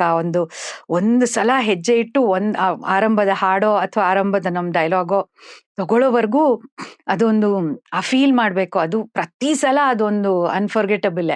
ಪ್ರತಿ ಸಲ ಕ್ಯಾಮ್ರಾ ಮುಂದೆ ಬರ್ಬೇಕಾದ್ರೂ ಅನ್ಫರ್ಗೆಟಬಲ್. ಪ್ರತಿ ದಿನ ಇಟ್ಸ್ ಲೈಕ್ ನ್ಯೂ ಎಕ್ಸಾಮ್. ಅಲ್ಲಿ ಬಂದು ನಿಂತ್ಕೊಂಡ ತಕ್ಷಣ ಅಯ್ಯೋ ಚೆನ್ನಾಗಾಗ್ಲಪ್ಪ, ಈ ಶಾರ್ಟ್ ಓಕೆ ಟೇಕ್ ಆಗ್ಲಿ, ಪದೇ ಪದೇ ಇವತ್ತು ಟೇಕ್ ಆಗ್ಬಾರ್ದು, ನಾನು ಕಾನ್ಸಂಟ್ರೇಟ್ ಮಾಡ್ಬೇಕು, ಅದು ಓಕೆ, ನಮ್ ಡೈರೆಕ್ಟ್ರು ಚೆನ್ನಾಗ್ ಬಂತು ಮೇಡಮ್ ಅಂತ ಹೇಳಿದ್ರೆ, ಅವಾಗ ಎಷ್ಟೇ ವರ್ಷದ ಎಕ್ಸ್ಪೀರಿಯನ್ಸ್ ಇರ್ಲಿ, ಕಲೆಯಲ್ಲಿ ಮಾತ್ರ ಅದು, ಯಾಕಂದ್ರೆ ಮೊನಾಟನಿ ಇಲ್ವೇ ಇಲ್ಲ. ಪ್ರತಿ ದಿನ ಬೇರೆ ಬೇರೆ ತರದ ಸನ್ನಿವೇಶ ಬರುತ್ತೆ, ಬೇರೆ ಬೇರೆ ತರದ ಪಾತ್ರ ಪೋಷಣೆ ಮಾಡ್ಬೇಕಾಗುತ್ತೆ. ಒಟ್ಟಿಗೆ ಆಮೇಲೆ ನಾವು ಬೇರೆ ಬೇರೆ ಪಾತ್ರಗಳನ್ನೂ ಮಾಡ್ತಿರ್ತೀವಿ. ಅದು ಹಾಗಾಗಿ ಕಲಾವಿದರಿಗೆ ನಾನು ನಿರೂಪಣೆ ಮಾಡ್ಬೇಕಾದ್ರೂ ಅಷ್ಟೇ, ಪ್ರತಿ ಸಲ ಹೋದಾಗ್ಲೂ ಇಡೀ ಒಂದು 3-4 ಗಂಟೆಗಳ ಕಾರ್ಯಕ್ರಮ ನಿಭಾಯಿಸೋದು ನಮ್ಮ ಹೆಗಲ್ ಮೇಲೆ ಇರುತ್ತೆ. ಅದು ಚೆನ್ನಾಗಾಗ್ಲಿ ಅಂತ ಎಷ್ಟು ತಯಾರಿ ಮಾಡ್ಕೊಂಡಿದ್ರು ಅದು ಒಂದು ಅನ್ಫರ್ಗೆಟಬಲ್ ಮೊಮೆಂಟೇ ಆಗತ್ತೆ ಅವತ್ತಿನ ಕಾರ್ಯಕ್ರಮ. ಹಾಗಾಗಿ ಪ್ರತಿಯೊಂದು ಅನ್ಫರ್ಗೆಟಬಲ್. ಒಂದು ದೇವಸ್ಥಾನದಲ್ಲಿ ಹಾಡ್ಲಿ, ವೇದಿಕೆಯಲ್ಲಿ ಹಾಡ್ಲಿ, ದೊಡ್ಡದೋ ಚಿಕ್ಕದೋ, 4 ಜನ ಆಡಿಯನ್ಸ್ ಇದ್ರು, 4,000 ಜನ ಆಡಿಯನ್ಸ್ ಇದ್ರು, ನಮ್ಗೆ ಅದು ಅಷ್ಟೇ ಕೊಡ್ಬೇಕು. ಅದ್ರ ಜೊತೆಗೆ ವಿಶೇಷವಾಗಿ ಕೆಲವು ಸಲ ಈಗ ನಾವೆಲ್ಲ ಆಚೆ ಹೋದಾಗ ಸಹಜವಾಗಿ ನನ್ಗೆ ತುಂಬಾ ಜನ ಪಾಪ ಪ್ರೀತಿಯಿಂದ, ಎಷ್ಟು ಅಕ್ಕರೆಯಿಂದ, ಅವ್ರಿಗೇನ್ ನಮ್ಮನ್ನ ಮಾತಾಡ್ಸ್ಬೇಕು ಅಂತೇನಿಲ್ಲ, ನಿಮ್ಮನ್ನ ನಾವು ಟಿವಿಯಲ್ಲಿ ನೋಡಿದೀವಿ, ನೀವು ಚೆನ್ನಾಗಿ ಅಭಿನಯ ಮಾಡ್ತೀರಾ ಅಂತ ಹೇಳೋದಾಗ್ಲಿ, ನೀವು ಹೀಗಿದ್ದೀರಾ, ಹಾಗೆ ನಾವು ಒಂದು ಫೋಟೋ ತೆಗೆಸ್ಕೊಳ್ಬೋದಾ ನೀವು ಅಂತ ನಿಮ್ ಕಂಡ್ರೆ ಇಷ್ಟ ಅಂತ ಹೇಳ್ತಾರಲ್ಲ, ಅದು ತುಂಬಾ ಸಂತೋಷ ಆಗತ್ತೆ.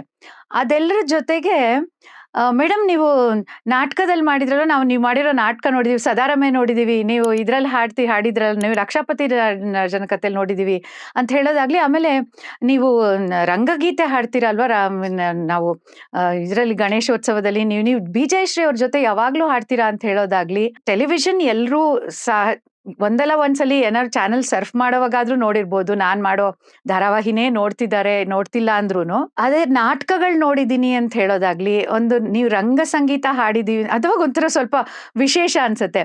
ಅದೆಲ್ಲಕ್ಕಿಂತ ಹೆಚ್ಚಾಗಿ ನಂಗೆ ಎಷ್ಟೋ ಸಲ ಇದು ಅನುಭವ ಆಗಿದೆ. ತುಂಬಾ ಕಡೆ ನಾವು ಕಾರ್ಯಕ್ರಮ ಮುಗಿಸ್ಮೇಲೆ, ನಾನು ರಂಗ ಸಂಗೀತ ಹಾಡೋದೇ ಬಿ ಜಯಶ್ರೀ ಅವ್ರ ಜೊತೆಲಿ, ಜಯಶ್ರೀ ಅಮ್ಮ ಜೊತೆಲಿ. ನಾವು ಕಾರ್ಯಕ್ರಮ ಮುಗಿಸ್ಮೇಲೆ, ಅಯ್ಯೋ ನೀವು ಜಯಶ್ರೀ ಅವ್ರ ಥರಾನೇ ಹಾಡ್ತೀರಾ, ನೀವು ಅವ್ರ ಮಗಳಲ್ವಾ, ಅದಕ್ಕೆ ಹಾಗೆ ಹಾಡ್ತೀರಾ ಅಂತಾರೆ. ಅವಾಗ ನಂಗೆ ಒಂಥರ ವಿಶೇಷವಾಗಿ ಒಂಥರ ಮೈ ಜುಮ್ ಅನ್ನತ್ತೆ. ಯಾಕಂದ್ರೆ ನಾನು ಅವ್ರ ಹೊಟ್ಟೆಲಿ ಹುಟ್ಟಿದ ಮಗಳಲ್ದೇ ಇದ್ರು ಖಂಡಿತ ಅವರು ಯಾವಾಗ್ಲೂ ನನ್ಗೆ ಮಗಳಿಗಿಂತ ಹೆಚ್ಚಾಗಿ ಅಕ್ಕರೆ ವಾತ್ಸಲ್ಯ ಕೊಟ್ಟಿದ್ದಾರೆ. ನಮ್ಮ ಜೊತೆ ಯಾವಾಗ್ಲೂ ಎಲ್ಲ ಅದ್ರಲ್ಲೂ ಸಪೋರ್ಟ್ ಮಾಡಿ ನಿಂತ್ಕೊಂಡಿದ್ದಾರೆ. ಅವ್ರ ಮಗಳ ನೀವು ಅಂತ ಹೇಳ್ತಾರಲ್ಲ, ಅವಾಗ ತುಂಬಾ ಅನ್ಸತ್ತೆ. ಹಾಗೆ ನಾವೇನಾಗಿದ್ದೀವಿ ಇವತ್ತು, ನನ್ನ ನೃತ್ಯ ಕ್ಷೇತ್ರದಲ್ಲಿ ನಮ್ಮ ಗೆಳೆಯರು, ನಮ್ಮ ನಾಟ್ಯ ಕ್ಷೇತ್ರದ ನನ್ನ ಎಲ್ಲ ಗೆಳೆಯರು, ನನ್ನ ಆರೋಹ ಸಂಗೀತ ಶಾಲೆಯ ನನ್ನ ಶಿಷ್ಯರು, ಇವರೆಲ್ಲರೂ ನನ್ನ ಕುಟುಂಬದವ್ರ ಜೊತೆಲಿ ಇವರೆಲ್ಲ ನಮ್ಮ ಜೊತೆ ನಿಂತಿರೋದು, ಪ್ರತಿಯೊಂದು ಆ ಕ್ಷಣಗಳೆಲ್ಲ ನಮಗೆ ತುಂಬಾ ವಿಶೇಷ ಅಂತಾನೆ ಅನ್ಸುತ್ತೆ. ಈ ಫೀಲಿಂಗ್ ಇದೆಯಲ್ಲ, ಅದನ್ನ ಪದಗಳಲ್ಲಿ ವರ್ಣಿಸೋದಕ್ಕೆ ಸಾಧ್ಯನೇ ಇಲ್ಲ. ಹಾಗಾಗಿ ಕಲೆ ನನಗ್ ಕೊಟ್ಟಿರೋ ಪ್ರತಿ ಕ್ಷಣನೂ ನನ್ಗೆ ವಿಶೇಷನೇ. ನಮ್ಮ ವೀಕ್ಷಕರಿಗೆ ಒಂದು ಮೆಸೇಜ್ ಕೊಡೋದಾದ್ರೆ ಏನ್ ಹೇಳ್ತೀರಾ ಅಂತ? ಖಂಡಿತ ನಾವು ಎಲ್ಲ ಕಲೆಗಳನ್ನ ಬೆಳೆಸೋಣ, ಉಳಿಸೋಣ. ಯಾಕಂದ್ರೆ ಅದು ನಮ್ಮ ಪರಂಪರೆ, ನಮ್ಮ ಸಂಸ್ಕೃತಿ, ನಮ್ಮ ಭಾರತೀಯತೆ, ನಮ್ಮತನ, ನಮ್ಮ ನೆಲದ, ನಮ್ಮ ಭಾಷೆಯ ಗಟ್ಟಿತನ. ಅದು ನಿಜವಾಗಿ ಮನುಷ್ಯನನ್ನಾಗಿ ತೋರಿಸುವಂಥದ್ದು. ಹಾಗೆ ಎಲ್ಲ ವಿಷಯವನ್ನ ಮುಕ್ತವಾಗಿ ನಾವು ಯೋಚನೆ ಮಾಡೋದಕ್ಕೆ ಪ್ರೇರೇಪಣೆ ಕೊಡುವಂತಹ ನಾಟಕಗಳಿರುತ್ತೆ. ಎಷ್ಟೋ ಕ್ಲಾಸಿಕ್ ಪ್ಲೇಸ್ ಇದೆ. ಹೊಸಬ್ರು ತುಂಬಾ ಪ್ರಯೋಗಾತ್ಮಕವಾದ ನಾಟಕಗಳನ್ನ ಮಾಡ್ತಿದ್ದಾರೆ. ಈಗ ನಿಮ್ ವಯಸ್ಸಿನವ್ರೆ ತುಂಬಾ ರಂಗತಂಡಗಳು, ತುಂಬಾ ನಾಟಕ ಬೇಕಾದಷ್ಟು ನಡೆಯುತ್ತೆ. ಎಲ್ಲ ವೀಕ್ಷಕರು, ಪ್ರೇಕ್ಷಕರಲ್ಲಿ ನಾನು ಇದನ್ನೇ ಹೇಳೋದು, ನಮ್ಮ ಕಲೆಗಳನ್ನ ನೀವು ನಿಜವಾಗ್ಲೂ ಬೆಳೆಸಿ, ಅದನ್ನ ನೋಡಿ, ಸಿನಿಮಾನೂ ನೋಡಿ, ಸಂಗೀತ ಕೇಳಿ, ನೃತ್ಯ ನೋಡಿ, ರಂಗಭೂಮಿ ನಾಟಕ ನೋಡಿ, ಅದರಲ್ಲಿ ಎಲ್ಲವೂ ಸಿಗತ್ತೆ ನಿಮ್ಗೆ. ಹಾಗೆ ನಾಟಕವನ್ನ ನೋಡೋದು, ಆನಂದ ಪಡೋದು, ಅದರಲ್ಲಿರೋ ವಿಷಯಗಳನ್ನ ಗ್ರಹಿಸೋದಷ್ಟೇ ಅಲ್ಲದೆ, ರಂಗಭೂಮಿಯಲ್ಲಿ ಬಂದು ಈಗಿನ ತಲೆಮಾರು, ಈಗಿನ ಜನರೇಷನ್, ನೀವೆಲ್ಲ ಇದ್ರಲ್ಲಿ ತೊಡಗಿಸ್ಕೊಳ್ಳಿ. ಖಂಡಿತ ಇದು ನಿಮ್ಮನ್ನ ಡಿಸಪಾಯಿಂಟ್ ಮಾಡಲ್ಲ. ಇದರಲ್ಲಿ ನಿಮ್ಗೆ ತುಂಬಾ ನಿಮ್ಮನ್ನ ನೀವು ಕಂಡ್ಕೊಳ್ಬಹುದು. You can find yourself, you can find new entity in yourself, and this makes you think a lot. So ಹಾಗೆ ಎಷ್ಟೋ ಕಾರ್ಯಕ್ರಮಗಳನ್ನ ಏರ್ಪಡಿಸ್ತಾರೆ ಎಷ್ಟೋ ಸಂಸ್ಥೆಗಳವರು. ಹಾಗೆ ನಾಟಕಗಳನ್ನ ಕೂಡ ಕರೆಸಿ, ನಾಟಕ ಆಡಿಸಿ ನಿಮ್ಮ ಸಂಸ್ಥೆಗಳಲ್ಲಿ, ನಿಮ್ಮ ವೇದಿಕೆಗಳಲ್ಲಿ. ರಂಗ ಸಂಗೀತವನ್ನ ಹೆಚ್ಚೆಚ್ಚು ಕೇಳಿ, ಹಾಗೆ ರಂಗಭೂಮಿಯಲ್ಲಿ ತೊಡಗಿಸ್ಕೊಳ್ತಾ, ನಾವು ಕೂಡ ಮನುಷ್ಯರಾಗಿ ಎಲ್ಲ ಮನುಷ್ಯರನ್ನ ಗೌರವಿಸ್ತಾ, ನಮ್ಮ ಕಲೆ, ನಮ್ಮ ನೆಲ, ನಮ್ಮ ಭಾಷೆಯನ್ನ, ನಮ್ಮ ಸಂಸ್ಕೃತಿಯನ್ನ, ನಮ್ಮ ಕನ್ನಡ ನಾಡನ್ನ, ನಮ್ಮ ಭಾರತೀಯತೆಯನ್ನ ಹೆಚ್ಚಾಗಿ ಬೆಳೆಸೋದು ಈ ಎಲ್ಲ ಕಲೆಗಳಿಂದಲೇ ಅಂತ ನಾನು ಹೇಳೋದಕ್ಕೆ ಇಷ್ಟಪಡ್ತೀನಿ. ಈ ನಮ್ಮ ಮಾತುಕತೆಯನ್ನ ಮುಗಿಸೋವಾಗ ಅಂತಂದ್ರೆ, ನಾನು ರಂಗಭೂಮಿಯಲ್ಲಿ ನಾವು ಕರಿಮಾಯಿ ತಾಯಿ ಅಂತ ಕರೆಯೋ ನಮ್ಮ ಬಿ ಜಯಶ್ರೀ ಅವರ ಕಂಠದಲ್ಲಿ ಕೇಳಿದ್ರೆ ಮಾತ್ರನೇ ಈ ಗೀತೆ. ಆದ್ರೆ ನಾವು ರಂಗಭೂಮಿಗೆ ಆಂಥಮ್ ಅಂತ ಕರಿತೀವಿ, ಕರಿಮಾಯಿ ತಾಯಿ. ಅದನ್ನ ಅವ್ರ ಹಾಗೆ ಹಾಡೋದಕ್ಕೆ ಇನ್ಯಾರಿಂದಲೂ ಸಾಧ್ಯ ಇಲ್ಲ. ಆದ್ರೆ ಅವರ ಜೊತೆಯಲ್ಲಿದ್ದು ಆ ಹಾಡು ಅದು ಎಲ್ರಿಗೂ ಈ ಮೂಲಕನೂ ತಲುಪ್ಲಿ. ಹಾಗಾಗಿ ಜಯಶ್ರೀ ಅವ್ರು ಹಾಡೋದನ್ನ ಕೇಳೋದಕ್ಕೆ ಎಲ್ರೂ ಬರ್ಲಿ ಅನ್ನೋದಕ್ಕೆ ನಾನು ಇದನ್ನ ಹಾಡ್ತಾ ಈ ಕಾರ್ಯಕ್ರಮನ ಮುಗಿಸೋದಕ್ಕೆ ಇಷ್ಟಪಡ್ತೀನಿ ನಿಮ್ ಜೊತೆ. ಹಾಗೆ ಮತ್ತೊಮ್ಮೆ ನನ್ನನ್ನ ಇಲ್ಲಿ ಬರ್ಮಾಡ್ಕೊಂಡಿದ್ದಕ್ಕೆ ಕೀರ್ತಿ ಅವರೇ ತುಂಬಾ ಧನ್ಯವಾದ ನಿಮ್ಗೆ. ನಾನು ಅದನ್ನೇ ಹೇಳಕ್ ಬರ್ತಾ ಇದ್ದೆ. ಈ ಎಂಟೈರ್ ಎಪಿಸೋಡು ತುಂಬಾನೇ ಲೈವ್ಲಿ ಆಗಿತ್ತು, ಎನರ್ಜೆಟಿಕ್ ಆಗಿತ್ತು. ಹಾಗೆ ನೀವ್ ಹೇಳಿದ್ದನ್ನೆಲ್ಲ ಕೇಳಿ ನಮ್ಮ ವೀಕ್ಷಕರು ಕೂಡ ಅವರಲ್ಲಿ ಒಂದು ಇನ್ಸ್ಪಿರೇಷನ್ ಬಂದು ಅವರು ಕೂಡ ರಂಗಭೂಮಿ ಕಡೆ ಬರ್ಲಿ, ಹಾಬಿ ಆಗಿರ್ಬೋದು ಅಥವಾ ಪ್ರೊಫೆಷನ್ ಆಗಿರ್ಬೋದು, ಇನ್ಸ್ಪೈರ್ ಆಗಿದ್ದಾರೆ ಅಂತ ನಾನ್ ನಂಬಿದ್ದೀನಿ. ಅಂಡ್ ಇಷ್ಟೊತ್ತು ನಮ್ ಜೊತೆ ನೀವು ಬಂದು ಇಷ್ಟೆಲ್ಲ ಶೇರ್ ಮಾಡ್ಕೊಂಡಿದ್ದಕ್ಕೆ ತುಂಬಾ ಥ್ಯಾಂಕ್ ಯು.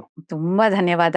ನಾನು ಹೇಳ್ದಲ್ಲ, ನೀವು ಹೇಳಿದ್ರಿ ರಂಗಭೂಮಿಗೆ ಬರ್ಲಿ ಅಂತ. ಅಲ್ಲಿ ಬರೀ ಅಭಿನಯನೇ ಮಾಡ್ಬೇಕಾಗಿಲ್ಲ ಅಥವಾ ಹಾಡ್ಬೇಕಾಗಿಲ್ಲ.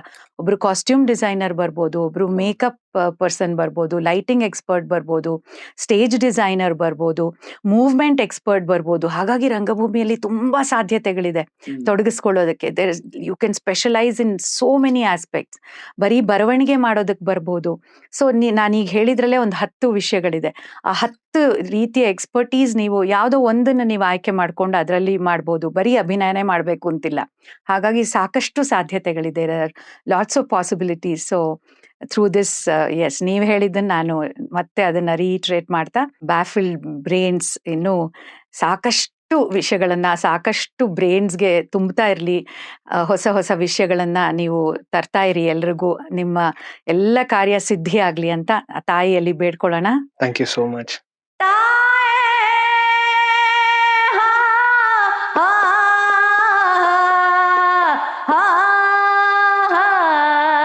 ಸಾವಿರದ ಶರಣವ್ವ ಕರಿಮಾಯ್ತಾಯ್, ಸಾವಿರದ ಶರಣವ್ವ ಕರಿಮಾಯ್ತಾಯ್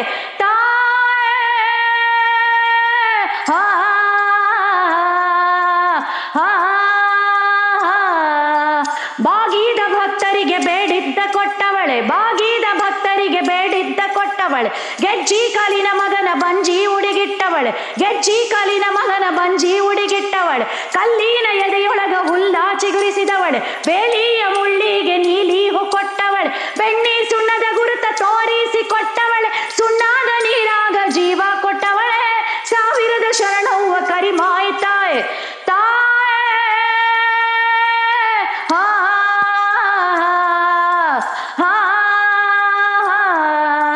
ಸಾವಿರದ ಶರಣವ್ವ ಕರಿಮಾಯ್ತಾಯ್, ಸಾವಿರದ ಶರಣವ್ವ ಕರಿಮಾಯ್ತಾಯ್, ಕರಿಮಾಯ್ತಾಯ್, ಕರಿಮಾಯ್ತಾಯ್, ಕರಿಮಾಯ್ತಾಯ್, ಕರಿಮಾಯ್ತಾಯ್, ಕರಿಮಾಯ್ತಾಯ್. ನಮಸ್ಕಾರ. ನಮ್ಮ ಇಂಟೆನ್ಷನ್ ನಿಮಗೆ ಎಷ್ಟಾಗುತ್ತೋ ಅಷ್ಟು ನಾಲೆಡ್ಜ್ ಮತ್ತೆ ಇನ್ಫಾರ್ಮೇಶನ್ ಶೇರ್ ಮಾಡೋದು. ನಮಗೆ ನಿಮ್ಮಿಂದ ಬೇಕಾಗಿರೋದು ನಿಮ್ಮ ಎನ್ಕರೇಜ್ಮೆಂಟ್ ಮಾತ್ರ. ಸೊ ಲೈಕ್ ಮತ್ತೆ ಸಬ್ಸ್ಕ್ರೈಬ್ ಮಾಡೋದನ್ನ ಮರಿಬೇಡಿ. ಬೇರೆಯವ್ರ ಜೊತೆ ಸಹ ಈ ವಿಡಿಯೋಸ್ನ ಶೇರ್ ಮಾಡಿ, ಅವ್ರಿಗೂ ಈ ಎಲ್ಲ ವಿಷಯ ತಿಳಿಲಿ, ಹಾಗೇನೆ ಹೆಲ್ಪ್ ಆಗಲಿ. ಕಾಮೆಂಟ್ಸ್ ಅಲ್ಲಿ ತಿಳಿಸಿ ನೀವು ಇವತ್ತು ಏನ್ ಹೊಸಾದ್ ಕಲ್ತ್ರಿ ಅಂತ, ಬೇರೆ ಯಾವ ಯಾವ ಟಾಪಿಕ್ಸ್ನ ಕವರ್ ಮಾಡಬೇಕು ಅಂತ ಸಹ ತಿಳಿಸಿ. ನಮಸ್ಕಾರ.